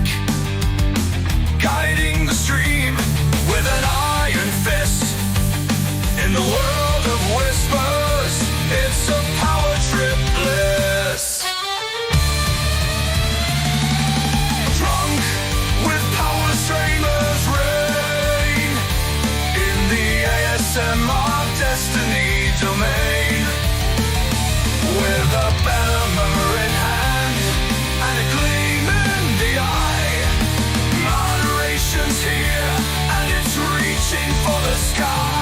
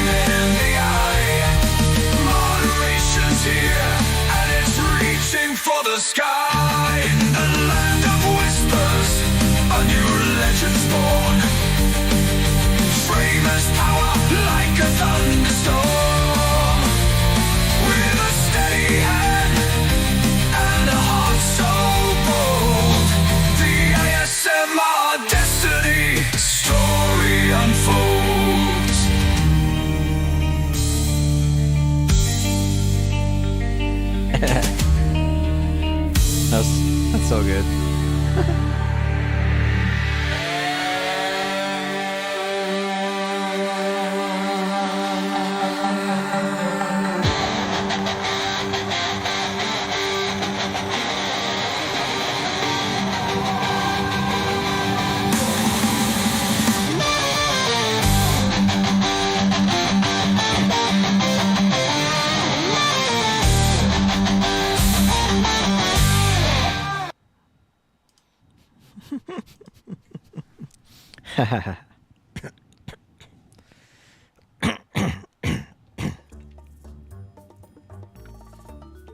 That was pretty awesome. I need to see. There is another one, alternative to that one. Let me see what that one sounds like.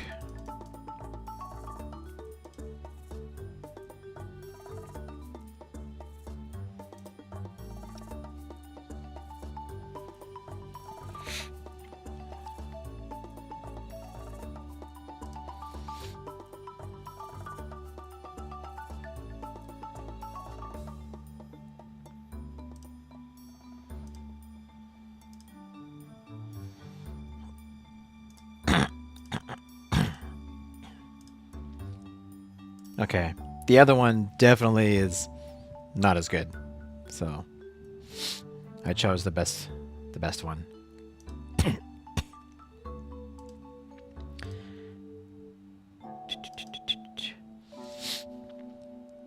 And then this is our launch.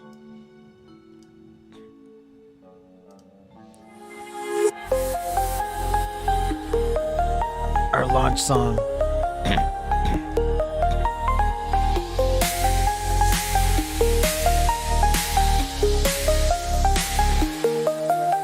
Standing on the edge of dreams, watching New Glen's fiery gleams. Feeling launchy, oh so high, as it pierces through the sky. Launch itch, can't you see? Got me feeling so launchy. Need some cream for the space-bound dream. Rockets roar, it's a cosmic theme. Engines roar, the ground shakes, hearts racing, no room for brakes. Blue Origin's pride, soaring free in the vastness of the galaxy. Launch it, can't you see? Got me feeling so launchy. Need some cream for the space-bound dream. Rockets roar, it's a cosmic theme. So launchy.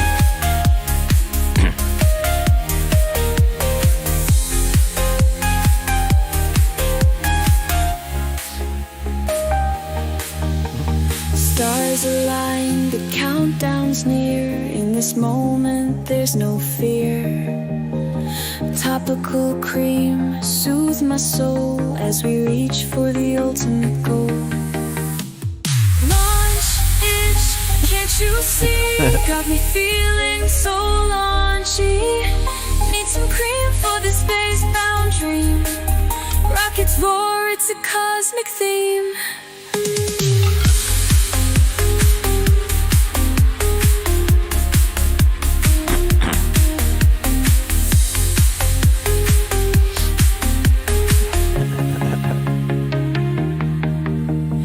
New Glen's trail, a blazing light in the darkness of the night. Feeling launchy, dreams take flight. With a topical cream, we'll be alright.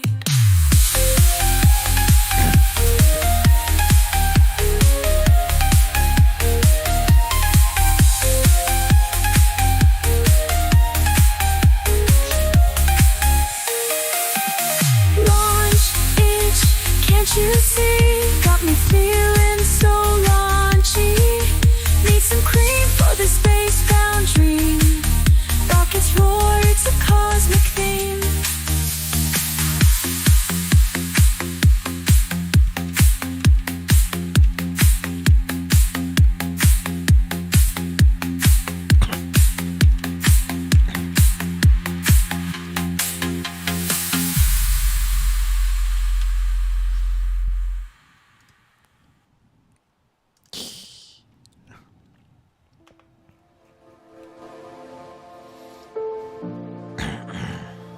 they gonna launch? When are they gonna start it?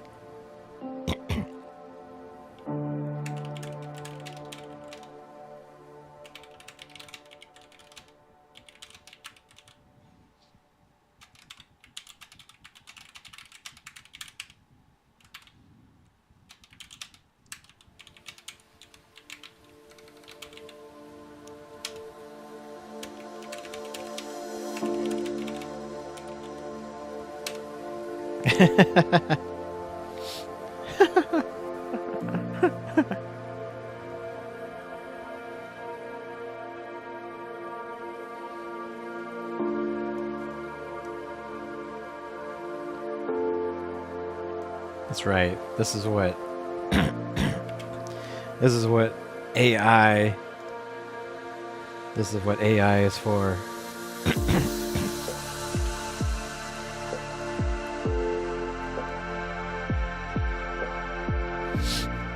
I got more more songs in the queue.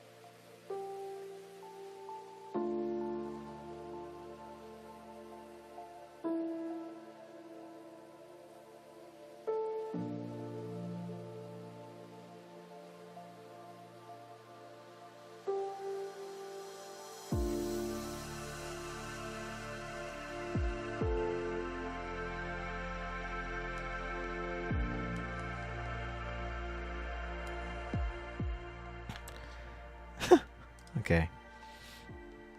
We're making it better and better here. We're doubling down on that topical cream. Oh, they started. Business unit. I'll be bringing you all of the action of New Glenn's first launch. We're here in Cape Canaveral, Florida at Blue Origin's Rocket Park. This is the heart of New Glenn. We've got mission control over here, launch control right down there, and tonight, for the first time, New Glenn is taking off. Just 8 miles that way from our launch pad. She looks like she's giving us a tour, like, and this is the bathroom over here. It was born right here in our rocket factory. And as you can see, we've got several more coming down the line right behind it. All right, it's game time. Denise, my co-host, you ready? I'm so ready. Hey everyone, my name is Denise Aranda. I'm one of the technical leads for the New Glenn program. Let's light this candle. Let's do this. The human need to explore is deep within all of us. Our ancestors crossed mountain ranges, sailed open oceans to map new lands, and sought out the unknown, while always looking to the stars. We're curious, and now we're at a place where we can pioneer new horizons. Now is the time. New Shepherd has cleared the tower. To open the promise of space to all. Guys, we're doing it! And lay the way for generations to come. When our descendants look to the stars, they'll remember this time when they reflect on where it started, they'll remember this place. And when they honor those first explorers who said, "Let's go," they'll remember these bold steps. We are of blue origin. And this, that's right, there it is, go for death, is just the beginning.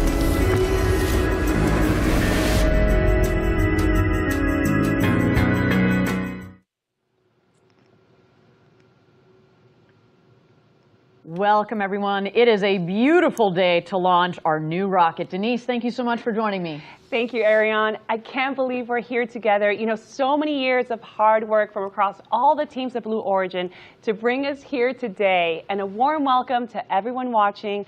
I've been at Blue Origin for 4 years, and I just got to say, I am so thrilled to be here. You were speaking my language, girl. Now, Denise, you're one of our principal engineers on the New Glenn program. I'm looking forward to your insider perspective as we go through launch. What do you think you're most looking forward to tonight? So many things, but I think for me, hands down, it's going to be the noise. You know, New Glenn is just so big. Those BE4 engines are so powerful, and it's so close to us. I really think that people all up and down the Cape and Cocoa Beach are going to see something brand new today. Don't do it. That's what I'm here for. I'm going to bring some insider technical content as we go. I don't know if it's anybody else, but that teleprompter right there, they're going to have to fix that for next time. Great to have you with me today. Thanks so much. You've been one of many team members working extremely hard on this vehicle, so this is a big day for you and the team. And what a day for you, Ariane. Congratulations on your baby girl. Welcome back from maternity leave. Thank you. I'm very happy to be here for New Glenn's first launch. Absolutely no way I would miss this. I had my beautiful baby girl just a couple months back, and now I feel like I'm back for the birth of my other baby back here, New Glenn. But before we get in a little too deep into the show, I do want to take a moment to acknowledge the devastating fires in California. We hope that everybody remains safe, and we want to send our deep appreciation for the incredible work of the firefighters and emergency workers battling these fires and caring for so many people. We at Blue actually have a few hundred employees in the great state of California, many at the center of it all. We are Team Blue, and our hearts are with you during this difficult time. Well said. Now, with that, let's turn our attention to the star of the show today, New Glenn, standing proud on the launch tower just a few miles away at Launch Complex 36. There it is, standing tall. And you know, we've got plenty of cameras all around the pad, so we're going to get some great views today. That rocket looks good. It all really right. does. Why don't you start, Denise, by giving us a tour of the vehicle? Well, New Glenn is Blue Origin's next generation orbital class rocket, and it's built on a reusable first stage. And speaking of reusability, let's look at the aft section there of New Glenn. One of the things that is critical to New Glenn, of course, because it's a reusable vehicle, is the landing gear that's housed in the aft section there. So there's actually 6 landing legs on that aft section, and they're actually going to deploy right before it lands. And unlike New Shepard, our suborbital vehicle, New Glenn's booster is going to land out at sea. New Glenn is going to launch vertically here at the Cape. It'll then arc over the Atlantic on its way to orbit. The first stage is then going to maneuver its way back to Earth onto a landing platform that's actually positioned in the Atlantic Ocean. Now, the first stage booster is powered by 7 BE4 engines, and these are really powerful engines. Each one is capable of over 500,000 pounds of thrust each. So when we combine all 7, we're talking about a launch vehicle with a thrust at liftoff of nearly 4 million pounds. 3.85 million to be exact. Got to make sure our engineers, out there don't call us out. Got to get the sig figs right. But that's just the first stage. And as the first stage is busy landing back on Earth, meanwhile, the second stage is going to continue into orbit. Just for a quick intro for those that are not, really into rockets, when we talk about stages, basically what we're doing is we stack one rocket on top of the other. Stage 1, stage 2. Stage 2 is the bottom. Yeah, Stormtaker, it's going to be... Stage 1 is the bottom. Stage 2 How do you even rebuild a city, like from nothing, right? Like, Like there's a city, and then now there's nothing. So like, what do you do in that case, right? You have to wait for infrastructure, right, to be able to be remade first, right? Like, people can rebuild their houses if they want there, but man, they have to wait until, you know, water, power, gas, get backup, emergency services, you know, like all that stuff has to be rebuilt before anybody can live there again, right? Are they gonna rebuild there? Like, yeah. To meet this evening that are going to be bringing us all the action. So, first, I would like to bring in my teammate Maggie McNeese from our Yeah, so that was a shot of the little tiny satellite in the huge fairing. We really doing this? This is happening. We are definitely here at launch day, and you have to be feeling some of the same tingles we are down here. Why don't you situate us to where you are standing up there? What's going on? What is the vibe up there?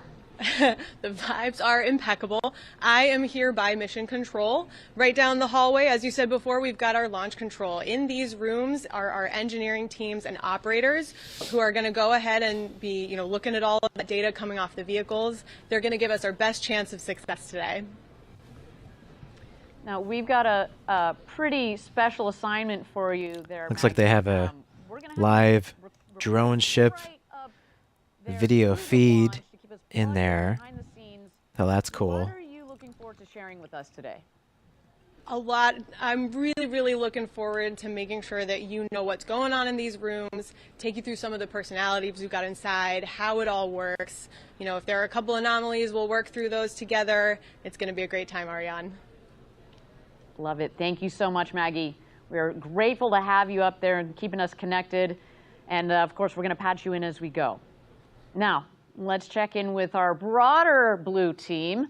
Our employees in Florida today are getting a close-up view of the launch over at nearby Cars Park. Eddie Seifert is there standing by. Eddie, you there? Yeah. Hey, Ariane. Welcome.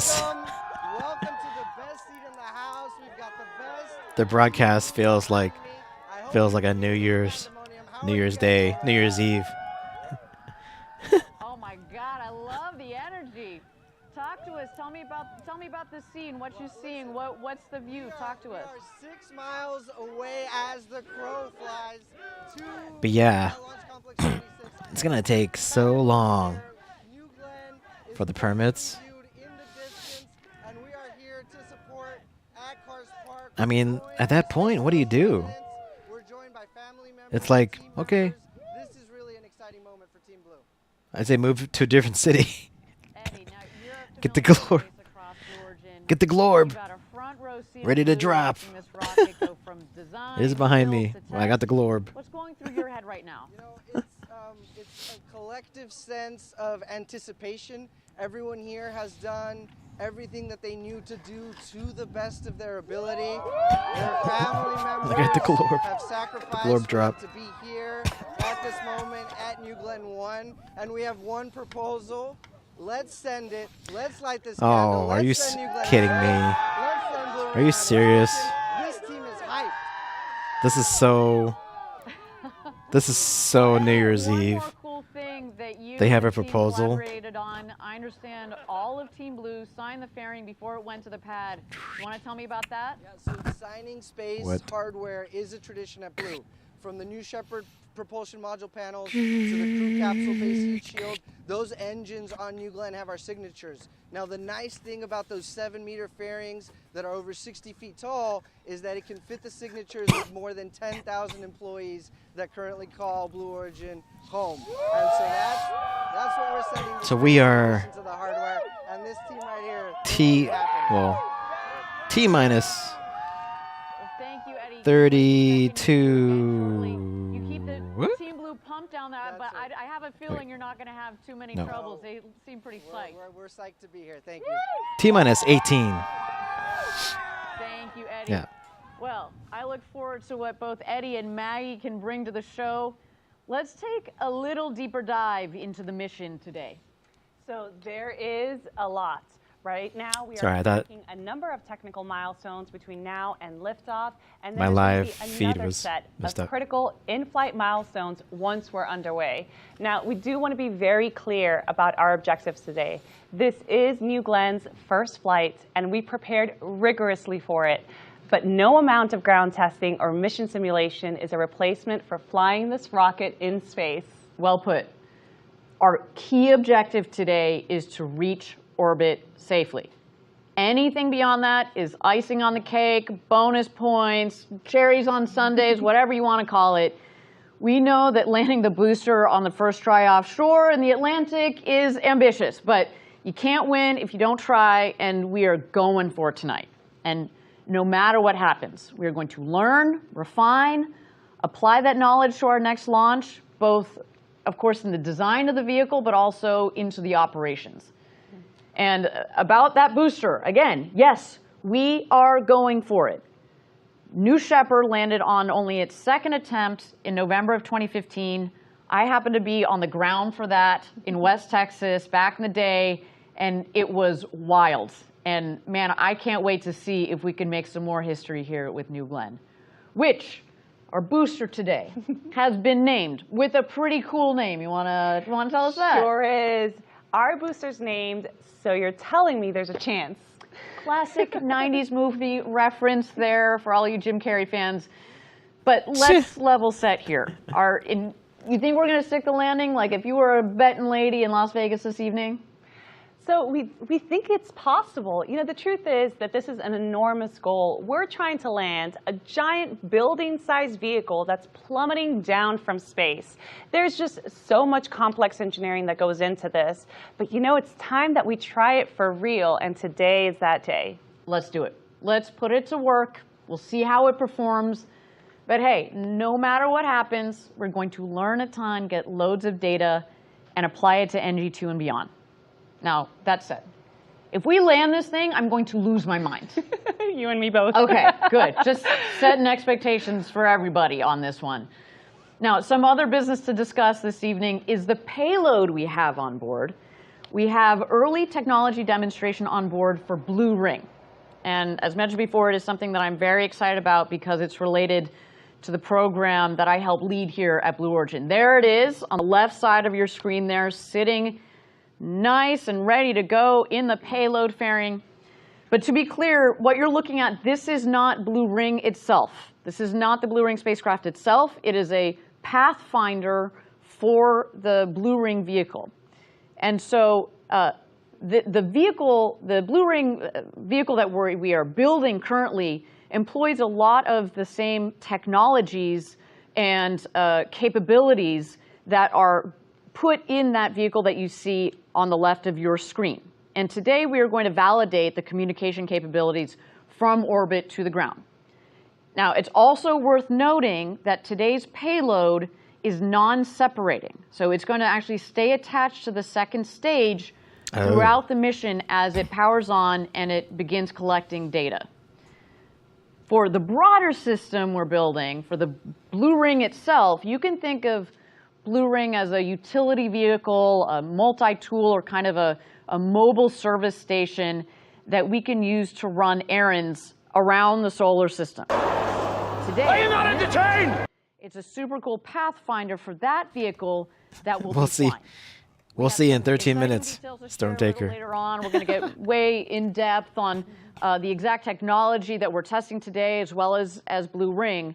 But I'll tell you right now, I'm super excited about not just the launch, but the payload, and for both, you know, the New Glenn team and the Blue Ring team. So much work has come together today.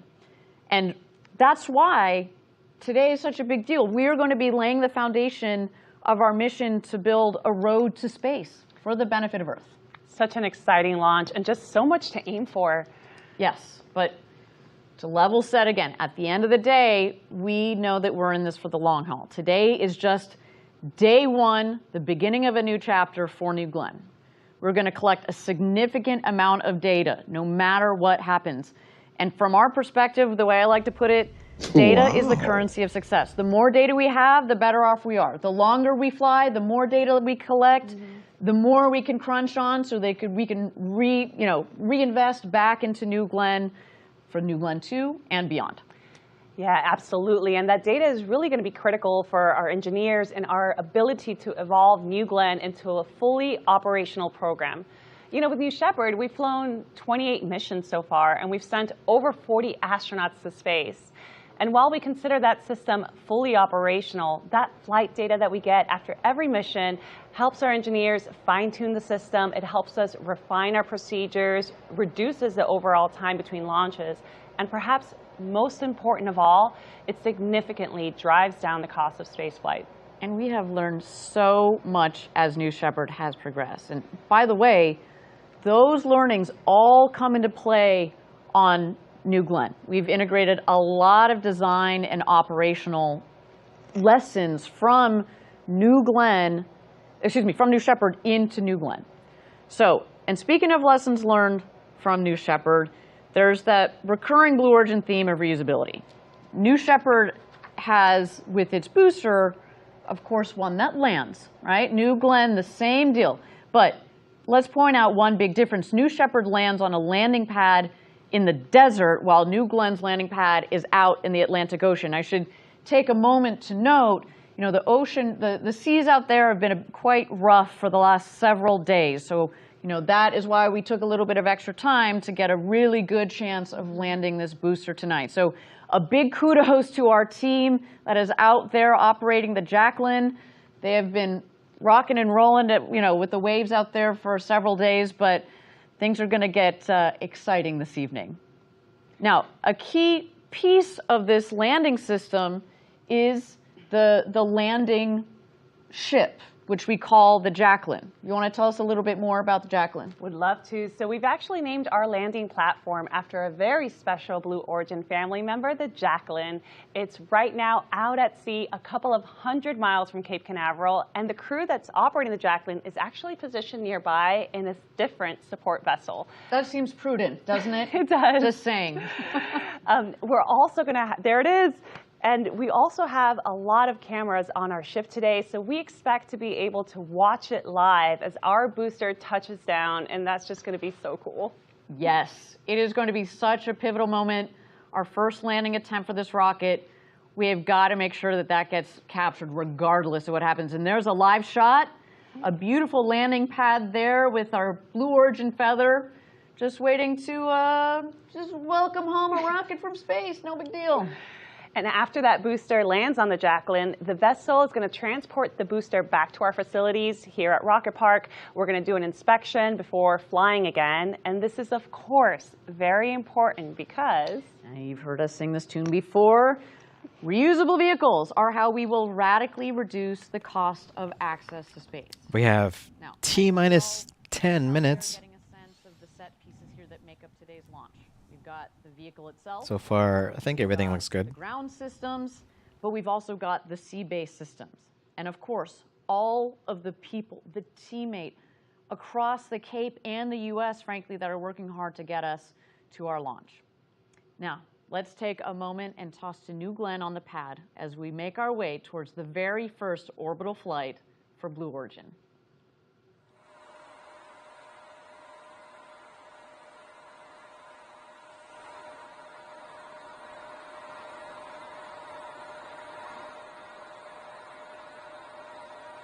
Oh, we got to hold. We got to hold. Or we have a new... We have a new T0. We're 40 minutes. We have reconfigurated.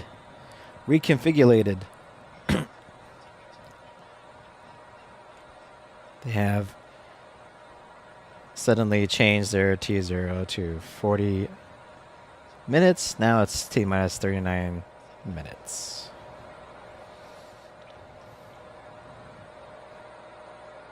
Are you not entertained?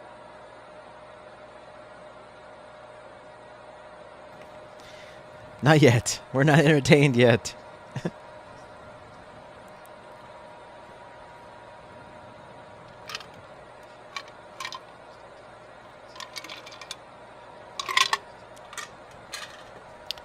Maybe that's why they just stopped talking.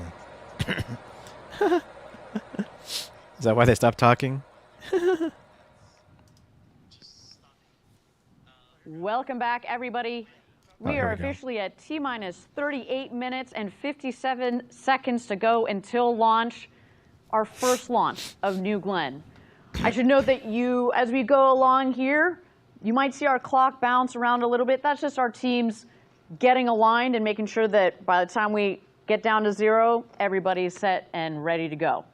But talking about ready to go, Denise, why don't you give us an update on the vehicle and its preparedness? Absolutely. So our team has already completed fueling up New Glenn's propellant tanks for both our first stage and our second stage. We are now entering the next step, which is called propellant conditioning. This is, of course, a crucial step because we need to make sure that those propellants are at the right temperatures and at the right pressures. We also need to manage pressure. You might have noticed that there's a lot of excess gases that are being vented from our first stage and our second stage. This is because our cryogenic propellants are so cold that they're experiencing something called a boil-off. So we are venting all that excess gas to prevent buildup and overpressurization. You may have also noticed on your screen that we have the flame stacks, or what we lovingly call the tiki torches. That's there as a safety mechanism to make sure that we are burning all that flammable oxygen and hydrogen, protecting New Glenn and our launch pad. So that is where we are right now. We'll keep tracking progress as we make our way to terminal count. Thank you very much. We will look forward to the next update on the team and the rocket there. Now, we mentioned that we're sitting in the rocket factory here. Blue Origin's mission control is right upstairs, right above our head. And we're very close to where the Welcome to our tropical hideaway, you lucky people, you. If we weren't in the show starting right away, we'd be the audience too. All together in the tiki tiki tiki tiki tiki room, in the tiki tiki tiki tiki tiki room. All the birds sing word and the flowers croon In the tiki tiki tiki tiki tiki room. Where New Glenn is built, integrated, tested. This is where we're coming in live from our studio. And just a short 8 miles away, we have She said tiki torches, so I had to play that. for its first launch. You just heard from Eddie and a few of our employees. They're just here in Cars Park, and if you're lucky enough to be watching from either Jetty Park or anywhere up down Cocoa Beach, you are going to get a great view of the New Glenn launch tonight. So that's the lay of the land here. It just really goes to show you how the full operation of New Glenn is nearby. And not only that, but New Glenn, the New Glenn operation is also right in the heart of all this great space history here in Florida. So the Atlas II and Atlas III launches took place from here. The Mariner, Pioneer, and even Surveyor missions. They sent spacecraft to explore Jupiter, Saturn, Mercury, and even the lunar surface. Here's some footage showing off the renovated launch pad that carries all that history. I think I speak on behalf of everybody here at Blue Origin that it's just an honor to be launching a next generation vehicle right here on top of all of that history. And the launch pad is so close. I mean, I know we're going to hear it and feel it in this building. I mean, I literally would not be surprised if lights start shaking. You know, from here, we can watch and hear just about any launch system that takes off from the Cape, and it gets loud. But we think this one, for New Glenn, may be one of the loudest ever. For one, the pad is just so close to Rocket Park, but also there's just the enormous size and power of those 7 first-stage BE-4 engines. And we have been talking about that rumble for years, and I cannot wait. As a California girl who has lived through a couple of earthquakes, I am ready for this one. This is going to be awesome. Now, you mentioned a second ago, it's just so unique that the public is going to get such a great view of New Glenn launches, especially from viewpoints like, Jetty Park, Port Canaveral, Cocoa Beach. So many people gather to watch launches from these spots already. And wow, I mean, look, this is a live view. If you're sitting there right now in Cocoa Beach, shout out to you guys. You're probably sitting in a nice lawn chair with a cold beverage in your hand. That's what I'd be doing if I weren't here behind the desk with you, Denise. You guys are going to get to see and feel this launch with an insane view. So, you know, other than maybe tripping some tsunami warnings, y'all are going to have a great evening. There really is nothing better than a beachside rocket launch. Well, and weather permitting, it's not just people down here in Florida. People in the region, kind of the southeast region of the U.S. You see this image right here. Look, that's going all the way as far north as, you know, North Carolina. Several states north are going to be able to see this launch during different phases of flight based on where you are. So a little bit of a guide here. If you guys are all still up, you know, it's a bit late here on the East Coast, but this is an exciting launch. So shout out to no you kidding. guys as TS. well that are watching live from the East Coast. All right, everybody, we're at T-minus 33 minutes and 30 seconds to go and counting down to our launch window opening at T-minus 0 for New Glenn's first launch. Denise, I cannot believe I'm saying that. We've been talking about this such a long time. It's just wild. Now, again, this is our first flight. We have prepared rigorously for it, but I want to reiterate, our key objective today is to reach orbit safely. That in itself is a big deal. And anything beyond that is a bonus. That said, we also know that landing the booster would be very cool. We also know that it is very ambitious to do this on the first time, but we're going for it. And no matter what happens, we are going to learn a lot. Welcome. You've got mail. We're going to apply that knowledge to our next launch and beyond. It is an exciting day, and we are so glad. Welcome in, Synergy 99. Thank you for joining us. Oh, Tiki. On the pad on our screen. Why don't we dive in a little bit deeper on New Glenn? Denise, our experts here, why don't we dig in, give our audience a sense of what sets this vehicle, New Glenn, apart from other launch vehicles, both, you know, past and present? Well, to start, it's just massive, just over 320 feet tall, or almost 98 meters. And just think about that. That's like a 32-story building. It's really hard to describe what that means, but another way to think about it, we all know and love New Shepard. Picture 5 New Shepards stacked one on top of the other, and that's approximately the height of New Glenn. And that's remarkable when you think about that jump from New Shepard to New Glenn. Just that size. Oh, say, there you go. You see this great image on our screen here that gives you a sense. And there's like 5 people. We talk about that step can by step fit. ferociously. That is a. There's like 5 people that can fit in one of those New Shepards. That's how small. That's how small that is. And as fun as that would be, we don't really need to ship New Shepard off to another planet anytime soon, as far as we can imagine. Although that would be a pretty cool, sneaky, you know, 3rd and 4th stage. If you count that That's right. in there. New prediction. But that said, we make this point because Now the TS is has moderator status. other large vehicles that are similar in You size can to New Shepard, you know, it is make some incredible that varying volume and the size, what it's going to predictions. Scrub. I'm gonna say blows uppy. But I can't do it, so I'm gonna say it blows uppy. Had an amazing opportunity. This is just a day or two ago, and I don't know. I just look at this video and I get tingles. Scrubbed before liftoff. Incredible to be at the base and looking at what our team has worked on for such a long time. There you see the. I'm gonna unofficially says blows up. I get chills every time I watch that. I mean, that was just so incredible. I'll bet. That's not, I'll bet something that I will 100 on that, forget Alex. anytime soon. It's just so tall when you're standing right next to it. Yeah. Well, that tall rocket. In the tiki room.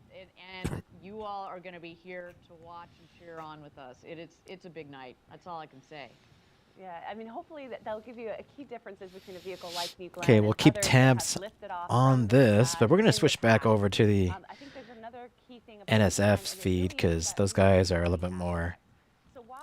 I think they're just stalling for time here on the official stream. But to do that in a way So NSF is more informative. An electrical pole or like some digital pole, or will it be like a manual pole? I think I speak for every single rocket nerd. For me, yoga's always been about connecting with others. It's an energy exchange. You know, Like, they have the mission control for it, so like, come on. Right, and Jeff, Yeah. you know, he's recovered the some F1 engines from the bottom of the ocean. He has an appreciation for space flight and aerospace history. So I gotta feel like Jeff is no different than any of us in being a fan of Go No Go Pulse. So hopefully we get to hear one from Blue at some point. But you know, maybe not. We'll see. Oh, Yeah, I believe Wade, Dr. WD-40, is joining us from the field. That is super cool. So once again, we are pulling out all the stops for our coverage of this launch. You can see Wade's info there on the top right. Dr. WD40. Wade's an outdoor educational live streamer. Does really fantastic work. And anytime we get some camera feeds from Wade, I'm always just like, yes. So that will be a treat for sure. Thank you to Wade for rolling out and getting all set up for us. Absolutely. Oh my goodness. Go ahead. And it's a very interesting situation here right now with them just 27 minutes away here from launch, and just clearing the final check marks. Again, the rocket is topped off at this point. Like, this rocket is full. They will just press the tanks a bit for flight. Right. But this rocket is topped off. It's ready to go, hopefully, in about 26 minutes. So one thing I really liked with Shuttle is the go no go poll. That was audible, so that's really cool. I mean, I want to see what the plume looks So yeah, like. I don't know. We'll see if we get any kind of command channel chatter, like we did with Shuttle. I would say probably not, but yeah, I totally agree that would be super neat to hear that kind of thing over the countdown. Sometimes there's a countdown net channel that you can actually tune into. So NASA used to have a live feed where you could just tune in into the countdown net and you could hear them. You could hear the mission controllers. I'm excited for that. Did I call them canards? They're not canards. They're fins. Without any other kind of commentary. So that would be like the quote unquote clean feed that you could listen to with all the countdown stuff, and then you would have the media channel, and that would be what would be pushed to the public, right? Yeah, that's true. I also With the mention that I'm excited for the plume interaction with the of the 7BE4 engines 43 gimbal. So I wonder if the commentary from whoever. So actually that reminded me, there's a really cool feature that NSF, that these guys have, that I tried to ask for, but apparently it is only in experimental phase, I guess, with YouTube, and it is the ability to change the audio channel. I'll take whatever I can get, Ryan. You know that. The audio channel of a video. So, if I had this feature, you could actually change the audio channel and have music. Or you could have a non-music version of my ASMR videos within the same video.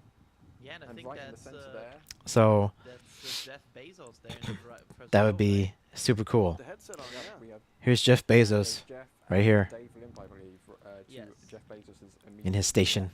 Nice. Yeah, that's Dave Lim, the CEO of Blue Origin, and of course Jeff Bezos, the founder of Blue Origin. All right, really So- quickly, I would describe Dave's body language as fairly relaxed. I would say he's attentive and alert, but I would say he appears to be fairly relaxed. Jeff looked a little like he was interested in what was going on that screen in front of him. Looking like yeah, stuff. Looking at he's, stuff. he looks a bit like a person that invested a lot of money in this and is curious what will happen with that money. he looks like he's counting in his head, like, oh, that's how many. This is how many billions? Fair. How many billions of dollars? That's fair. No, that's completely fair. I love you, buddy. That's why I love you. Yeah. I want to quickly read out a statement that Blue Origin has issued on X because I think it's a very important one because they want to once again underline what's their goal for this. And I think that's a super important statement. They say, Blue Origin, we want to be clear about our objective. This is our first flight and we have prepared rigorously for it. But no amount of ground testing or mission simulations is a replacement for flying this rocket. Our key objective today is to reach orbit safely. Anything beyond that is icing on the cake. We know landing the booster is on our first try offshore is ambitious, but we are going for it. No matter what happens, we will learn, refine, and apply that knowledge to our next launch. And I think, that is very, very much what we all expect. Get to orbit, everything is bonus. Yep. That's the name of the game. Orbit, baby. Would you have ever guessed So, that we'd be here at the beginning? yeah, I wanted to show you guys an example here of the multiple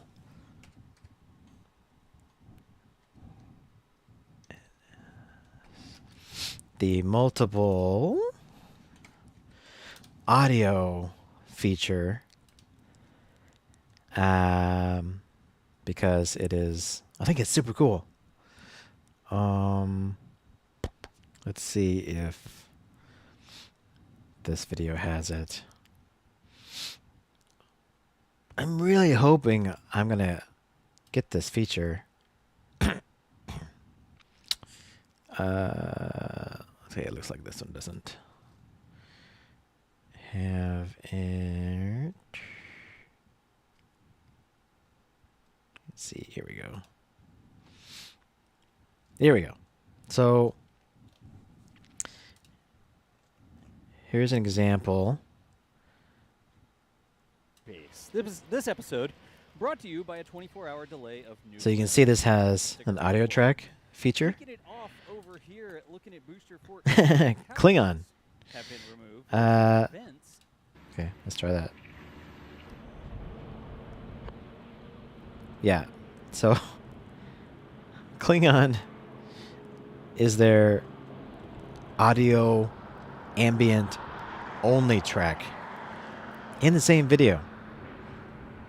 Hold the load of the ship. And then there's probably their more of a thermal there's their test bed English than anything else. But original. massive thanks to Mary for catching those new bits of hardware. There's German. Könnte das bei anderen Chips anders werden?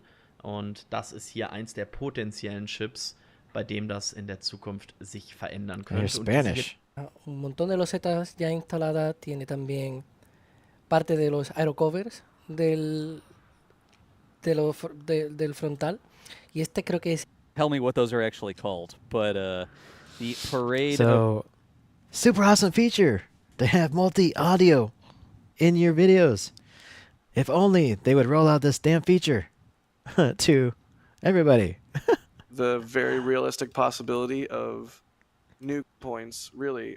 One Dave Limp, like you said. And So when Jeff sort of stepped back from Amazon to hopefully I'll get it, basically dedicate all and his then it would be really cool to Blue, that that was I kind could of be able to I have think moments where music and it's like, okay, non-music you can sort of look audio back now tracks with on my the hindsight and sort of say, yeah, that was on that my definitely made a difference. And on we a can single see video. the So dividends that that's what change I'm hoping. has paid. And you can totally see the signature of Jeff Bezos. If you, I I'm think- not sure if you, like, I know you, Jack, you like to also read and listen to biographies, right. And if you, I like, think Jeff Bezos always has been a person establishing production lines, and Elon is establishing standards, so you can do watching. things over and over again. I think You he see that just with wished. Amazon. I mean, Amazon is basically one of the most efficient companies. Wished. Oh yeah, he did. Um, He just wished Elon Musk just wished basically streamlining processes. Blue And Origin we good see luck. that right now with Blue Origin. We see how many boosters they have in production already, while their first one is on the pad. We see how So many yeah, second stages he's they have, watching. which is talked about in an interview with Ars Technica, that they have 7 T minus. in production. We're So getting they to 15 minutes. They built basically a production So right behind this, and I think while I also give a lot of credit to Dave Lim, we got 35,000 people watching this feed. Also, I know English is your second language, but if you could think of literally any other way to phrase that than smelling Jeff Bezos, I would appreciate it for the future. Thank you. That's a better way of saying. Yeah, I think I translated from German. I get what you mean. I'm joking. Let's see more. And then we got here's a fun one from 2 hours. 40. We don't have a lot more on the official broadcast. On the official broadcast, they have 40,000. So these guys, NSF, these guys are only 5,000 less. That's how popular NSF is. I'll be honest, They're we couldn't answer that for you either. they're almost Now we can, and that's the fun thing. as many viewers as the official broadcast. Yeah. With everyone else, because this is the first time this thing is going to launch. Wait, what is? I think the Take a look at the clock. Yeah. just moved by 21 minutes back. Wait, Oh, the clock! Damn you, the clock! wait, that's 21 minutes back. That's, oh god, math. Mental arithmetic. 52, right? 152. 51, 52. Let's Somewhere there. We'll await a new T0 from Blue and see what they say. But there you go. There's another small push again. Long window, plenty of time. Do not fret. Yes. We all They do have a knew 3-hour what we launch were window. getting into with this one, and we tried All right. to set We're expectations going to be appropriately throughout sitting around for a so while. far. This is a brand new rocket. Absolutely 36 no shame minutes. on Blue for taking the time they need to get everything right ahead of this thing's first launch. Like, no worries. That's why it's a 3-hour window. Yeah, and we might. This is. Remember when we earlier talked about the rocket commentator roller coaster? Yes. This is what we mean. Like, we were like starting to hype up. We were like getting ready, getting excited, and we are back to 36. Yep. Exactly. Well, you know, it's part of the fun, right? Like, if it was easy, the adrenaline. T.S. Reimer sent. The real question is, what is Asthma Destiny's window? Ha ha ha he ho ha. What? Rocket just standing, venting, alive on the pad. Absolutely beautiful. Yeah, absolutely. You know what? And, You know what I'm not sure if time we, it is? have confirmed yet why. You know what time it is? It is time for another new song, hot off the press, from ASMR Destiny.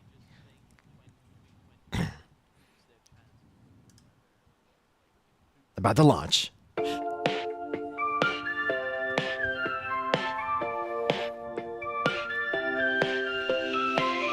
gather round, it's almost time.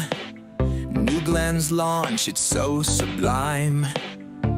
We're waiting for the stream to start. Excitement's building in our hearts. We're waiting, can't stop. New Glenn's launch, it's gonna pop. So excited, we can't stay still. Rocket dreams, they're such a thrill.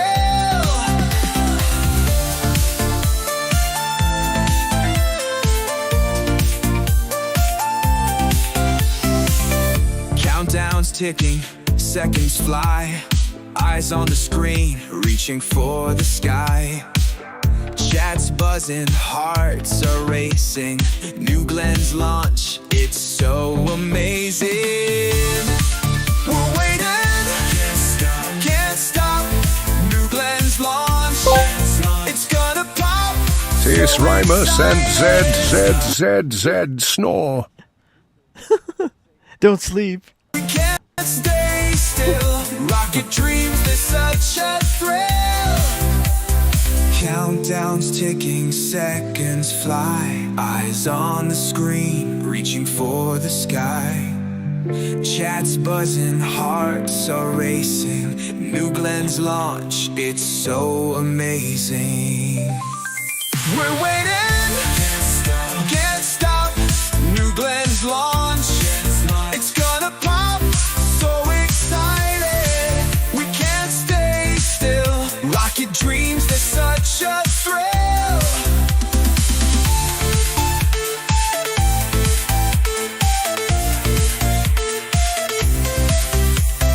In the silence, anticipation grows as the rocket's power shows. Live streams on the moments near.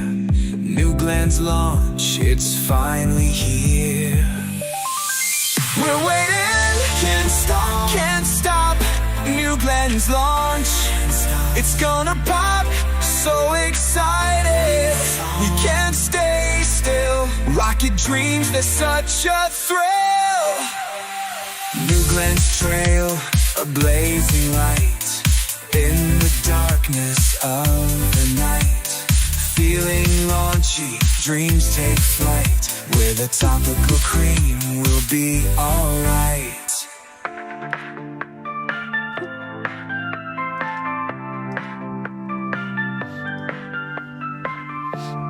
You got your topical cream, gamer? Gamer's gonna be like, what? What? What are you talking about?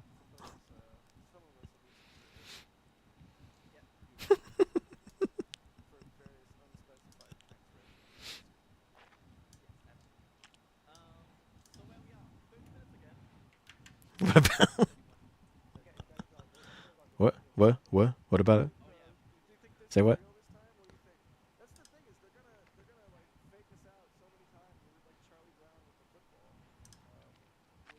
You know what? I think someone has an itch. I think someone has an itch.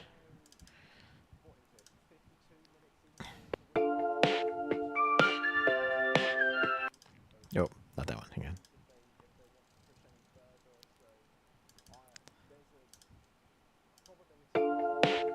Wait, what?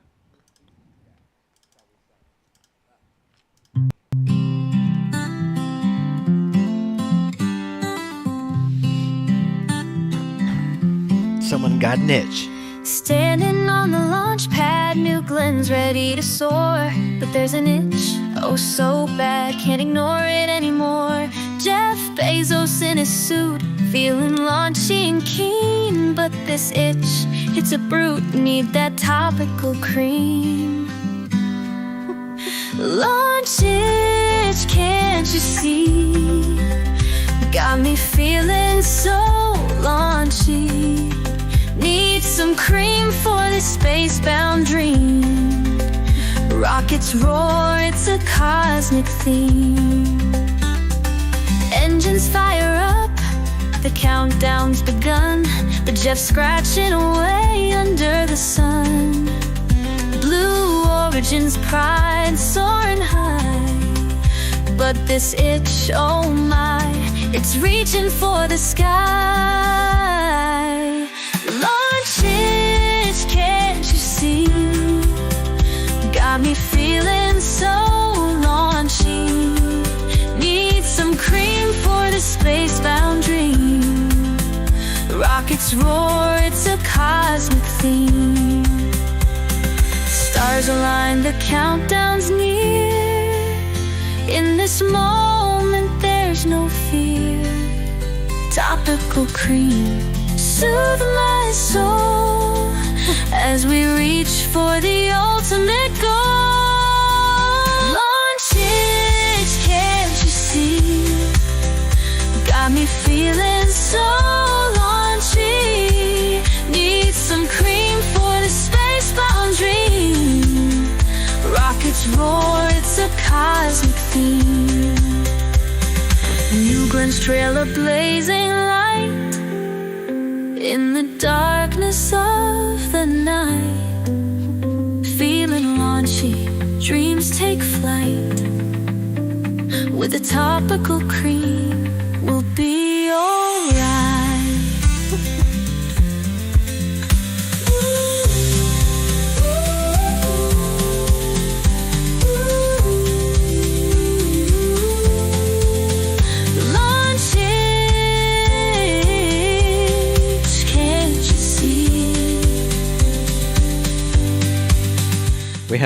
Because we have a launch itch. So, you know, you need topical cream to cure the itch. Dreams take flight. With a topical cream, we'll be alright. See, you just need that cream. You see? How do you cure the launch itch? The launch itch.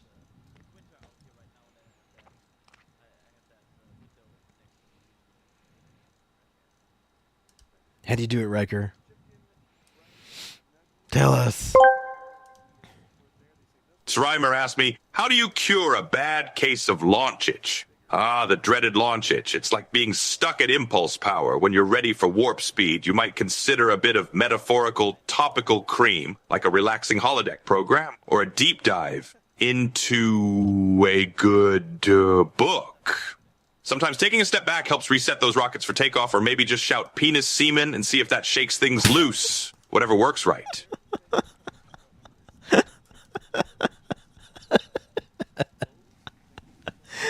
Oh, Riker.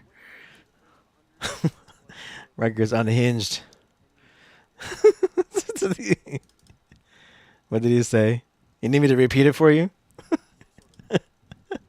You need a recap? Gamer.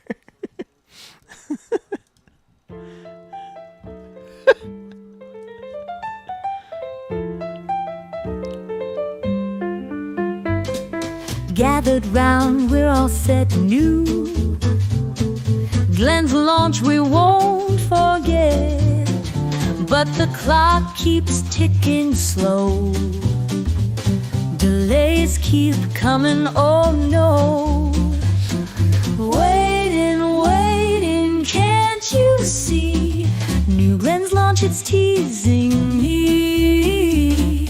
Eyes are heavy, can't stay awake, but this rocket's worth the wait.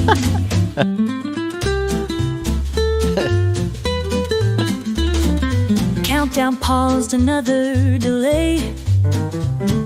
We're here to watch, come what may. Excitement's high, but patience thin. Will this launch ever begin? Waiting, can't you see? New Glen's launch, it's teasing me. Eyes are heavy, can't stay awake, but this rocket's worth the wait. In the silence we start to yawn. That's Gamer. As the night turns into dawn. Dreams of rockets fill our heads as we drift off to our beds. Waiting, waiting, can't you see? New Glenn's launch, it's teasing me. Eyes are heavy, can't stay awake, but this rocket's worth the wait. New Glenn's trail, a blazing light in the darkness of the night. Feeling launchy, dreams take flight. With a topical cream, we'll be alright.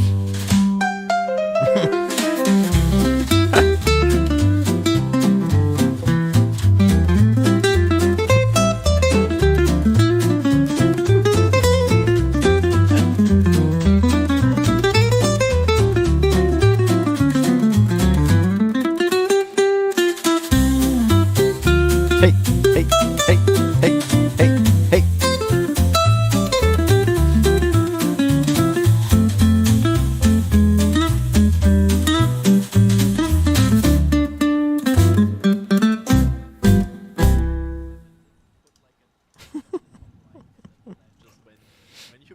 Sawyer.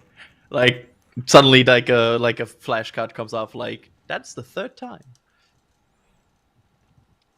Yeah. So yeah, So good. that's a thing. So good. And we are at this point 23 minutes away. We are just arriving at that next weather briefing in 3 minutes from now, which is gonna be interesting because there's clouds in the area, as we have heard from Ryan before, and there is of course the situation with the recovery weather is probably cleared at this point. They wouldn't like measure every 2 minutes how the waves are right now and be like, no, now the waves are fine. Right. They'll probably have some sort of expectations, right, Jack? Yeah, that would be my guess as well. Sorry, I was talking while muted. I'm a gigantic idiot. I saw chat. Chat let me know. Thank you, chat. I'm the world's largest idiot. But rest assured, I am now consuming more caffeine. Caffeine load is... Oh my god, is that Jupiter? Oh, that's Jupiter. Is that a shot of Jupiter? Either that or a traffic light on yellow. No. You can That has see to the be Jovian Jupiter. moons. That Yeah. is... At least 3 of them. That is so cool. Whose shot is that, Kevin? That's from Wade. That's from That's Wade? cool. Heck yeah, Wade. That is a really, neat really shot. cool. And back to New Glenn. Yes. 21 minutes to go. Please let this be real this time. I would be so happy. Look how shiny that fairing is. It's beautiful. It's Ah. absolutely It's so beautiful. weird seeing a fairing that hasn't been flown before. It is. Yeah. Do we think they'll do any sort of fairing reuse at some point? I mean, we did see them sort of play in the bathtub that is the turn basin at KSC with some fairings on some of our KSC cams over the years. Yeah. I mean, I have a hard time them starting the experiment and also seeing on SpaceX front that it works and then be like, nah, let's just throw this 6 million, 10 million, whatever fairing away each launch. I think we will see that down the line, that they will recover fairings. Blue Origin seems like that kind of company that really wants to go for that. Ryan, do you have other opinions about this? I agree with you 100% because, you know, as we saw when we got that internal camera, these fairings big, you can fit a lot of stuff in those fairings, and not bringing them back is, well, if you do bring them back, you can save yourself a couple of dollars here and there. And I'm sure after all of his investment into Blue Origin, Jeff Bezos wouldn't mind getting a little bit back on his monumental investment with this company. I mean, if Kuiper can deliver, that alone should be pretty huge. And then if Amazon can succeed if Blue Origin can succeed on what they have said is one of their stated goals of building all of this out is to improve life on Earth and move heavy industry off of Earth. And, you know, if Blue Origin can be part of utilizing asteroids, mining in space or building some sort of large space hab.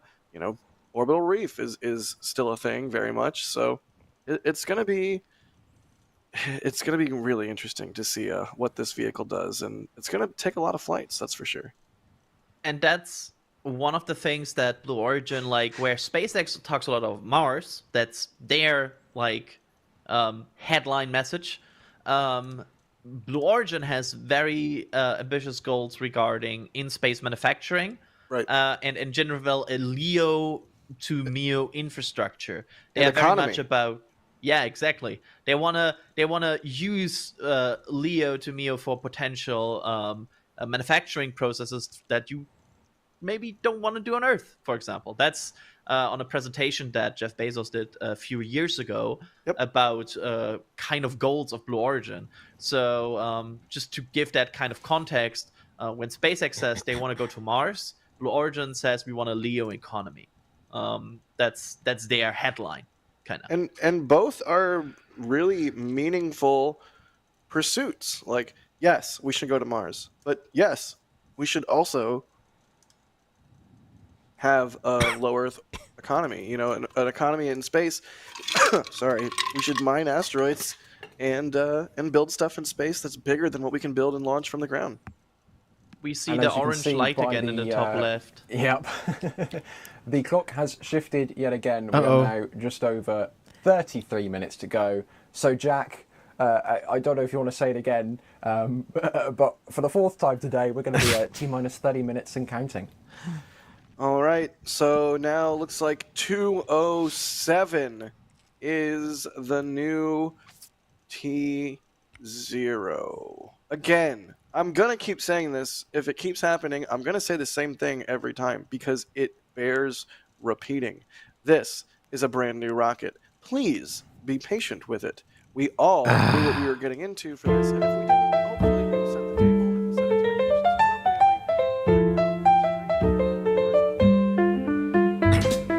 Gathered round, we're all set new. Glenn's launch we won't forget, but the clock keeps ticking slow. Delays keep coming, oh no. Waiting, can't you see? New Glenn's launch, it's teasing me. Eyes are heavy, can't stay awake, but this rocket's worth the wait.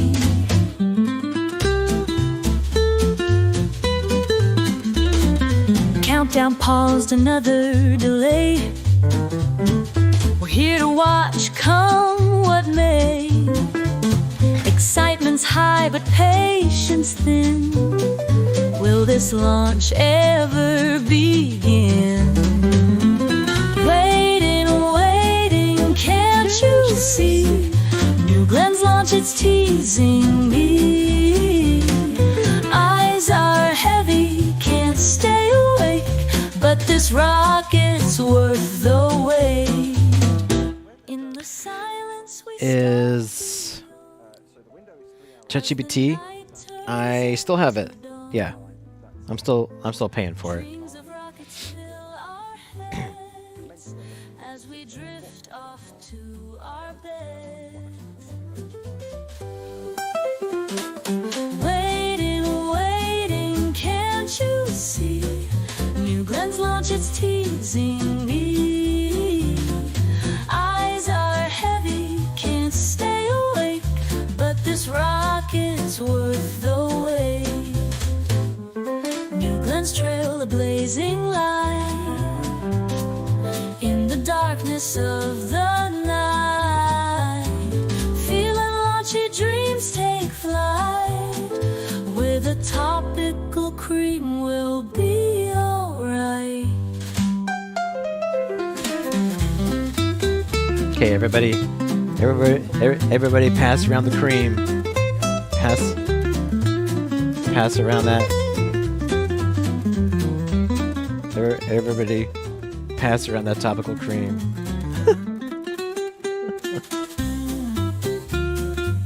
Get that launch. We're creaming it up. We're gonna cream it up. I'm not sure. I'm going to make a song, and we'll see if AI allows me to to cream it up. As we get to T We'll plus see. 3.5 to 4 minutes, if you're in the Bahamas, look north. You might be able to see it. North Don't to look northwest, west. maybe northeast. Don't look west. Damn it!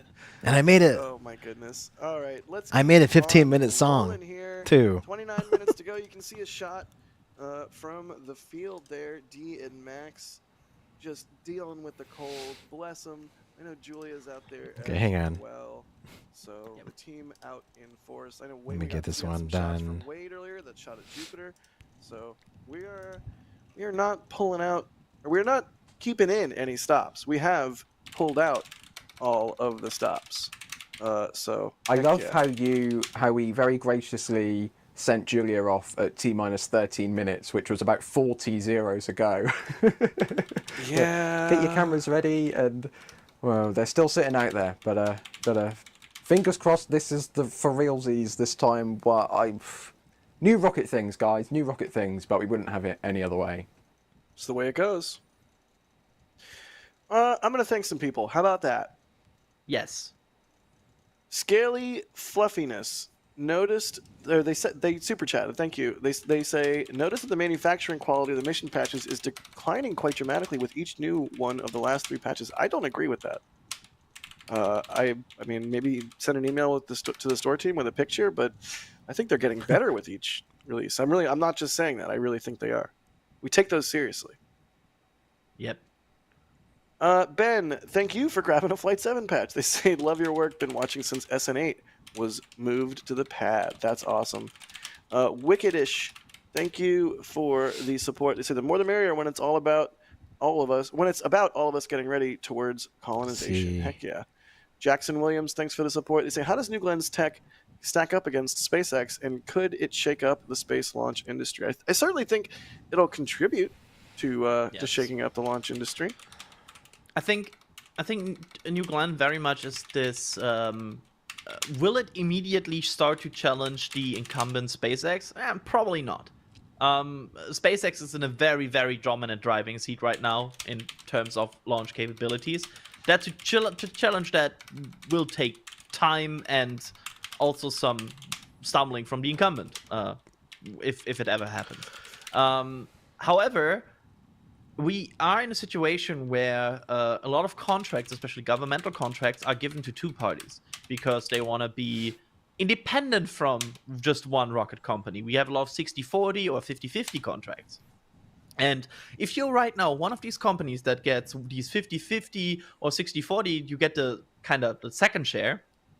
That's where I would start to get worried about my position, because New Glenn is a ambitious, usable launch vehicle. So that's probably bringing you in a situation where you might have suddenly not only Falcon 9 and Falcon Heavy and Starship from SpaceX, where you compete against, but also New Glenn from Blue Origin. And if you're in that position, that might change the market. Yeah, fair. Casey, thank you so much. Chaos Crafter, thank you for the support. They say hi from us. Wanted to say a delay is always good news. The alternative is a no-go. I mean, nice if they don't have issues, but better for a delay than a stop. Absolutely.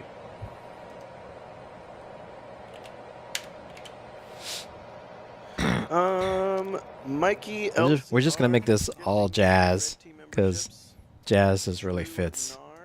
Thank you. They say Finards Jazz. instead of Canards.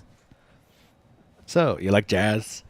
Slarty Barkfast, good reference acknowledged there. Thank you. Anonymous We with have Slurp. pet sounds. Ooh. I think. Ooh. Now I just want to listen to that. Or pad sounds. But we can't just listen to that. But we will, when it comes game time. The country one was good. Yes, that was good. This thing coming alive and lifting off the pad.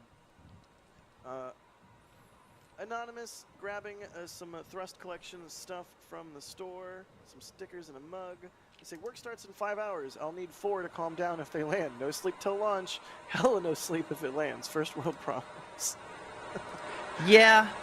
I can tell you, one person that was very unfortunate with his timing made an appointment in 7 hours from now to refresh his driver's license. And I don't know why I did that.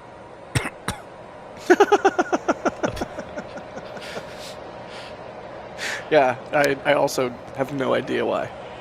Yeah, I do want to thank. Listen to that. I do want to thank my computer tonight And wenting. for working overtime. Say nuclear We are nuclear vessels. We are probably going to be That's the best thing you've ever said on stream. Thank you. over 6 hours streaming straight, Say, and I don't think we had any. take control of your new Glenn I'm gonna Fillion jinx on the it. drone ship for the first time. Gary Sinise We didn't have any or Gary? issues. I'm gonna go with Gary Sinise. So I'm just gonna say. So, Ryan, do you I'm not gonna jinx it. Do you even know who these We, people are? but we didn't have any issues or any drop frames. I So, know one of them's thank you, definitely computer.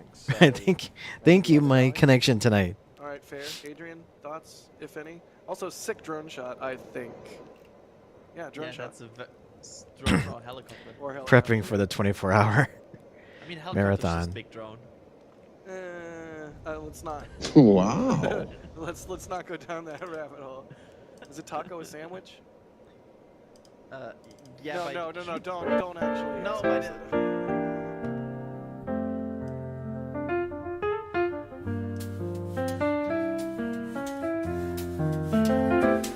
Standing on the launch pad, New Glenn's ready to soar.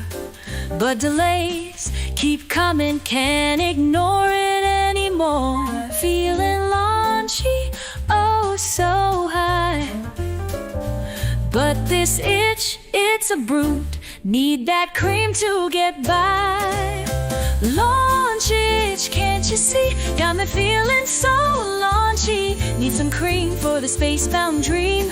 Rockets roar, it's a cosmic theme. Cream it up for this launch itch. We can't stop.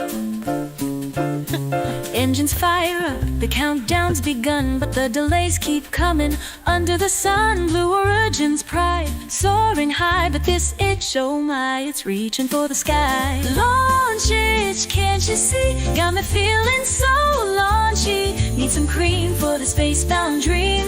Rockets roar, it's a cosmic theme. Cream it up for this launch itch. We can't stop.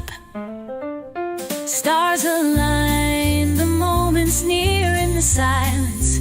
There's no fear. Topical cream soothe my Zreimer soul sent as Cream we It Up reach to for clear the it up. ultimate goal. Launch itch, can't you see? Got me feeling so launchy. Need some cream for the space-bound dream.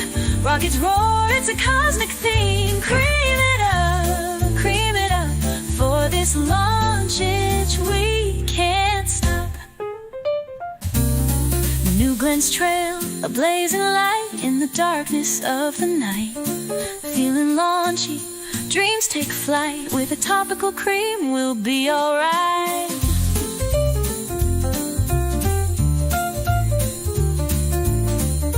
That topical cream will be alright. As long as we have that topical cream. It's with official cameras, and you can see the texture in the second stage. You can see the texture in the materials and the vents, and it's just, you can tell. I have a song for 15 minutes, but I feel like Gamer Izzy's gonna sleep by then. And it's just beautiful. This is a beautiful machine that Blue Origin have built, and it's, you can see it's, I'll use the word again, this rocket has texture. It's not just a smooth tube of aluminium or something like you would imagine in Kerbal Space Program. Part of that is the second stage is insulated, right? Because it is hydrolox, unlike the first stage, which is LNG-alox? Natural gas-alox? Methalox. Yeah, it's methalox. They can still call it LNG. It will still be methalox. Yeah. At the end of the day, it's all just branding, so we might as well just call it methane. Yeah, no, I was being mostly sarcastic, but you're right. To put it in a way that perhaps your generation, Ryan, would understand, it's giving Artemis. Is that Okay. Is that how the, So as much as I was thinking, oh, we had such good stream, my right earbud just gave me a low battery warning. Low battery. Just mind-boggling cool to see New Glenn frosty and waiting to launch. We're under 20 minutes now. Texture on a rocket? Not sure. That's an aerodynamically appropriate okay day. The last time, but we'll see how it goes. Yeah, Rocket doing new rocket things, Jack. It is new rocket. I'm always nervous. We were here before.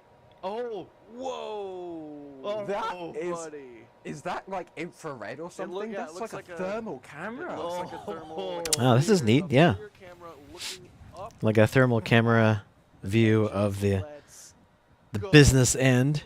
You can see like the channels of prop cooling the BB4 engines. I almost feel like you can see vapor. You can see vapor coming out of the. Yeah. You can see also, I think you can even see the vault lines. No, Blue, go back. Go back. Yeah, go back. I want to see it again. Oh, buddy, 18 and a half minutes. That was fantastic. Oh, look at, you cannot even see the writing on the rocket anymore because it's frosty. So frosty, yeah, wow. I'll say it again. It's been look at frosty. The texture of the frost, I love it. I'd love The to. texture. Maybe not The lick it, texture but of the I'd definitely love to frost. touch New Glenn right now. It's Just not. so fluffy. Do not lick the rocket. It's so textury. It's is at textured. Like 36, so I get it. Yeah, absolutely. It's textured for your pleasure. I mean, love the way that the condensation and like the vapor just like wicks off I had to the say sides that. of the cylinder from whatever direction the wind is going. Like it's beautiful. A fully fueled rocket ready to do some work is beautiful, regardless of who built it. Also, I want to already in advance say goodbye to this camera. Because that camera looked close. Yeah. I wonder if they were waiting for the static Yeah, I fire think to install Gamer- that camera. I think Gamer's 'Cause sleeping. That might be part of the expendables for this mission. They're expending the second stage, they're expending the fairings, and they're also expending that flame trench camera. Yeah, I feel like that flame reusable trench rocket, camera. expendable camera. Yeah, very expendable camera. Oh, that's look at that launch pad there. I'm getting to the point where I'm practically at a loss for words. This is so dang This rhymer asked me, exciting. why are they talking so much about the texture of the rocket, and why do they think it is fluffy? Somewhere below 20 minutes. Ah, well, in the realm of imagination and the wonders of ASMR, even rockets can take on a whimsical, fluffy texture. Maybe it's the delight of thinking outside the box, or just a quirky way to describe something unexpected. It's like giving the cold, hard technology of rockets a cozy, soft blanket of creativity. But don't worry. Real rockets are smooth as well. Something real smooth. Real smooth. No, the hold. There was a bit of a hold confusion. Apparently. Oh right, they changed. Yeah, okay, right. Go ahead. Yeah, they changed the timeline. So what happens next is that we have a T-minus 10 minutes. We have the go no go poll, which will basically be a final check of every polling station, checking if everything is good to go. And then they will proceed into terminal count. Terminal count will start at T-minus 4 minutes. That is where the whole terminal count sequence starts. At T-minus 2 minutes and 30 seconds, they will start to pressurize the tank for flight pressure.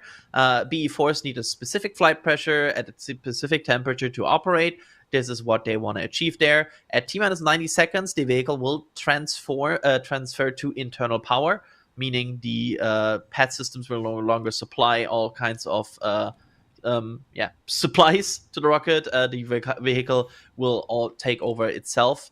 The water deluge system turns on at T-minus 20 seconds. It's a quite beefy deluge system, as we have seen on footage from Blue Origin in the past, so get ready for a lot of water.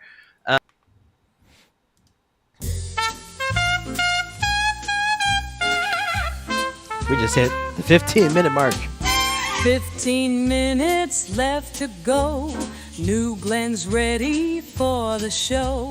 Hearts a pounding, can't sit still. Rocket dreams, there's such a thrill. Countdown's ticking, almost there. New Glenn's launch, we're in the air. So excited we can't stop. Rockets roar, it's gonna pop. Engines prime, the stage is set. In the sky, our dreams are met. 15 minutes, feel the rush. New Glenn's launch, it's such a hush. Countdown's ticking, almost there. New Glenn's launch, we're in the air. So excited we can't stop. Rockets roar, it's gonna pop. Engines prime, the stage is set. In the sky, our dreams are met. 15 minutes, feel the rush. New Glenn's launch, it's such a hush. Countdown's ticking, almost there. New Glenn's launch, we're in the air. So excited we can't stop. Rockets roar, it's gonna pop. Stars align, the moment's near. In this silence, there's no fear. 15 minutes, hold your breath. New Glenn's launch, it's the best. Countdown's ticking, almost there. New Glenn's launch, we're in the air. So excited we can't stop. Rockets roar, it's gonna pop. New Glenn's trail, a blazing light. In the darkness of the night, feeling launchy, dreams take flight. Gamer Izzy's getting sleepy, but we'll be alright.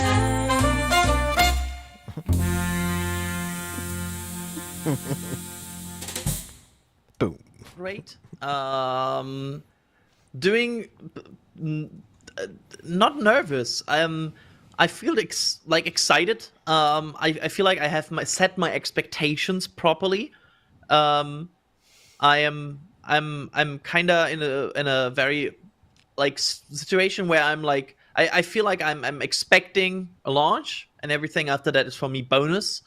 And I feel like I did a good job in getting to that situation where I'm like I'm not overly hyped. I'm in a good, I think we're gonna state. Switch back course, that will drastically to change. the Blue Origin feed. Let's see.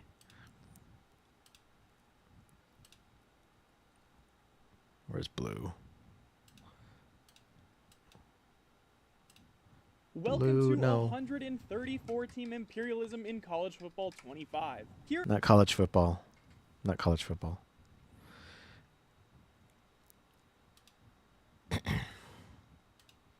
With you. All right, everybody, we're at T-minus 11 minutes and 40 seconds to go until launch.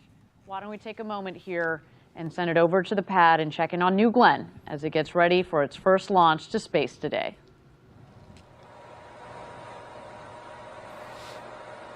This is the closest, yep. I think at this point there's no more delays unless there's a problem with the rocket. At this point, they're gonna do a go no go for launch at T-minus 10 minutes, I believe.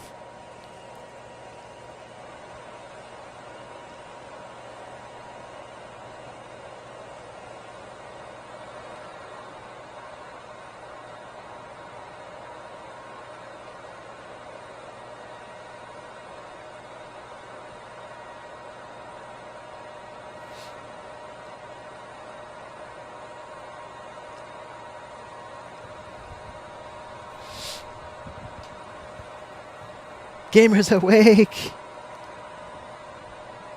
Gamers awake!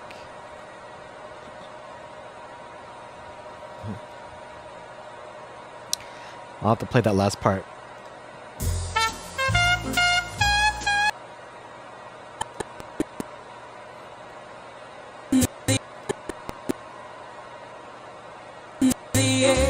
So excited we can't stop. rockets roar, it's gonna pop. New Glen's trail, a blazing light in the darkness of the night. Feeling launchy, dreams take flight. Gamer Izzy's getting sleepy, but we'll be alright.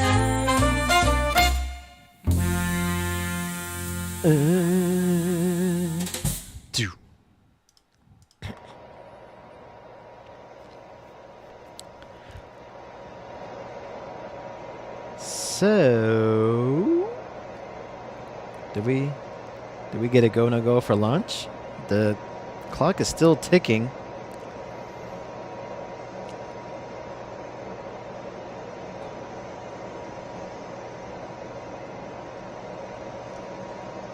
Clock is still ticking.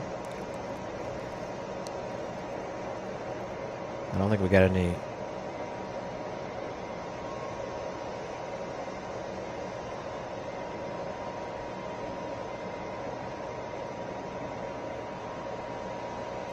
Yeah.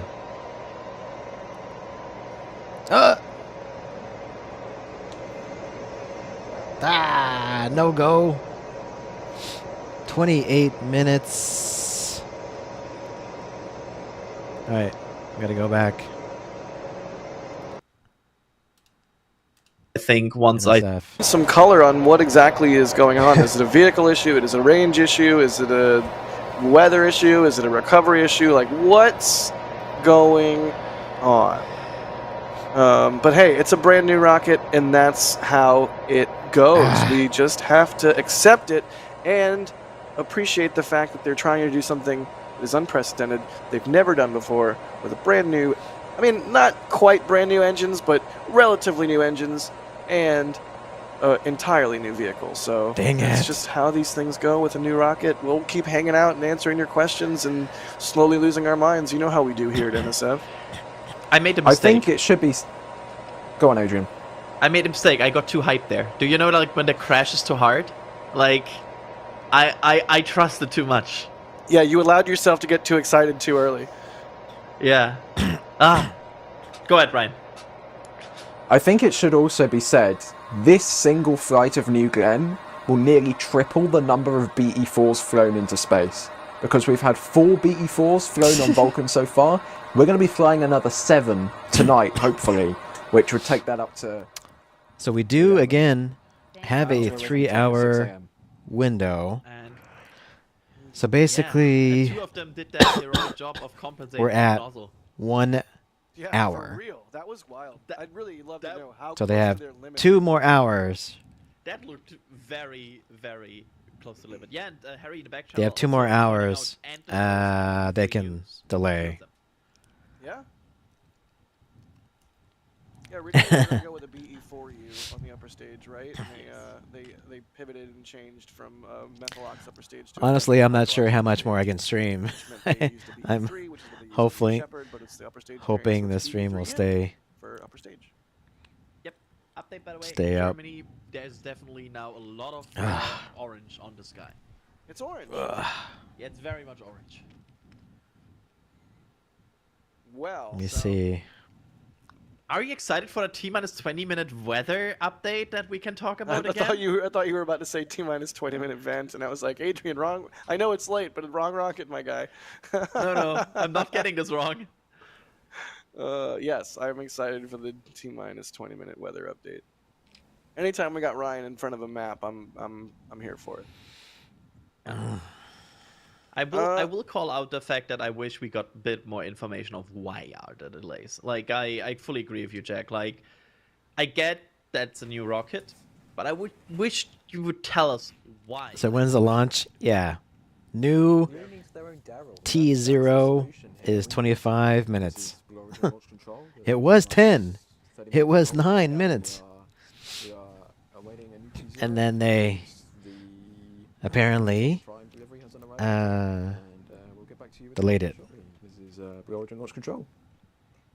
Again, And then when it lights, this is they the used to be fourth. Now it fourth feels really like delay. Artemis. Now it feels like that.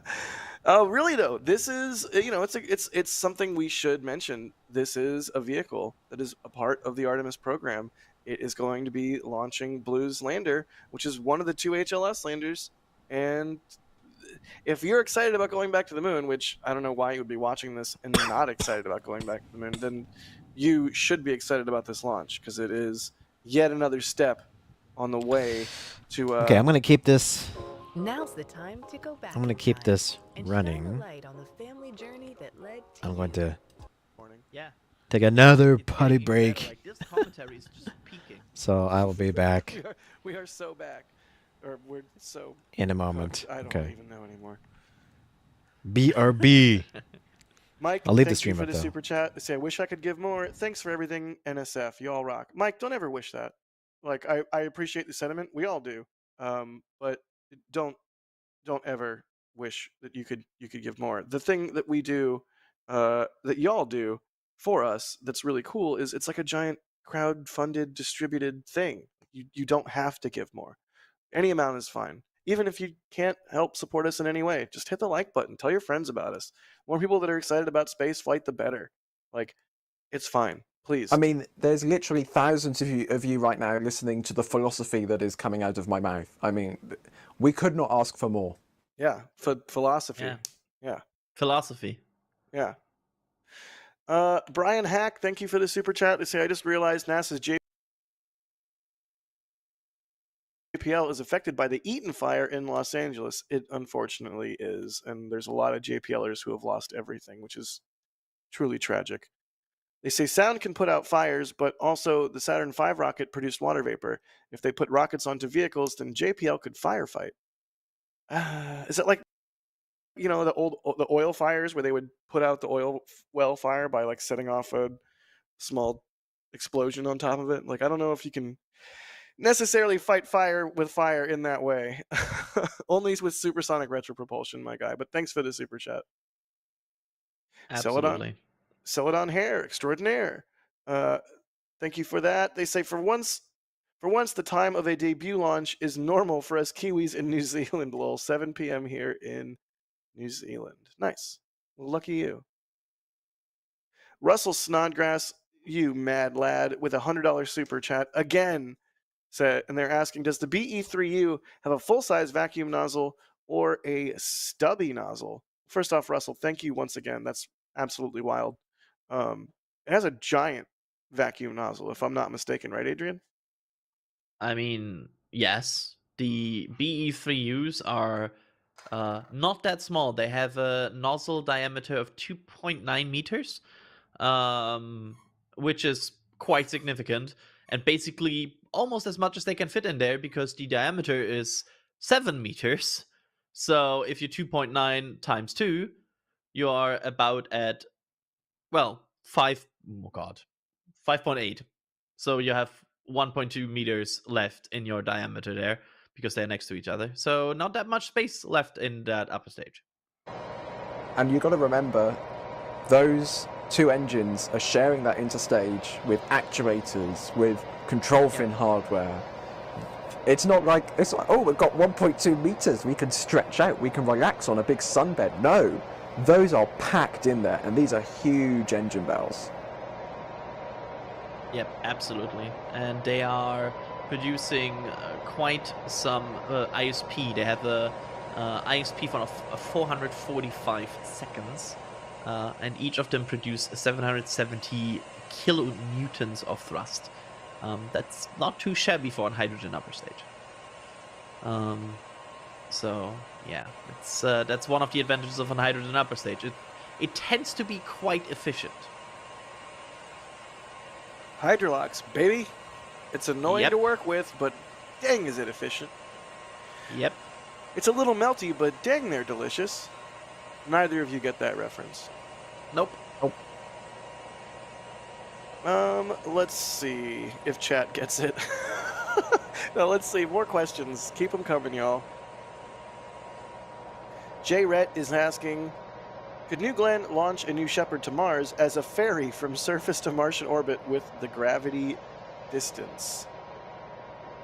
As in, like, Put a launch New Shepard in a fairing on a New Glenn and launch that to Mars? No, because New Shepard Alright. fully fueled is 75 tons.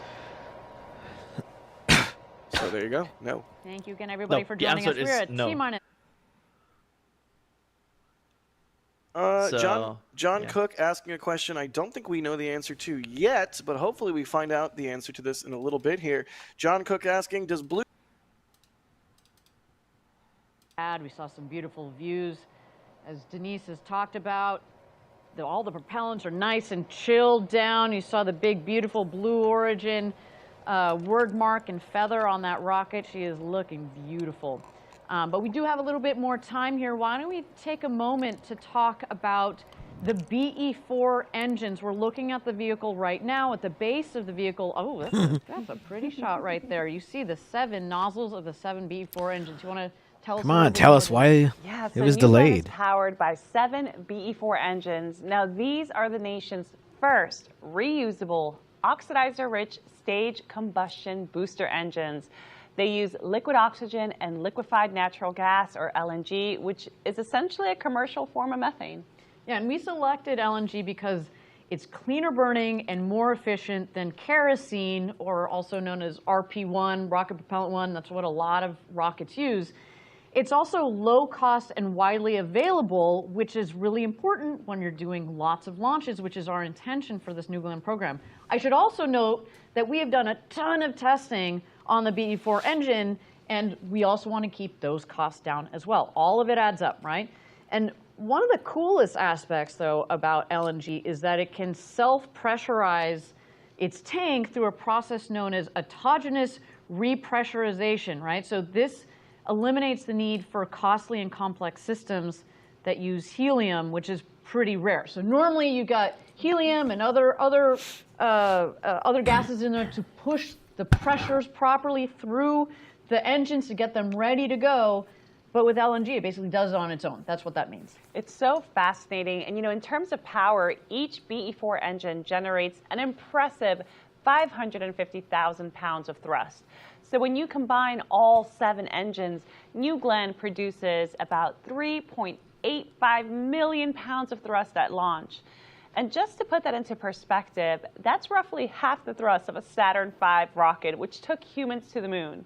Imagine that power of 200 Boeing 737 airplane engines all firing at once. That's what we're looking at here. And that is a ton of power. You see that these images here, this video, this is from our test facility down in West Texas. And man, oh man, I have been down there actually for one of these tests. And our facility down in West Texas is in this valley. And it just reverberates. You feel like you're in the inside of a drum. It just shakes the entire valley. And I mean, it's just incredible. And we're putting 7 of those at the base of this vehicle. The other thing you should see in that video there is that it burns this really cool blue color. So that's another.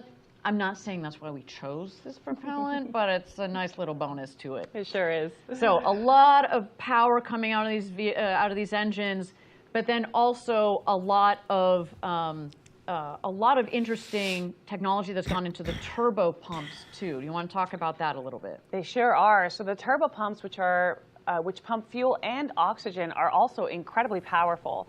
Together, they produce the equivalent amount of horsepower needed to power 2 Nimitz-class aircraft carriers at full speed. Yet each turbopump is small enough to fit in the back seat of your car. Think about that.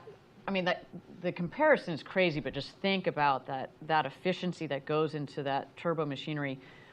Then you also see here, obviously, the comparison between our BE-4 engine. So there are 7 of those on the base of the vehicle, and our BE-3U, BE-3 upper stage engines, or 2 of those on the second stage. I want to talk a little bit more here. You see the comparison of the BE-4 to the BE-3U. You also have a comparison of the power of it as well. You know, both of these engines are highly sophisticated and have unique functionality built for New Glenn itself. So for BE-4, as we noted, we've got 7 of these engines. in total at the booster. We saw a cool image of that a second ago. Boss Reimer asked me, do you think the Blue Origin will, 1, launch into orbit, 2, get scrubbed, or 3, blow up? Look, man, I've seen all kinds of wild stuff, but when it comes to rocket launches, it's anyone's guess. Blue Origin could very well have a successful launch into orbit and make everybody proud.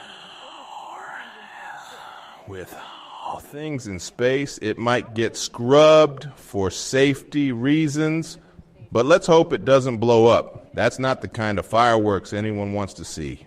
Fingers crossed for a smooth ride. Tested rigorously at our facilities, both in West Texas and Huntsville, to ensure they meet the high standards. Yeah, and we should note there are 7 of these on New Glenn, but our friends at ULA with their Vulcan rocket, they use 2 of these engines. And those have already flown successfully to space.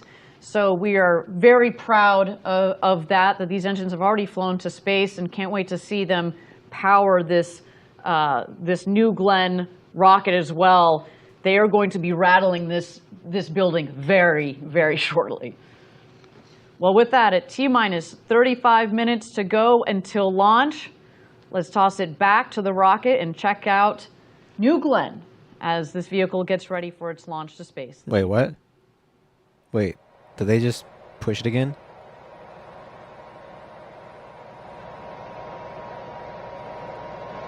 They just pushed it again.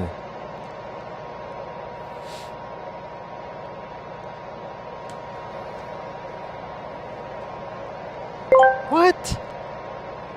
East Reimer asked me, what's your bet? Ah, the thrill of the unknown. Like a good old Star Trek gamble.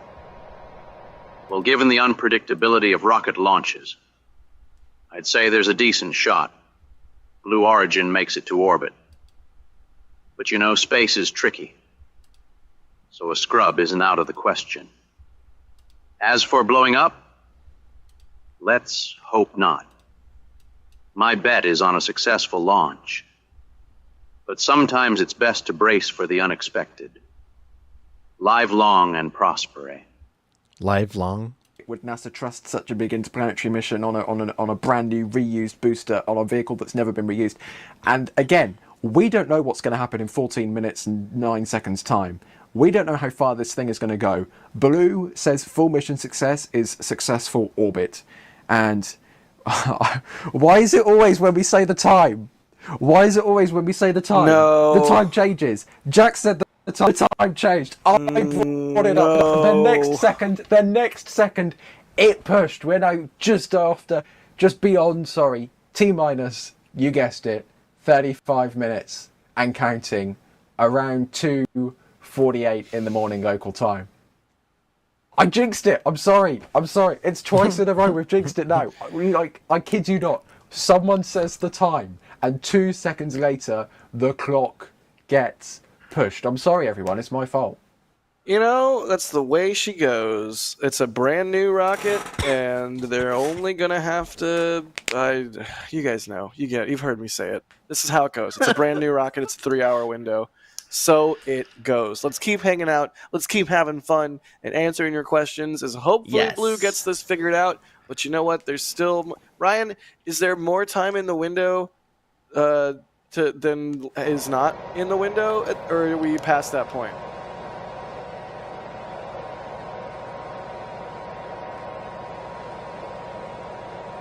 Ryan? All right, maybe we lost Ryan for a second. Did I press? Sorry, I pressed the. It's late. I pressed the wrong button. I'm sorry, everyone. Oh no, you did it, Jack. It's whoa, whoa. What? He did a what? Why is What I was saying before you informed me of my non-talking status was that breaking news, everyone. We are now beyond the halfway point in the window. There is now less time in the window than has been used in the window for this launch window. I joked earlier when I said you will hear the commentary go down over the course of the window if this delays. No, we're cooking, dude. I don't know what you're talking about. We're cooking. As Reimer asked me, please make up an cryptic and obtuse excuse as to why the launch keeps getting delayed. Ah, the launch delay conundrum. Well, it's like this. The cosmic energy waves must first harmonize with the interstellar vibrations. The quantum flux capacitor needs a proper synergy alignment with the astral plane. And naturally, the gravitational inversion protocol requires recalibration. Until these celestial elements achieve resonance, the rockets remain earthbound, like a cat waiting for a sunbeam. They're also like they're not using that much anymore, right? They're just gliding. I don't agree with how you frame that, but yeah, in general, the more I'm not a plane guy. The more fuel-intensive phase of flight is takeoff and whatnot. When you're at cruise, yes, it's like yeah. Every single plane. They're not person just, got but mad they're at me. but they're not just. Yeah, gliding. I know. Turns out you're one of those conspiracy theorists that think the airplanes run on compressed air or something. No, I'm not. Oh, but it looks like the field team is taking this news wonderfully. They've all got smiles on. They're persevering. They've got the hoodies on. They're keeping warm. Hopefully. That's why we love them. I see some light dancing. I see some light dancing in the field team. So there's good spirits. Yep, it's good spirits. There you go. There you Good go. spirits. Definitely not manufactured happiness. What about Disney World? Moving right along. Musical Wolves, thank you for the support. Anonymous, thank you for the Flight 7 patch. They say, breaking news, squirrels develop new bacon recipe that's 8 bananas tall. I'm going to be... I think they might have just... I'm gonna... They might have just wanted some sort of space. They've gone more off the rails than we have at this point. Yeah, right. I'm going to stream as long as I can, first off. I don't plan on going to sleep Scaly fluffiness. Oh, it's them again. They became a Capcom. until the window closes Again, at or Capcom launches. You can, pop into Discord and the members Discord But yeah, rules. we'll see There's also how... a whole bunch of other perks. So be sure you check out the community page. I'm not on trying to Neuro, jinx be it, there, but and my take my advantage of all computer the cool stuff you can has unlock. been streaming Pixie, for thanks the over super 6 chat. hours Black straight, Blick, thank you for becoming a Padrat member.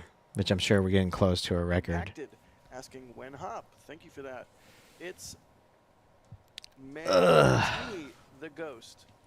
Interesting name.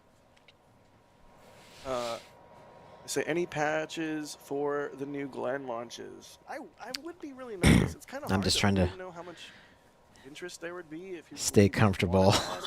I mean, I would want a new Glen Here, patch, that's for sure. I took off my glasses because it's like been an escapade I patch can't that wear would have done.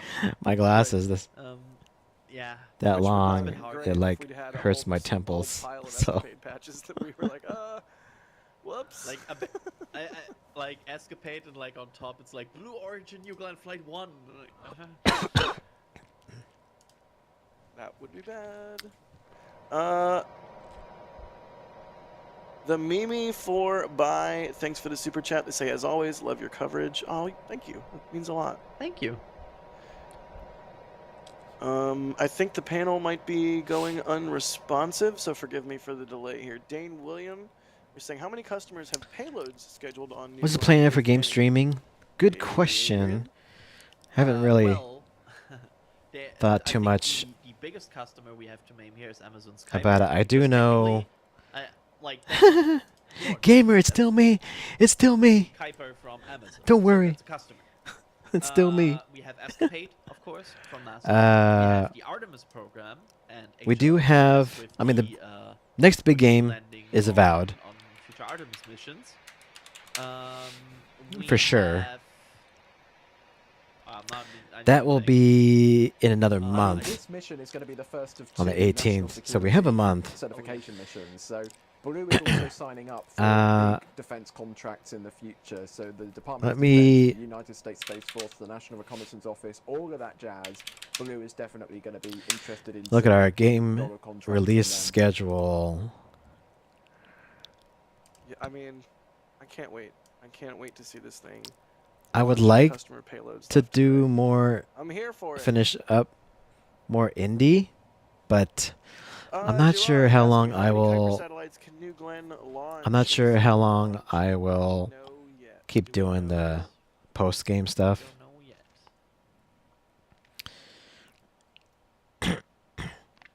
What percent am I at?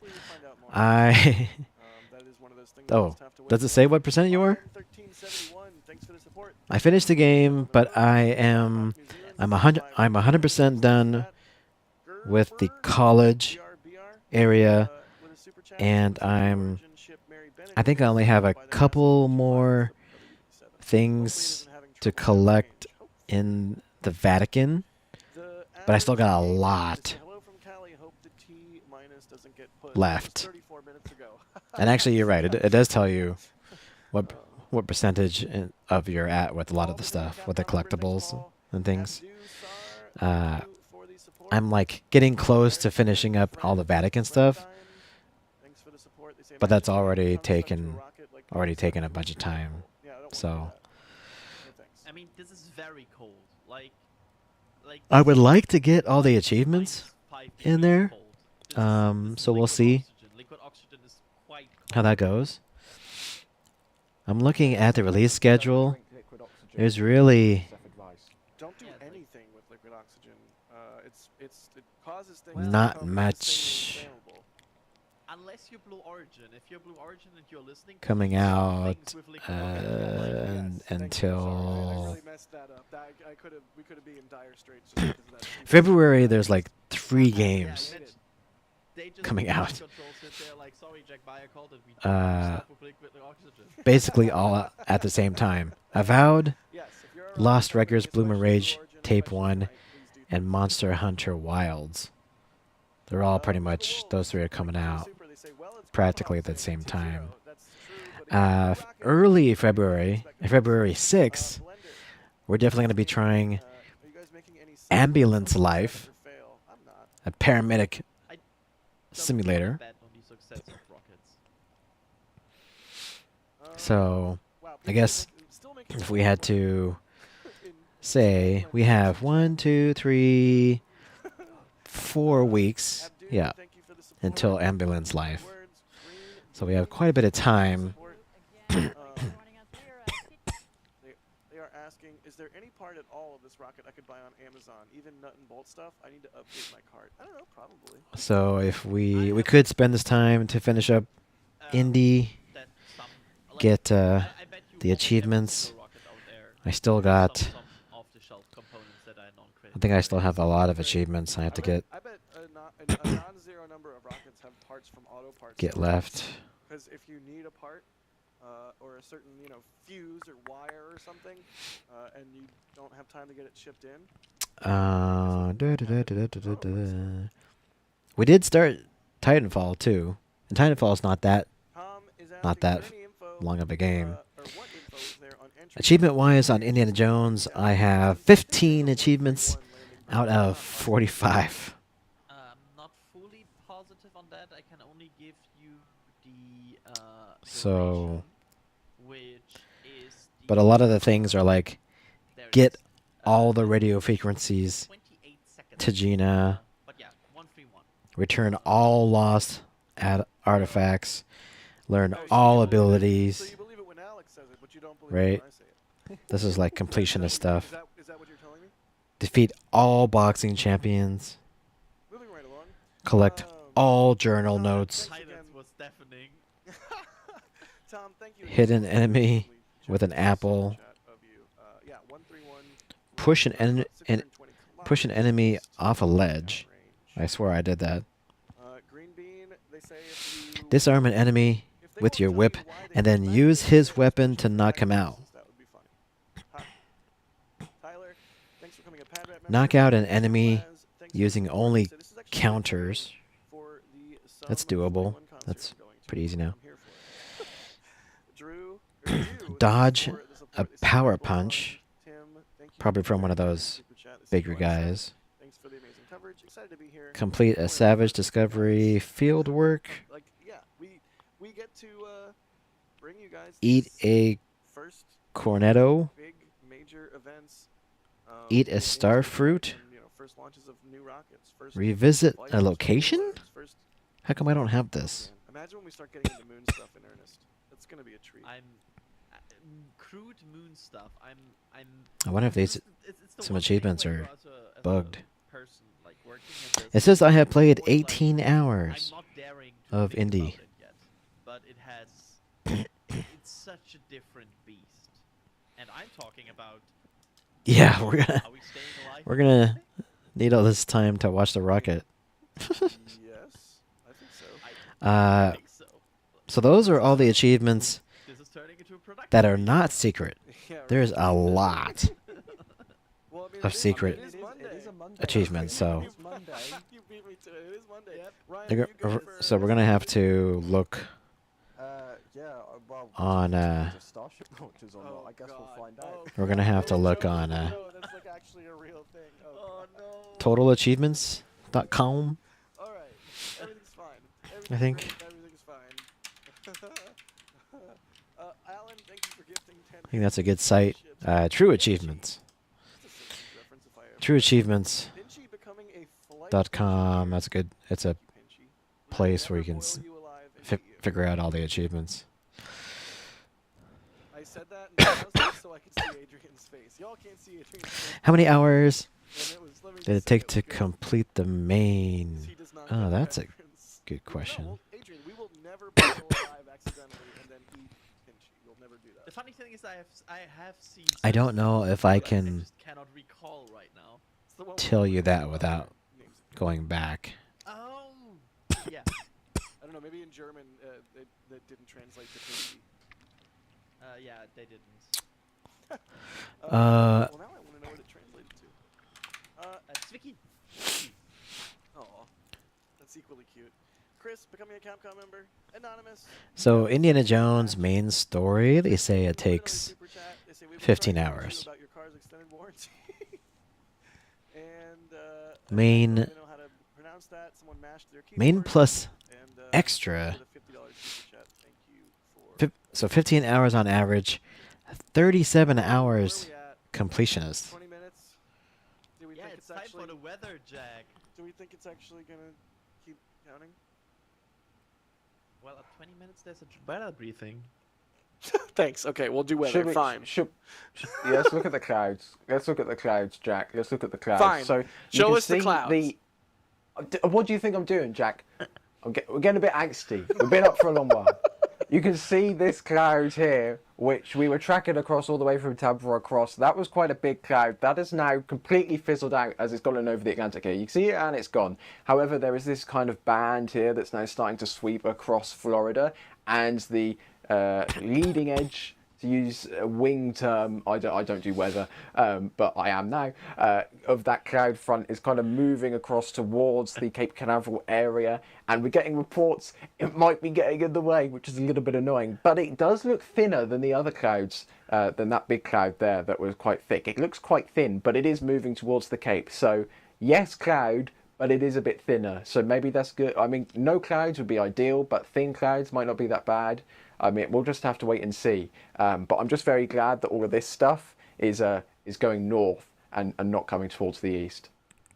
You should just preface everything that you do with I don't do blank, and then proceed to do blank. That was pretty great. I'm not doing weather, Ryan says as he stands in front of a weather map. What I meant to say is I'm not like a qualified meteorologist, right? Don't say that. People out there don't know that.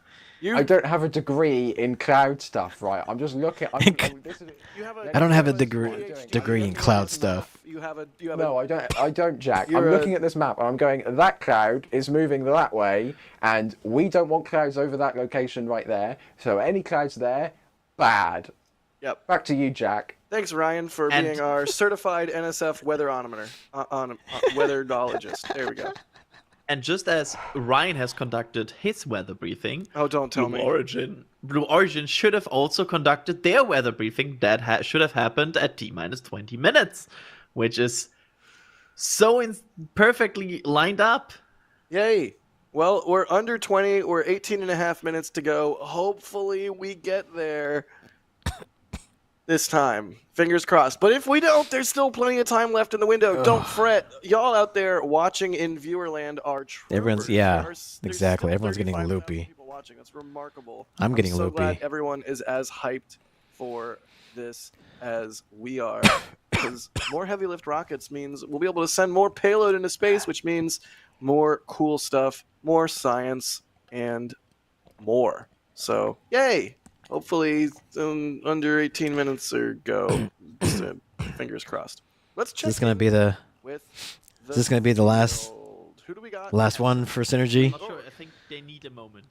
Okay, yeah. Let's take a moment they for the field to get delay ready. again, Synergy off to bed. I like the BTS camera that we have. In the meantime, really quickly, Nurse 9ball, thanks for the super. They say proud Titusville resident watching with you. Nice. Yeah, there's probably only one. Josh Schulten asking why flare stacks more and delay not left. Condensers? Pros/cons.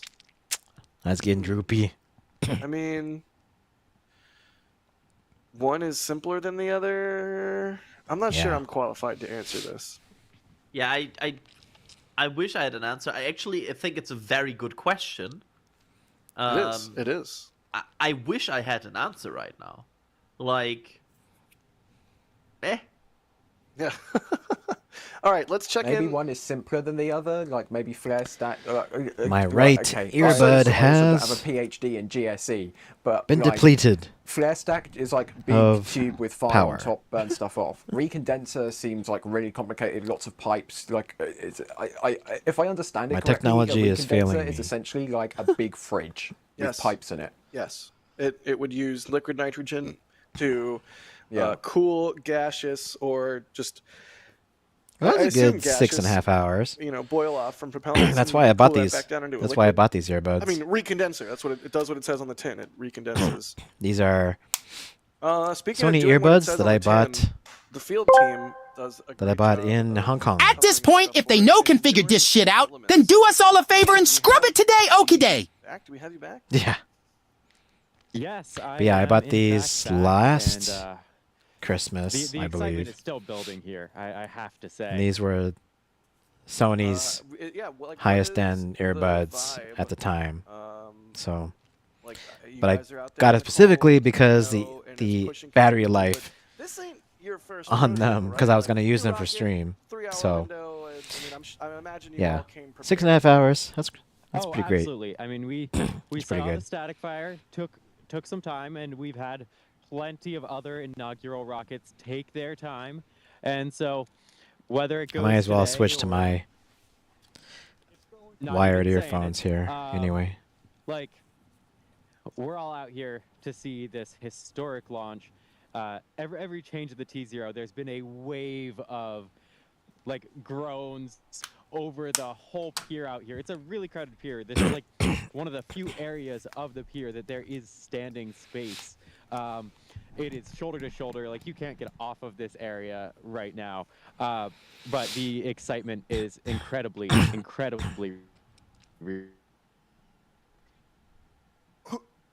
Awesome. That is so exciting. Thank you, D. Also, I think we might have back momentarily Julia, also in the field out there at the Cape. all right, T minus 15 again. How are you doing, you poor thing? This poor thing is bundled up Let's in see her if we can blanket and switch. and Let's see what the official stream's doing. Ground. I remember we had no joke, we had a poll when they were clearing the land for this rocket park as to All right. how many turtles we would find because we have to relocate all of the turtles. That's cool. They got a good Incredible wildlife drone. in this area. So of course we wanted to make sure that we protect those animals and Drone shot wildlife. here. And so we had a poll as to how many turtles we were going to find. God, I wish I could remember. I was gonna say, do you I know, remember? I know. I didn't win it clearly, but you know, there's just so much work that went into building this facility from the ground up, and to be here today is just it feels surreal in many ways. And you know, that I was just talking a little bit about the factory itself, but the launch complex. You know, LC-36, as you touched on earlier this evening, has been around for a long time, has been where many historic rockets and missions have launched from, and we basically stripped it down to the ground and rebuilt it for this world-class rocket for decades to come. You know, we invested in this facility knowing that we're going to be here a while. With that said, we also here at Blue Origin like to pay homage to There it is. to the giants of who have the shoulders upon which we stand, right? 38. Like the vehicle, of course, is named New Glenn. But also, what's really cool is, and you can't quite see it here in the dark, but we kept what's called Oh the block man, they're just gonna wait till the end of the launch window. Yeah. Again, really, really loud horn. Now I imagine the comedic situation when there's a giant boat in that position and every photographer is like, move away, and the captain is like, what am I supposed to do? Have you seen that viral video where like some big stadium building is getting Let's see what these guys explosively say. demolished, and like a camera guy's like all set up with a beautifully framed shot, and then right as like it's like 3 seconds to go, a bus pulls up in front of like between him and the thing and just stops there for the explosion and then drives away, and you can just hear the camera guy like, no, like, yeah, that is a real thing. It's a real thing. I haven't seen that video in particular, but I have seen so many train spotting videos of like people going out to see the Flying Scotsman or Right. the Mallard, Right. and then this Aviva Rail Class 300 just trundles in front and parks at the station, and then it just blocks the entire view. Like the most boring train in the world. Just Yeah, oh god, Oh, you lived no. off time. Oh No. god, no. Why I did didn't you make mention it the time orange? this time. It's not my fault. It's not my fault. We didn't even acknowledge it. I'll take the L on this one. I'd mentioned times within the last like 5 minutes, so I'll take the L. My bad. Yeah. So What's the new T0? ladies and gents, 315. we 315. we have a new T0, and we are now 38-ish minutes and counting to, I've lost track now, this is like the 5th or 6th T0 of the night. I can give you the whole 3:15 history. 3:15 is 45 minutes left to go in the window, so that's less window than the window already used. Adrian, take it away. I mean, we had what? We had 1, then 130, then 131, 152, 207, 227. Then we had the current one, and now we have 315.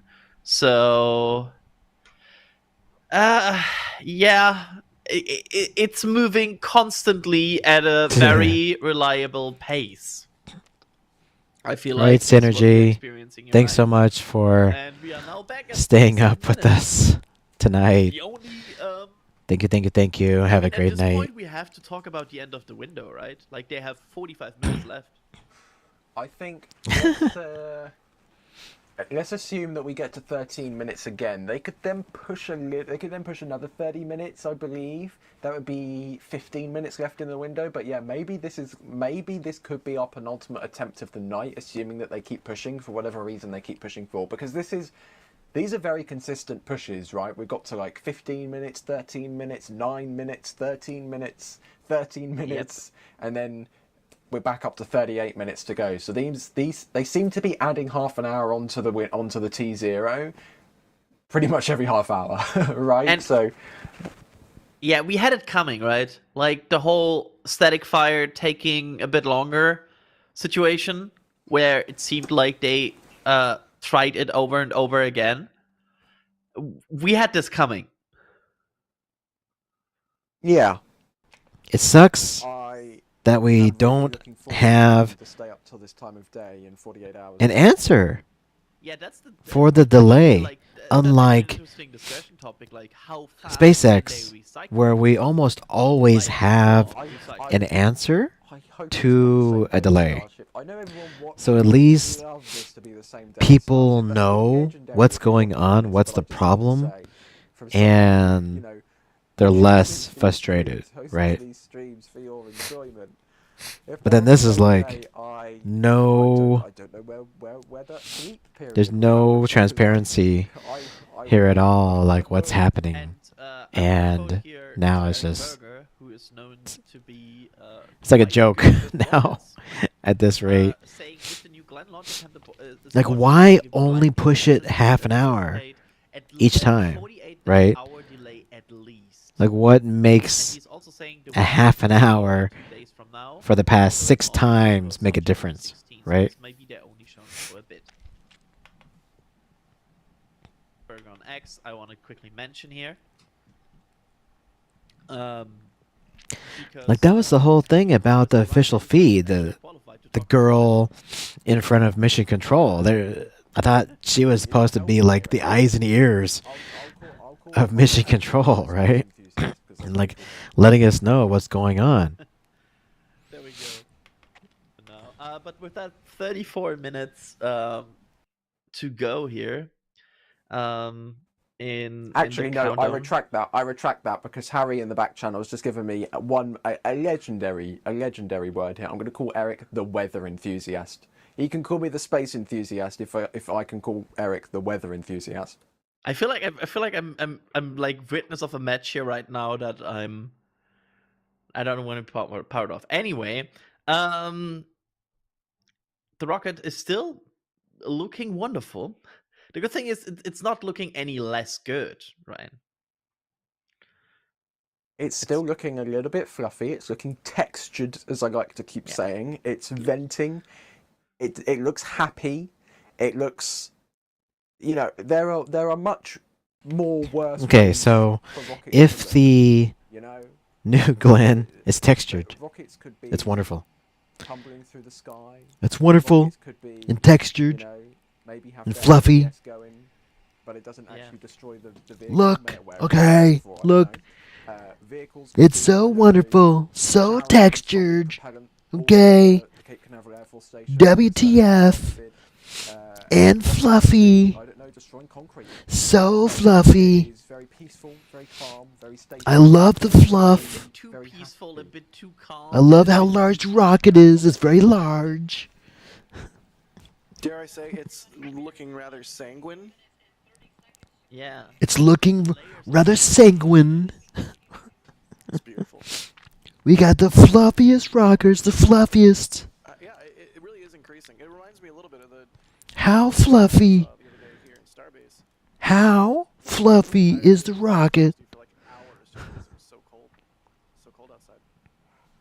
Yeah. Very frosty. Ooh, we have a shot from Max. Nice. Very Those are the frosty. clouds we were talking about. Yeah, they're coming in. And again, we are still lacking, and that's what I don't like here. We are still lacking proper Color. wording on why. Yeah, what's going on? Happening right now? That's I'm trying my best here to be Look. very explicit in how we approach this, and Check. very excited Ooh. and very supportive of Blue's This is not working, right? their efforts with New Glenn tonight. We got the best. And I can't say enough for We got the best rocket fluffers ever. to get this rocket off the ground. My heart goes out to them. I'm sure a launch campaign like this, first time around, has got to be taxing for the workforce. So all that said, I would really love some better comms on what's going on. It's a little bit frustrating, if I'm being perfectly honest. Yeah, I would love to have like an understanding what is happening. Yep. This is Blue Origin Launch Control at T-minus 31 a bit minutes. Vehicle Frosty. This is Blue Origin Launch Control. Corrected. Thanks, It Daryl was Caton. 2 hours ago. Daryl Caton. Or Ryan Nail. Blue Origin Launch I think Control. Daryl Caton has a better. Yeah, it has better ring to it. Yeah, thank you. I'm glad you agree. You You know know what what has a also ring has a to ring it? on Blue it? ring. Oh, Oh, yes. I love you, buddy. Go ahead, go. You do it. You go ahead, do it. The payload fairing of New Glenn because there's a ring in it, a blue ring.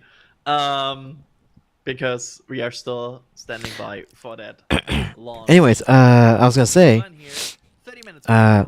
if the New Glenn launch attempt is aborted this morning, then it would actually necessitate a 48-hour delay. The weather also becomes worse a couple days from now, so this may be their only chance to launch for a bit until maybe after Thursday. So we'll see. While we continue to wait for either another update or hopefully some fire under this thing in a good way. Skull Kid Ray is asking, what is the Blue Ring Pathfinder? Is it a mass simulator or a satellite? Also, I love the way that they spelled satellite. Go ahead. It's a Pathfinder that consists of a communications array, a power system, and a flight computer that is affixed to their secondary payload adapter. And basically, it's like a Pathfinder of their. I think they call it an end-to-end satellite platform, which basically means here's a computer equipped with kind of everything you need to operate in space. Just upload what you need to it, and we will launch it. Possible valve or pressure issue, maybe? Was that what you heard, TS? Just a Viking asking, how far away from the launch site will the barge be? How far is it for Falcon 9? It varies for Falcon 9. Sometimes there's been ones, up to like 1,200 kilometers. If I'm not wrong, Ryan, you can correct me if I'm wrong, please. I think Jacqueline will be about 620 kilometers. Offshore. So Jacqueline will be 620 kilometers. You're correct. 1,200 is the kind of the maximum range that we've seen so far with Falcon Heavy, I believe. But I think it should also be noted we've never actually had a successful Falcon Heavy recovery. I believe they've landed successfully once, the center core, but it did not make it back to port, and I'll leave it at that. So this range for New Glenn is the kind of standard Falcon 9 range that we see on Starlink missions. They're the de facto standard, bog standard space launch missions these days. The Starlink missions, they happen every other day. So it's this range is something we've seen before, just not with a vehicle of this, not with a booster of this size. Yeah, and might I add, please. Sorry, there goes my voice. Might I add too, though, it'll be interesting to see how long it takes them in the process with Jacqueline to secure and then start coming back, and how long that takes for them, because I don't know how many people they maybe have on their crew that came from a reusability background, but as far as this crew goes, they're very green, so they may be kind of cautious coming back. Yeah, that makes sense. And I think it's fair to say that however long it takes this first time, should they actually successfully land, they'll go faster over time. You know, they'll optimize, they'll get more comfortable, they'll make it safer to approach the ship sooner, things like that. So they'll figure it out. I have faith. Some cool shots of the landing vessel headed out to sea there, and now some cool shots of mission control. Neat. Absolutely. It looks neat. I love the blue ambi lights. Yeah, they're sick. Do you think they do that thing where they're like, activated by a screen or whatever? Like when they get to launch, they all turn red and do like red orange flickering like flame or something? That would be sick. Or they pulse their polling station turn into their color they are. Yes. That would be so Y'all just sick. give me like the coolest idea ever. Next static fire, for the next rocket. Maybe I will post outside of Blue Manufacturing and watch that happen, because fun fact, you can see mission control and launch control probably in some of our pictures of flyover. So That's it cool. is something I could watch for. Haha. I don't know if that'd be like going over the line, but it'd be Oh, it'd be I'm a not cool it'd be a talking cool about view. zoomed in cameras, Jack. No, but I'm I talking am. about But I am. No, I get it. you're dangerous. I am, but that's why you like me, right? Absolutely. Also, that's why I wear orange. Everybody knows where I am at all times. They just look for orange. They're like, oh, he's over there. We're good. What? D? Hi, D. Hi, D. Hi, D. D appears flummoxed. Why is D flummoxed? Maybe they just don't know what's happening anymore like us. We're just sitting here looking at the clock tick down, and then magically 30 more minutes appear. It's possible. I'm gonna thank some people while we wait to get under 20 minutes again. What's that red flashing light, by the way? Sorry, but we were undershot. Which red It's red. flashing light? On the left side, there's like a bing, bing, bing, bing. Oh, I Red don't know. flashing light. It's a good question. I see that. Huh. Where? I'm going to thank some people. Josh Zero, thank you for the super chat. Chris, thanks for the store purchase. Anonymous, thank you for the store purchase. Amol Topo, thank you for the super chat. Gerald, thanks for becoming a Padrat member. Mr. G, thank you. Green Bean, asking, how do you cook your steak? What sides do you make? I generally go medium rare, and I'm a big fan of mashed or baked potato, plus also maybe like some asparagus or maybe like some Brussels sprouts, like some baked Brussels sprouts. That'd be good. Adrian, how do you cook your steak? I like my steak Ryan, steak? medium well. I'm not gonna go crazy because we are potentially 24 It minutes. used to away be from well this. done and then Brussels eased sprouts back. and steak. Yeah, yeah. How could you disgrace That's such a a meal good combination. with- He's with back on that Brussels a little bit over the Also, years. those go good with sauce hollandaise. All right, we've already. I regret even asking. Moving. Let's continue thanking people. Kevin, thank you for grabbing some stuff from the store. They say more excited for Flight 7 by far than New Glenn, especially if they keep delaying the launch by 30 minutes a night. Bro, it's a new rocket. Like, do you not remember when Starship was doing the low altitude hops and it would be like a 2-day scrub or what have you? This is par for the course. Or these several spin prime and static fire attempts that have scrubbed over time, and then they open the road and Oh my cars go God. to the pad. Kevin, do you have the song? Spin prime, No, spin prime, don't, spin prime, don't, static no, fire, static no. fire, static fire, spin prime. But I'm just saying, everybody that is like oh, Starship just works. Well, Starship had plenty of testing delays. The amount sure of times did. we have seen the good old message of cars to the pad is plenty. It's true. It's absolutely true. And that's why we've tried ad nauseum on this stream to illustrate that this is a new rocket and this is par for the course. I'm not more excited for Starship or New Glenn. I'm just excited for both.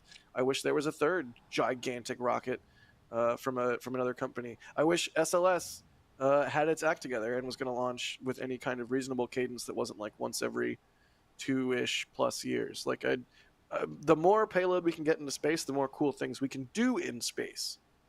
So I still want my dream payload is a how fast can we go payload.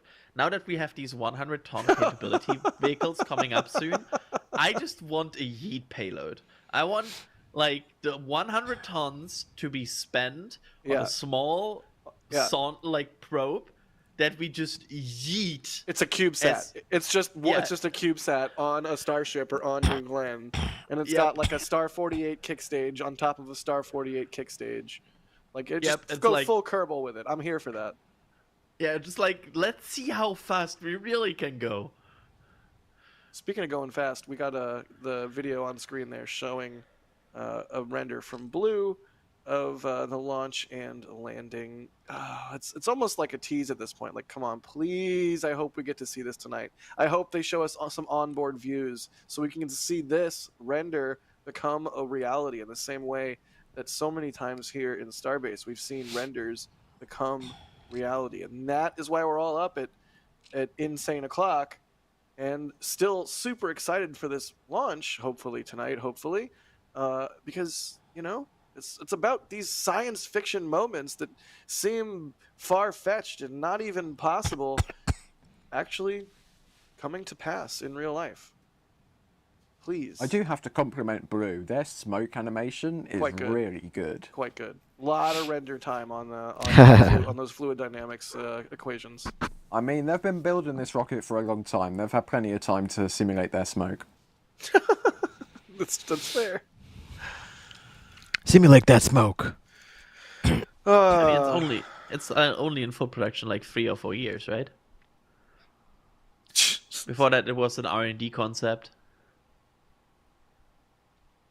I don't even know where to go with that. You can see. This is tantalizing. It could be a whole stack of Kuiper satellites, or it could be a moon lander, or it could be a payload. Blue Moon looks so small compared to the second stage. I mean, like, It does. Blue Moon is a big lander. It's like huge compared to the Apollo lander, but New Glenn is so big. You put anything in that fairing, it looks tiny. It's true. It's so funny.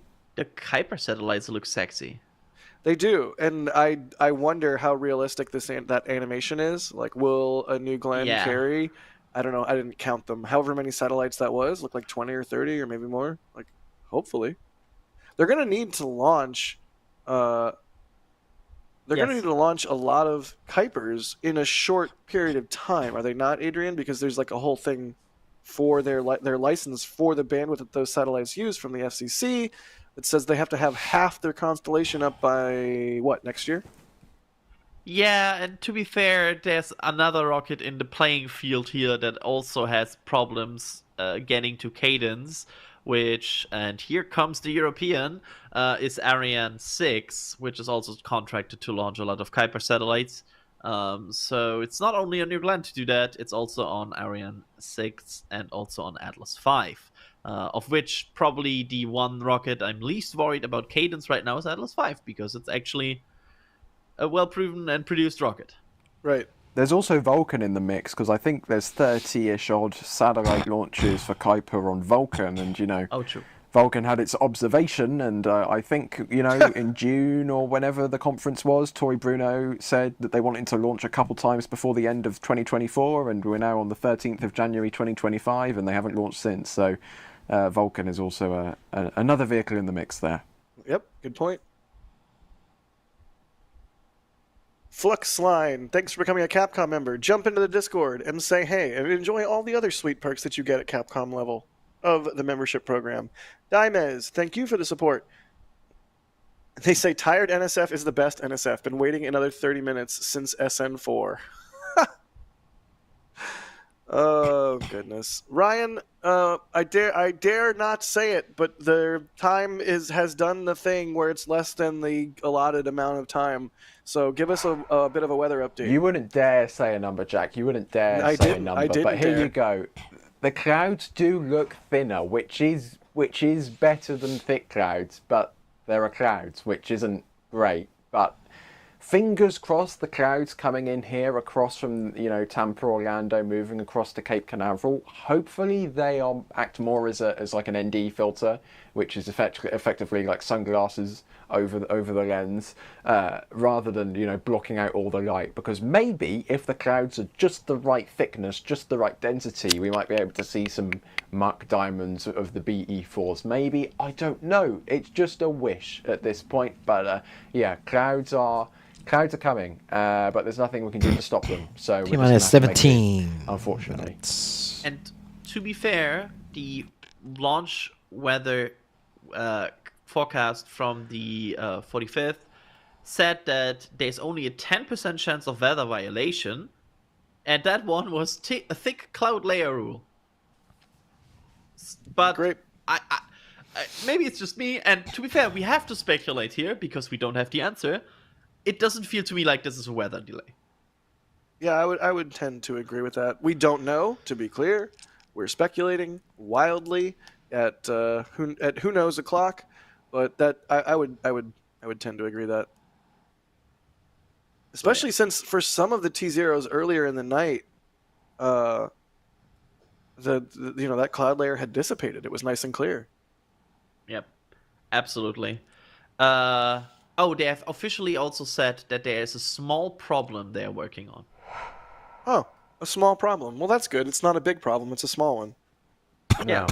But I mean, this is a big rocket, so is this a small problem because it's small, or a small problem because the rocket's big and relatively it's small? That's a very good question. Saying if you make your rocket big enough, every problem is small? Or every problem is big? Maybe.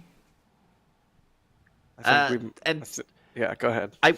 I will also cross that bridge here about talking about tomorrow's weather and the weather going forward, because it's not looking too fancy. Tomorrow, for example, on the 24-hour delay, which we don't expect them to make, the trend goes to 60% chance of violation, with cumulus clouds, thick cloud layers, and liftoff winds being an issue.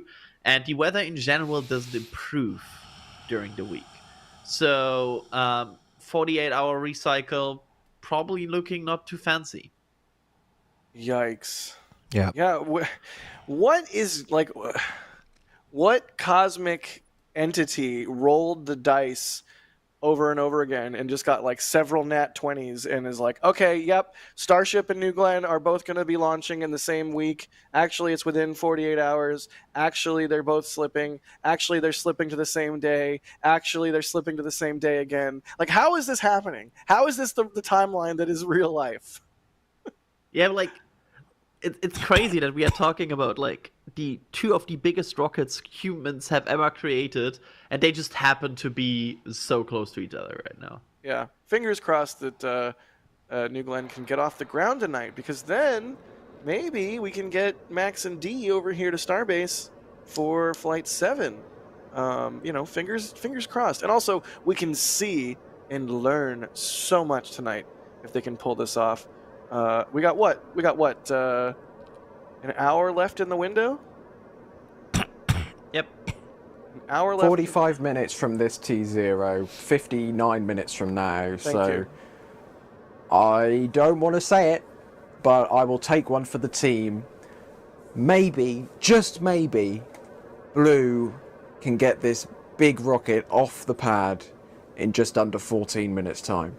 Fingers crossed. I mean, despite the Engines. repeated, pushes late into the count, I'm still getting sort of adrenaline rush and antsy again as they see that clock tick down, and I'm excited because I want to see those 7 BE4s light up. Let's do this, please, pretty please. Absolutely.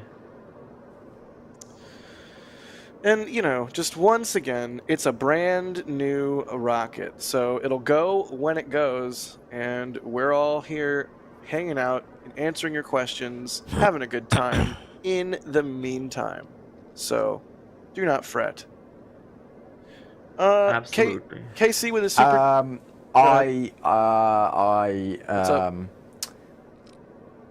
What's up?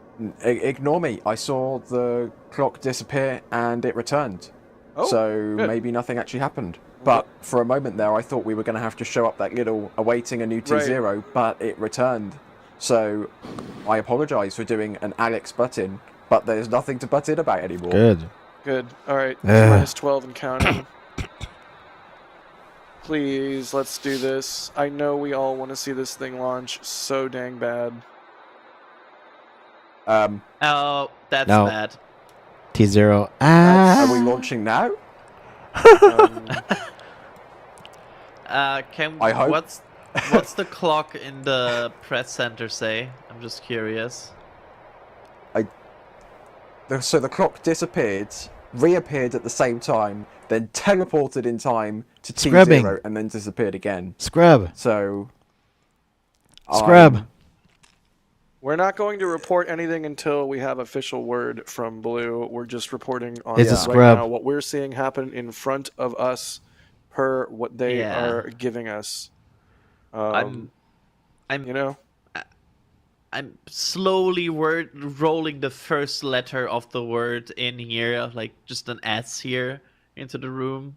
Yeah, like there's a large wall, like a building-sized wall of vehicle-sized letters, and you're sort of just flying around in a jetpack, and you can tap a letter and it'll light up, and so you've just tapped the S. Yeah, you've tapped the S. That's good to know. I wonder if the rocket just got really overexcited and was like, T0, let's go! And then Mission Control's like, no, you can't launch it, you gotta wait. Huh. I was like, it's a sentient AI. And Yeah, we've got some I won't say the name because I don't want to set off everyone's smart home assistants, but the smart home assistant produced by Amazon, maybe she is in charge of New Glenn's flight computer and was like, let's go! Everything Can you in tell we've me been on right air now for a few needs hours? to resist the urge to say the name of the home assistant. Thank you for that.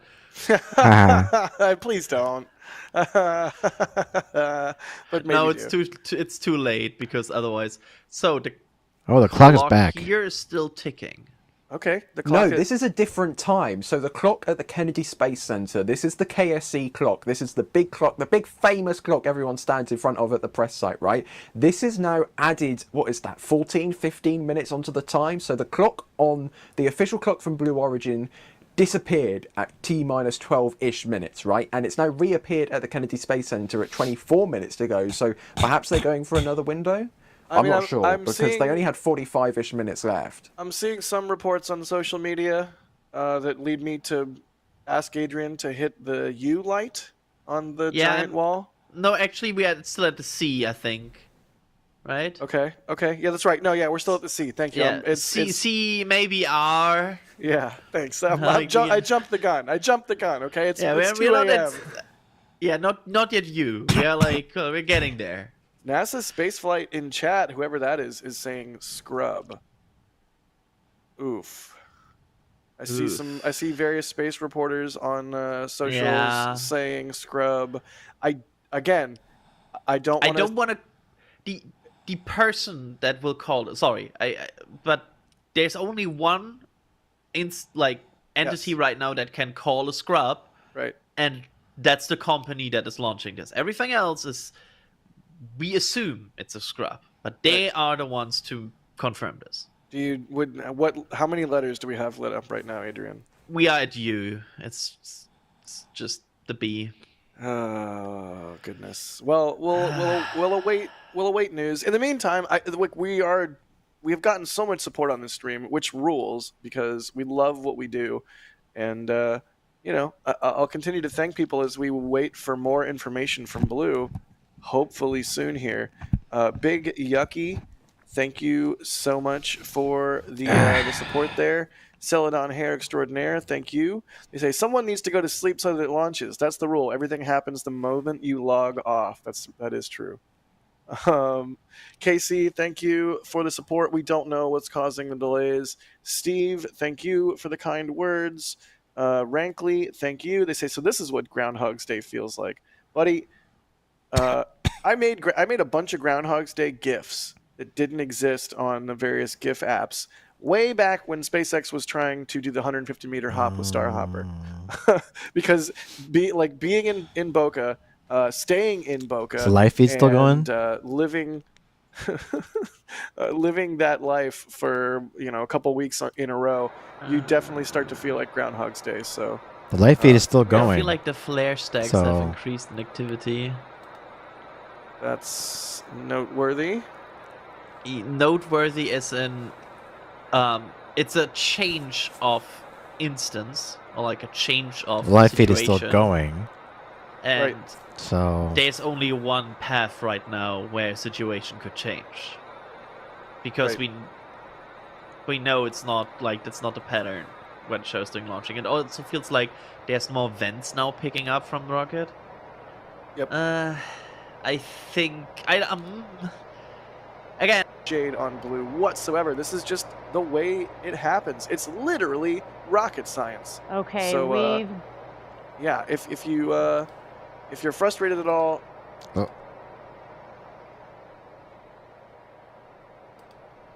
Okay, we've just been getting an update from Mission Control. We are standing down today's launch attempt to troubleshoot a vehicle subsystem issue that will take us beyond our launch window. We are reviewing opportunities for our next launch attempt. So we've scrubbed today's NG-1 mission to give the team more time to work that issue, and we're reviewing what other things that we might need to get done in that period. When we know when the next opportunity is, of course, we will let everybody know. Now, to give the viewers a sense of what happens next, the launch team is now working to detank and safe the vehicle. From there, we're going to assess, as mentioned, what other things we might want to get done in our downtime, and that is what's going to guide when the next launch opportunity will be. Follow us on social media. That's the way to stay up to date on announcements for that next launch attempt. We do want to thank you for joining us. We can't wait to get right back here for our next launch attempt. Stay tuned. Gradatum for Rossiter.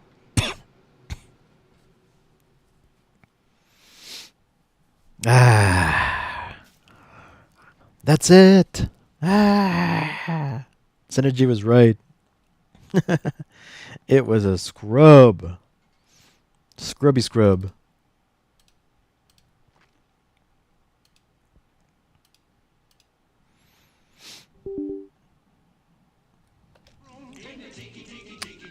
Dicky room in the dicky room. In the dicky room. Okay. Thanks for anyone that stayed up or still here. Yeah, I'm going to collapse. Now, we've been streaming for 7 hours straight. This has to be a record. So yeah. I'm just gonna sign off. I'm not doing no closing or anything. We're just gonna shut off here. Thanks so much again. And we'll catch you next time.